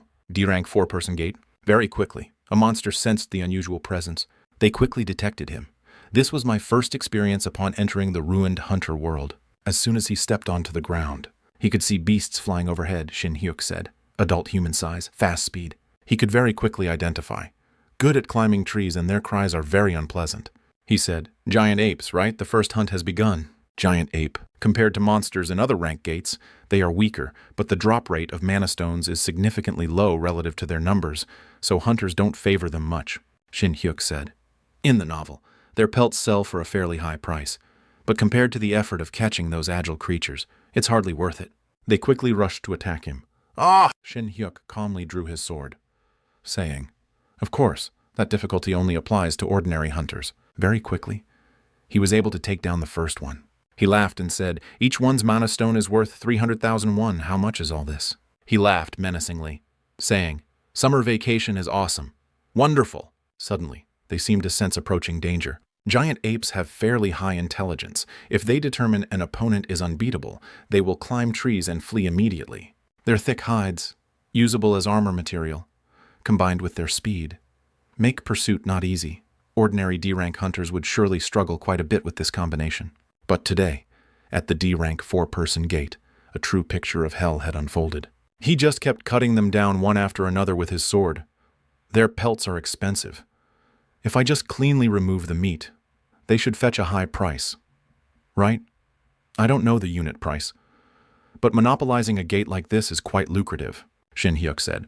But then again, directly facing monsters feels a bit disgusting. It's much more repulsive than what I read in novels. Luckily, I previewed the audiovisual materials at the Academy. Suddenly monster blood splattered on his face. He immediately turned pale and threw up. His horrifying retching sounds attracted a few more wild beasts. Shin-hyuk picked up his sword again and charged. There, he shouted loudly as he charged. The beasts, seeing this, scattered in fear. Ah! He covered his mouth to reduce the nausea. Ugh. The smell of blood is really rank. It'll probably take some time to get used to it. I didn't expect the smell to be this bad, and the sight isn't pretty either. I need to adapt quickly to go to the next gate. He tried to suppress his nausea and chased after the monsters. Shin-hyuk thought to himself, wait there, Hong Yi-seol. I'll be right back.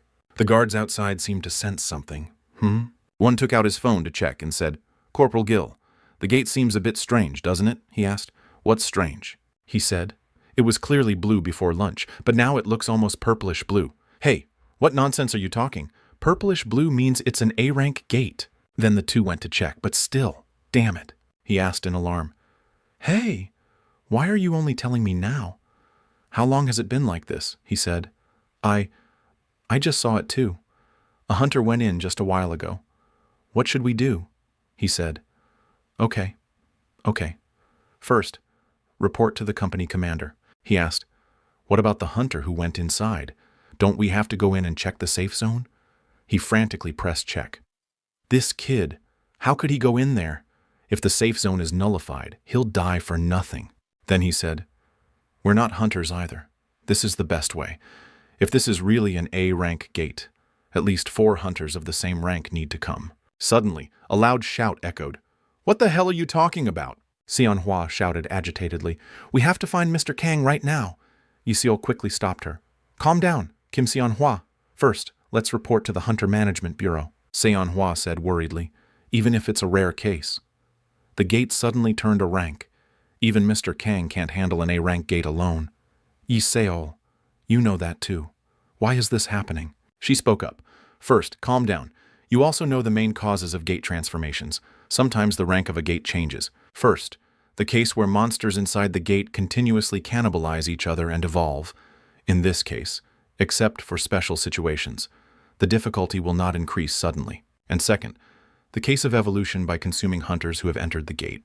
In this case, they are affected by the characteristics of the consumed hunter, and an unprecedented special individual is created, Yiseol thought worriedly. And mostly in the second case. The difficulty increases significantly, though I don't want to admit it. Mr. Kang Shin-hyuk probably now has, Manhwa said. Don't look at me like that. It must be because the monsters ate each other and evolved. Yiseol then said, Mr. Kang has been gone for over an hour. I'm just thinking realistically. Yiseol blamed herself. It's my fault. I shouldn't have let him go in alone, talking about safety. But I myself was too complacent about this emergency situation. Thinking this, she then said, if we absolutely must go. Manhwa, you wait in the Superman's safe zone. I'll go find Mr. Kang because I'm faster. Manhwa said. Yiseol, she thought to herself, if it were Master, he would probably do this. She carefully instructed, if he's still stubborn inside, I'll knock him out and bring him out. Promise me that if the situation gets too bad, you'll come right back out. A guard approached and said, Hey, hunters, you've seen the state of the gate. Are you really going in? Yiseol replied, We need to confirm his survival at least. Please allow us to enter. Hearing this, he said, Anyway, it's too dangerous to go in now. The other person then said, Let them go, he said. That person is Hong Yiseol, Kim Man-dong's disciple. She'll be able to do something, she thought to herself. The worst-case scenario is that Mr. Kang has probably encountered the boss monster already. To call the boss of an A-rank gate, you need at least 4 A-rank hunters to take it down, perhaps a giant tarantula, or a giant cockroach, or an ancient orc. If truly unlucky, it could be an ogre, known as the nightmare of the deep forest. That appears. Manhwa silently prayed, Mr. Kang, please, she thought to herself. Please just hunt in the entrance area. Shin-hyuk at that moment sighed. Phew. I've gone this deep following the monster's senses, he said. I've taken down about 50 of them. But why is there still no sign of completion? Could this gate have a separate boss monster? The gate disappears 12 hours after all monsters are dealt with, and the sky turning yellow is the sign of completion. I did sense a huge presence earlier, so I thought there was a boss, he thought. But no matter how I look at it, this is just a D-rank gate. It's strange. Suddenly a large monster appeared. He was astonished. Why would an individual from an A-rank gate appear here? Just then, the system announced a monster called the Nightmare of the Deep Forest, Ogre. When 3 A-rank hunters fight an ogre, one will surely die, and when 4 fight, one will be seriously injured. So this is an individual requiring at least 5 people, Shin-hyuk thought. I knew it. In the novel. The main character also struggled against an ogre after a gate misassignment. Of course, that was a 2-headed ogre from an S-rank gate. If I fought with 5 A-rank hunters, I might win. But this overwhelming feeling is different from fighting people. An ogre is definitely dangerous. The system displayed a notification. An ogre's strong bones and highly elastic muscles give it excellent mobility. Its skin is also very tough. An aura blade only leaves a scratch. It quickly advanced to attack him. The ogre is a monster with a completely different mana stone level. Therefore, we advise you. He gulped, looking at the large dent in the ground from the previous attack. The system continued. You should try again after completely mastering Aura Blade. Shin-hyuk thought. This is crazy. Just 1 punch and the ground ended up like that? 10 punches would probably create a hot spring. He was a little scared. But then again, it keeps trying to stop me. What level of mana stone makes it like this? The system displayed. According to Kang Shin-hyuk's memory, the value of an ogre's mana stone is 10 million won per stone. Hearing that, he drooled. 10. His sword-wielding hand trembled. 10 million. Heavenly demon sword style. Meanwhile, Yi Seol was running as fast as she could to find a trace of him, calling out, Yu Seong. Shin-hyuk, on the other hand, was extremely excited and said, "This really stirs the blood. How joyful." Yi Seol kept running and running very fast, unsure how far she'd gone from the safe zone. As soon as she entered the forest, Hong Yi Seol started running at full speed. She looked around, examining, and immediately spotted the corpses of giant apes scattered everywhere. Yi Seol saw a long, dragging trail of blood on the path. She silently deduced. The traces weren't in just one spot but formed a trail. That meant there had been a chase between a hunter and monsters. She bent down and touched something on the ground, guessing. This is vomit. She worriedly imagined him being chased to exhaustion by monsters. Mr. Kang Shin-hyuk. Was he in such a difficult battle that he had to vomit? I really shouldn't have let him risk it alone. I should have gone in with him from the start. Yi Seol stood in the middle of the bloody path, guessing silently. No. If so, there are too many strange things. Yi Seol envisioned them being pierced by slashes, silently analyzing. The first corpse I saw was like that too, and all the corpses found so far are in the exact same condition. Most were decapitated, and the cut surfaces were perfectly smooth. Yi Seol processed the information she had about the apes. Giant apes are the fastest of their rank, and their flesh and bones are very tough. Moreover, they are pack-hunting monsters, so even I wouldn't easily handle each one in a single blow. The more she thought, the more confused she became. That filthy sword, no matter how famous a blade, couldn't cut like that. Did he use an aurora blade? Why is this person B rank? After thinking in circles, Yi Seol considered the worst. Wait, if so, these aren't traces of being torn apart, but traces of them being pursued. She found it even more confusing, pointing to her head in puzzlement. Why the vomiting, then? Without thinking further, Yi Seol stepped forward. A beast let out a ferocious roar. The roar was so loud she could hear it from her position. Startled birds flew out in all directions. Seeing the cuts on the giant apes, Hong Yi Seol temporarily felt relieved. A helpless, fearful thought flashed through her mind. Hope lasted only for a moment, hearing the roar from the other side of the forest. Hong Yi Seol was certain Kang Shin-hyuk was dead. This roar was. She immediately pictured Shin-hyuk facing the monster. An A-rank monster, the worst kind, nicknamed the Nightmare of the Green Forest. Yi Seol remembered former members who had entered here. Ordinary hunters would freeze up and panic just hearing its roar, even if they regained their composure and fled. The result was the same. Its massive hand reached out and grabbed a fleeing hunter. The ogre's speed, crushing trees with its giant footsteps, was so fast it could easily hunt down even a giant ape running at full speed. Yi Seol anxiously crouched, bracing herself. There's no need to consider anything further.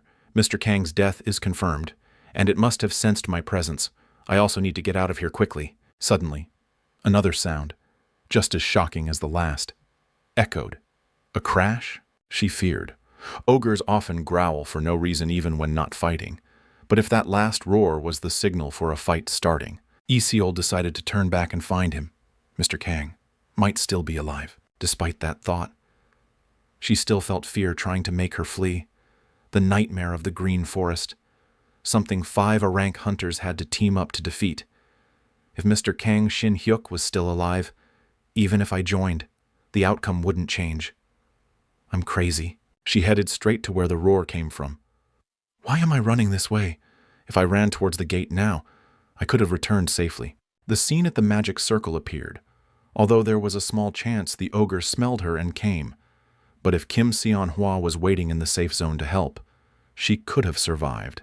Yi Seol dreaded the thought of facing Seon-hwa. Even if something bad happened, could I go back and look Seon-hwa in the eye? After ignoring the possibility of saving Mr. Kang, after muttering to herself in circles for a while, Yi Seol regained her composure and kept running. Oh, goodness, all that talk about rationality and safety. And in the end, today, I'm truly a mess of contradictions. Finishing her thought, She called out loudly, "Mr. Kang, it's Hong Yi Seol. If you can hear me, please answer." Yi Seol ran very fast, "Sir." She was startled when she saw him again. Kang. Before her eyes was a brilliantly shining sword. Blue light emanated, shining on her face. It's an aurora. It's like... Shin Hyuk was holding the aurora blade. His eyes were milky white, like someone soulless, a dreamlike scene. Slashes burst forth, illuminating the entire sky, a sight incredibly beautiful. The monster was almost surrounded by slashes, unable to escape. The monster was nearly exhausted, blood splattering all over its body. The ogre's outer skin, which had traded strong regeneration for extremely strong defense, was being torn apart like a wet paper towel. She was dumbfounded, thinking she was seeing things, even if Manhwa had told me. I absolutely wouldn't have believed it. But there's no mistaking it. That's definitely an aura blade. From within the thick smoke and dust, someone's voice emerged. "Huh? Yi Seol? Weren't you outside? That's strange. I didn't think it took that long."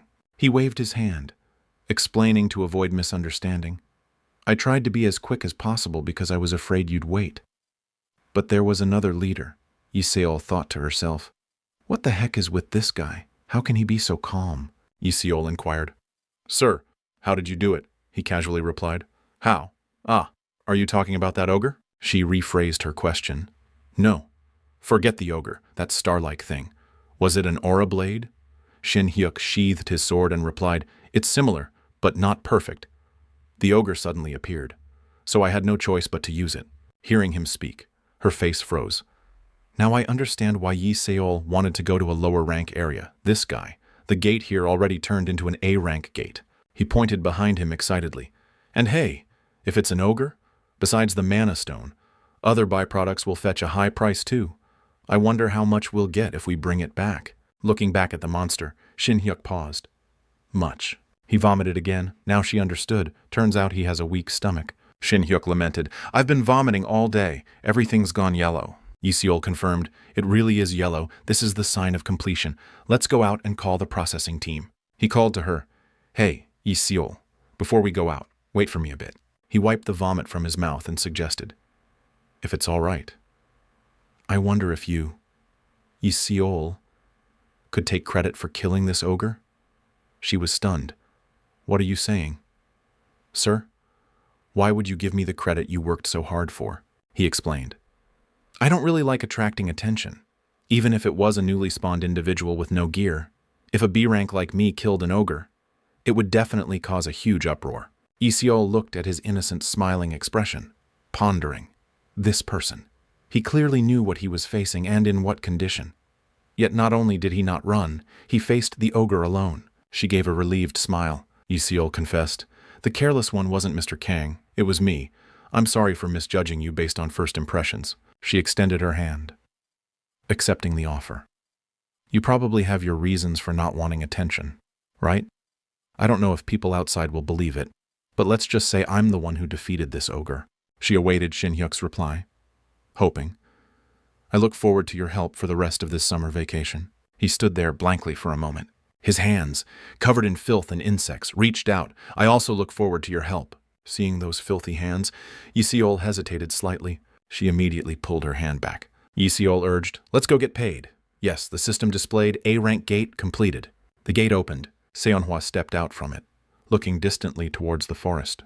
She stood there anxiously, clutching her staff. Suddenly, something surprised her. It was Shin Hyuk and Yi Seol approaching. They greeted Seonhwa. Seonhwa covered her mouth as if to hold back tears. What a miraculous thing. She rushed to hug him. Kim Seonhwa not only hugged me tightly upon seeing me, but Hong Yi Seol also apologized repeatedly, bowing her head. Suddenly, she smelled a foul odor. Immediately, Seonhwa stepped back. Shin Hyuk looked at the two girls and sighed, after hearing the explanation. I understood. Turns out the gate had transformed, so they thought I was dead. And it's quite surprising. If I were in their shoes, would I have thought the same? Seeing them run towards me even after hearing the ogre's roar, it's unexpected how loyal they are, too. After thinking, he spoke up. "I'm sorry for making everyone worry. Thank you for coming here." Seonhwa wiped her tears and replied, "Luckily, you're safe and sound, sir. On the mountaintop, with just the three of them. Yisiol asked. Hey, Mr. Kang, do you know any unit? How should we handle the corpse? Shin Hyuk dodged the question. Yisiol, please ask someone you know to help. It's been a long time since I last hunted. After some discussion, he stepped out of the gate. As soon as Shin Hyuk poked his head through, he praised the fresh smell of fight inside. Shin Hyuk looked at everyone and observed. It's strange how different it is from the air inside the gate. He suddenly wondered to himself, what's this? Why is everyone like that? A soldier approached and inquired, Are you the B-rank hunter Kang Shin Hyuk? Shin Hyuk admitted, Yes, that's right. What's all this about? The man saluted gravely and reported. We received a report that the D-rank gate transformed into an A-rank gate. We received a support request from the Hunter Management Bureau and came from a nearby unit. Saying that, he surveyed the situation. I heard 2 other hunters went in for rescue. Why did only you come out? Could it be you're the only survivor? Now Shin Hyuk realized the issue. Ah, no wonder so many people gathered. They must have thought we were all wiped out in the transformed gate. Shin Hyuk reported, Everyone is safe. The gate has been completed. The soldier was alarmed. An A-rank gate. Completed? While he was smiling and talking. From behind, the monster's head emerged from the gate. That's right. Would I lie to you, military men? He quickly turned and warned, That's an ogre. All units, prepare to fire. The bloody head suddenly spoke. Everyone, calm down. Everyone froze. Yisiol stepped out right after and clarified, It's me, a rank hunter Hong Yisiol. All 3 team members are safe. The 2 of them struggled to get the monster through the gate. Mr. Kang. This won't come out. We'll probably have to cut it, right? Let me put it back in. I'll go in and cut it. The soldier was still dazed, thinking to himself, It really is an ogre. Not 4, but 3 people. How could they defeat an ogre? How could... The 2 guards over here were just as surprised. Wow. Corporal Kim, what is that monster? It's terrifyingly huge, he replied. You must have seen it during training. That's an ogre. I never thought I'd see an ogre's corpse with my own eyes in my lifetime. Wow, it's really big. He stood outside, watching Shin Hyuk bring the monster out, praising admiringly. Isn't an ogre a monster that takes 5 A-rank hunters to defeat? I heard that too. As expected. Kim Mandong's disciple is on a whole different level. They looked at him and whispered, I saw him come out first, so I thought he was the one who caught it. That scholarly appearance. Look at that shameless expression. You need to learn how to judge people. The guards discussed how the monster was defeated. Even looking at the ogre's corpse. You can tell right away. That person is a swordsman. How could he create such wounds with a sword? Well, anyway, it's not like he didn't help at all. Hearing that, Shin Hyuk felt more at ease. Luckily, looking at the wounds, they believed Hong Yi-seol handled it. Anyway, I did manage to cut it, but if the heavenly demon sword style hadn't worked, it would have been quite difficult. He looked over at Yi-seol, who was discussing, and pondered. The company they called is one Yi-seol knows well, right? I wonder how much they'll pay. Over here! The man rubbed his chin in admiration. Hey, Ms. Yi-seol, what method did you use in the end? This is the first time I've seen a giant ape in such good condition, and you're definitely Mr. Kim Mandong's disciple. This is also the first time I've seen an ogre tattered like a rag like this. Yi-seol gave a wry smile, brushing it off, and asked, It just ended up like that. So, uncle, how much can you pay? Hearing the price, Shin Hyuk's jaw dropped in surprise. Ah, the giant apes are in good condition and there's a decent number. So I'll pay 1,600, Shin Hyuk repeated. 1,600. Yi-seol accepted and then asked, Not bad. So, what about the ogre? The man turned away, scratching his head reluctantly. Tisk, the ogre's bones are okay, but the skin is too damaged. He made a decision. It's hard to use much of it. So, 1,300, not including the mana stone price. What about that? Yi-seol, disheartened, turned to ask his opinion. Ugh, the price is a bit disappointing. What do you think, Mr. Kang? Shin Hyuk was so happy he wanted to cry, unable to say anything more. Mr. Kang, his hands trembled. 1,300, 1,300, no way. Tears streamed down his face as he thought to himself. Plus the mana stone price. How much is the total? Shin Hyuk shouted. 4,000. 4,000. He shouted with elation. 40 million won. The man didn't understand what he was saying and sighed in exasperation. What a strange friend. Yi Seol caught it. So why is he so happy? She also laughed it off. I have some reasons, so please transfer the money to his account. Uncle, Shin Hyuk shivered as he recalled the old days. I once made hundreds of millions by accumulating stocks bit by bit. But this is a real explosion. Just one corpse and it's 40 million. If it weren't for Lee Ji-sung, I would have quit teaching to become a hunter. Soon after, Seonhwa saw the money had been sent. The payment was made in an instant, plus the tax exemption benefit for hunter school teachers. The two of them had their schedule disrupted due to the gate transformation. Each received 10% of the income. Lee Seol and Seonhwa were flustered. Mr. Kang, you really don't have to do that. That's right, I didn't do anything either. Shin Hyuk explained, hearing what happened outside the gate. My heart felt a bit uneasy. I apologize for making you two worry, and I'm giving this as thanks for you two coming all the way to the gate. Please accept it. Seonhwa was awkward. This makes us feel too indebted. He had to change the subject. We're not just meeting today. Are we? Is our group ending today? She waved her hands in denial, flustered. No. Summer vacation is still long. We'll continue. After that, he cheerfully put his hand to his forehead. That's right. So don't worry too much about it. I look forward to your help in the future. Lee Seol's eyes widened in surprise. Her cheeks flushed slightly. Even while eating, she was dazed until someone called out loudly, Lee Seol, Hong Lee Seol. Seonhwa, while eating, waved her hand and asked her, Are you okay? Ever since Mr. Kang left, you've been acting a bit strange. At my place. You didn't say a word and even seemed to have no appetite. Lee Seol sighed and corrected. It's nothing. Today, I only transported corpses and drove. And hey, thanks to Mr. Kang, I earned 4 million without doing anything. She hesitated sincerely. Honestly, I still feel awkward about it now. So I'm wondering if I should return it, Seonhwa said. 4 million isn't that much money for an A-rank hunter like you. Is it? Are you really dazed all day because of that? Lee Seol looked as if she'd just been enlightened. Her eyes brightened. She recalled what she had just witnessed and analyzed, the terrifying aura blade that could overwhelm an ogre. That was a technique no hunter had ever displayed before. After pondering for a while, Lee Seol said to her, Seonhwa, for me, someone whose growth has stagnated after reaching a rank, perhaps Mr. Kang could be the key for me to become stronger. Suddenly, someone approached and agreed with her words. Those words indeed make sense. Man Dong emerged, wearing a pink apron. As soon as she saw him, she called. Master, he asked, I heard you went hunting with Seonhwa today, didn't you? I heard news about the gate transformation. Man Dong put down the bowl and stated clearly, Even as my disciple, you still don't have enough strength to defeat an ogre on your own. Considering Mr. Kang effectively attacked me, if anyone here has that ability, it's him. Lee Seol didn't hesitate and admitted, That's right, he's a B-rank hunter.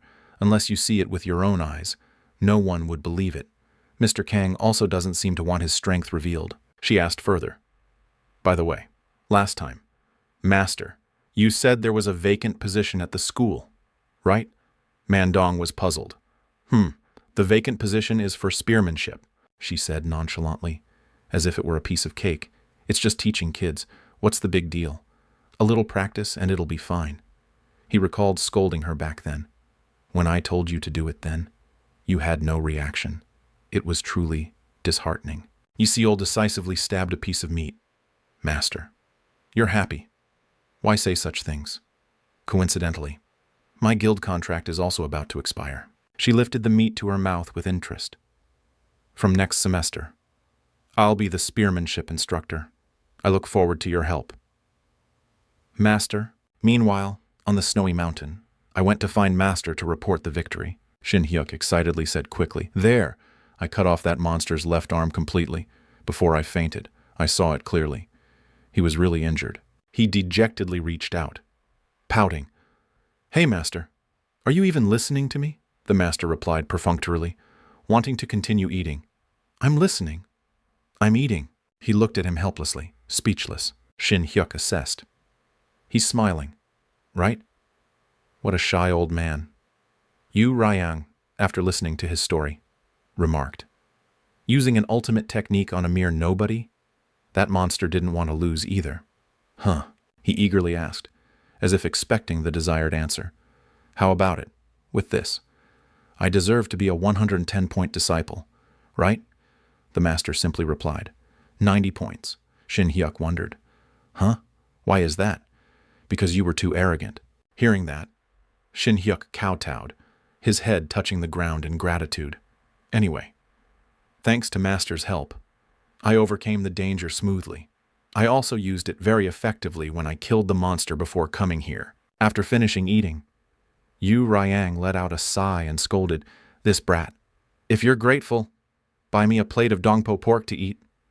Hearing that, he immediately replied, "Oh my, I didn't come empty-handed." Shin Hyuk opened his bag and said, "I was going to give it to you before fighting the monster, but this is the gift I prepared for you. Master, please accept it." Colorful books lay on the ground. He was puzzled. What are these books? He explained. These are textbooks for learning the language used in the outside world. Shin Hyuk recalled his master's words. Master, you once said you wanted to know how the world outside this snowy region has changed. The master held a large device in his hand, curious as he didn't know what it was. This brat. How did you even think of this thing? And what is this book? Why is it so unusually large and heavy? He turned it on to show him more clearly. Ah, this? You just open it like this. Seeing the screen light up, Yu Ryang was aghast. No, what in the world is this? Many music videos appeared on the screen, and he clicked on one of them. A currently popular female singer appeared, dancing and singing. Yu Ryang snatched the device in surprise. There are people in the book. Hey, he reassured. Master, please calm down. This is how human images are recorded. He examined it and then lectured. No matter how you gesture, I won't understand. The computer screen continued to play that music video. Seeing Yu Ryang was interested, Shin Hyuk explained. This is the most popular idol group right now. You can consider them dancers. Aside, Shin Hyuk smiled faintly, satisfied.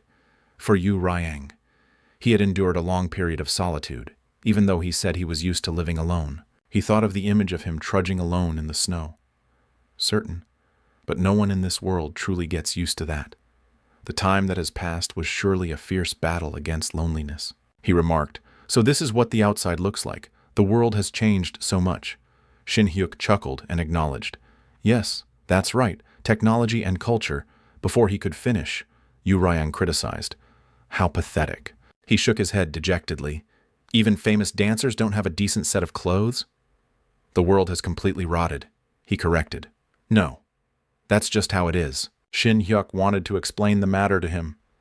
No, Master, that's not something. Yu Ryang smiled amicably. I'm truly old now. Seeing this magical book and Perilla sesame noodles, I understand. He crossed his arms and asked him, Disciple, this outside world has truly developed splendidly, hasn't it? Shin Hyuk could only scratch his head and reply, Yes. Well, apart from the gates appearing everywhere and causing chaos, since he had the chance. Shin Hyuk continued, By the way, I'll be quite busy tomorrow. Today, I have to teach you how to use the laptop and then go. Yu Ryang doubted him. Does training require rest? That's not like you at all. Shin Hyuk shrugged and retorted, Master, you said the best training is real combat. This disciple will go out, thoroughly wipe out monsters, and then return. Then they both sat down by a rock, and he began his lesson. Now, look here. This round thing is called a mouse. If you move this white thing here. Shin Hyuk rambled on, explaining all its functions. Yu Ryang didn't pay attention to it. He looked at him. He let out a helpless sigh. The next morning, Yiseol and Seonhwa had been waiting for him for a long time. Mr. Kang, over here. Upon meeting them, Shin Hyuk greeted. Good morning, you two beauties. Have you two had breakfast yet? She answered honestly. Yes, I ate with Seonhwa. What about you? Mr. Kang. The three of them stood there chatting for a moment. I've eaten too. You two ate together. So you must have met up very early. Ah, last night I slept at home. Let's go in my car today. With that said, the car rolled off. Shin Hyuk noticed a bag on the back seat. Curious. I've never seen this in the back seat before. What is this? Yiseol replied. Ah, That's a collapsible spear. I plan to try using a spear today. Shin Hyuk, puzzled, unconsciously repeated. Huh? A spear? He silently pondered. What's this? In Becoming a Hunter, it didn't say Hong Yi-seol used a spear. The strange question kept circling in Shin Hyuk's mind. Her special skill is hand-to-hand combat techniques. Why is she suddenly using a spear? Seonhwa explained to him. This time. The spearmanship teacher position at our school is vacant. Her every word struck Shin Hyuk's ears like a punch. Yi-seol said she's going to apply for it. He recalled someone's bright smile, yellow pants, and figure, wondering. Spearmanship. Spearmanship refers to Mr. Jong's position, who quit after losing to me. Right? But not a hand-to-hand combat teacher. A spearmanship teacher? This. He worriedly thought of the worst. The original plot has been changed. Shin Hyuk worried. Did I do something wrong? I didn't advise her to use a spear, without thinking much. He asked to clear his doubts. Hey, Ms. Yi-seol, why did you suddenly make such a decision? She glanced at the rearview mirror to see his foolish expression. It's just, Yi-seol straightforwardly stated the benefits it offered. I think life at school isn't too bad. You get to rest during summer vacation and also earn a salary. Shin Hyuk furiously clenched his fists and cursed inwardly. What the heck is that lady saying? How much money do you even make from one gate trip? She's clearly too comfortable for her own good. Finally, he decided. Anyway, I have to stop it. If Hong Yi-seol, of all supporting characters, changes her setup, it's a major disaster. Thinking this, he spoke up to dissuade her. Spears seem hard to use. If it's not your specialty, won't it be difficult? She just said, hunters who use spears usually have a slight advantage in exams, but the spearmanship taught at school isn't too difficult, so it should be fine. Seonhwa, also looking expectant, turned to ask her, Hey, the teacher recruitment exam isn't easy at all. Don't you think you're oversimplifying it? Buddy? Yi-seol brushed it off. There are bonus points for being an A-rank hunter. What's the problem? Her next words eased his tension. Besides, it's only temporary for this semester. Temporary? A temporary teacher. He quickly asked Yi-seol. Yi-seol, you mean a temporary teacher? Yi-seol admitted, I plan to try teaching for just one semester. She cleared up his doubts. If I find teaching suitable, I'll take the exam again and switch to hand-to-hand combat techniques. So that's it. Phew. That startled me. Seonhwa suggested. The gate assigned today is a place with undead monsters. By the time we get there, it'll probably be lunchtime. Let's eat first. He was excited and curious about the meal. All right, what's on the menu? I brought a lunchbox. I've also prepared my own. Hearing that, he felt flustered. Oops. If you were making lunchboxes, you should have told me to bring one too, Shin Hyuk thought, scratching his head sheepishly. There probably aren't convenience stores in the mountains. I haven't prepared anything. Seonhwa tilted her head sympathetically, correcting him. Huh? I prepared Mr. Kang's portion too. Did you want to eat something else? Sir? Shin Hyuk blushed bashfully. My portion. You made one too? I completely didn't expect this. A lunchbox prepared by someone else. He remembered the sad old days. When I was a student, I didn't even have a lunchbox for picnics. I was just grateful for the few thousand one my parents left on the table. He innocently expressed all his thoughts. I thought you only prepared for the two of you. Seonhwa smiled teasingly. Oh, come on. It's not like we're ostracizing you that we'd only prepare our own, she asked curiously. Do we look that cold? That's too much, he denied. No, it's not that. To live until now and experience this day, it's truly touching. The car continued to speed along smoothly, mingling with their conversation. Look, there's a park on the map. There's a mat in the car. Let's eat there. Yes, anywhere is fine with me. A little later, the lunchboxes were all ready. He happily ate his portion. Actually, when preparing his, she had accidentally put a whole container of salt in it. As soon as he took a bite, his face turned pale. Seonhwa invited Yi-seol to try, but she fearfully avoided it. After eating for a while, the gate opened. After eating that disgusting food, those two just wanted to deal with her and be done. But Seonhwa still smiled undeterred. Monsters with frightening eyes gradually appeared, but the two of them easily sent them to meet their ancestors, while Seonhwa stood by cheering. He punched the monster, his decision firm as a nail hammered in. From now on, I've decided to buy food instead of preparing it myself. Yi Seol shouted a warning. "Mr. Kang, right now," he recounted.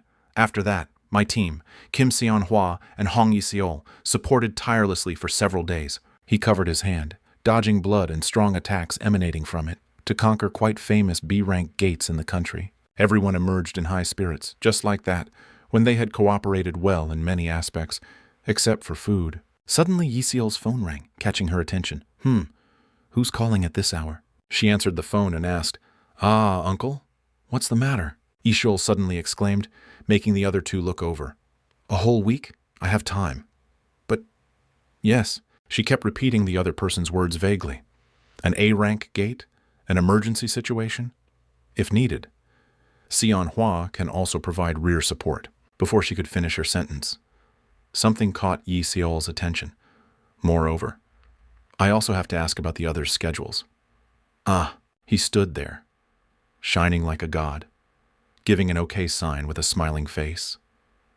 "It seems it's all right." Shin Hayuk thought to himself, "I'm about to face a major turning point in my second life.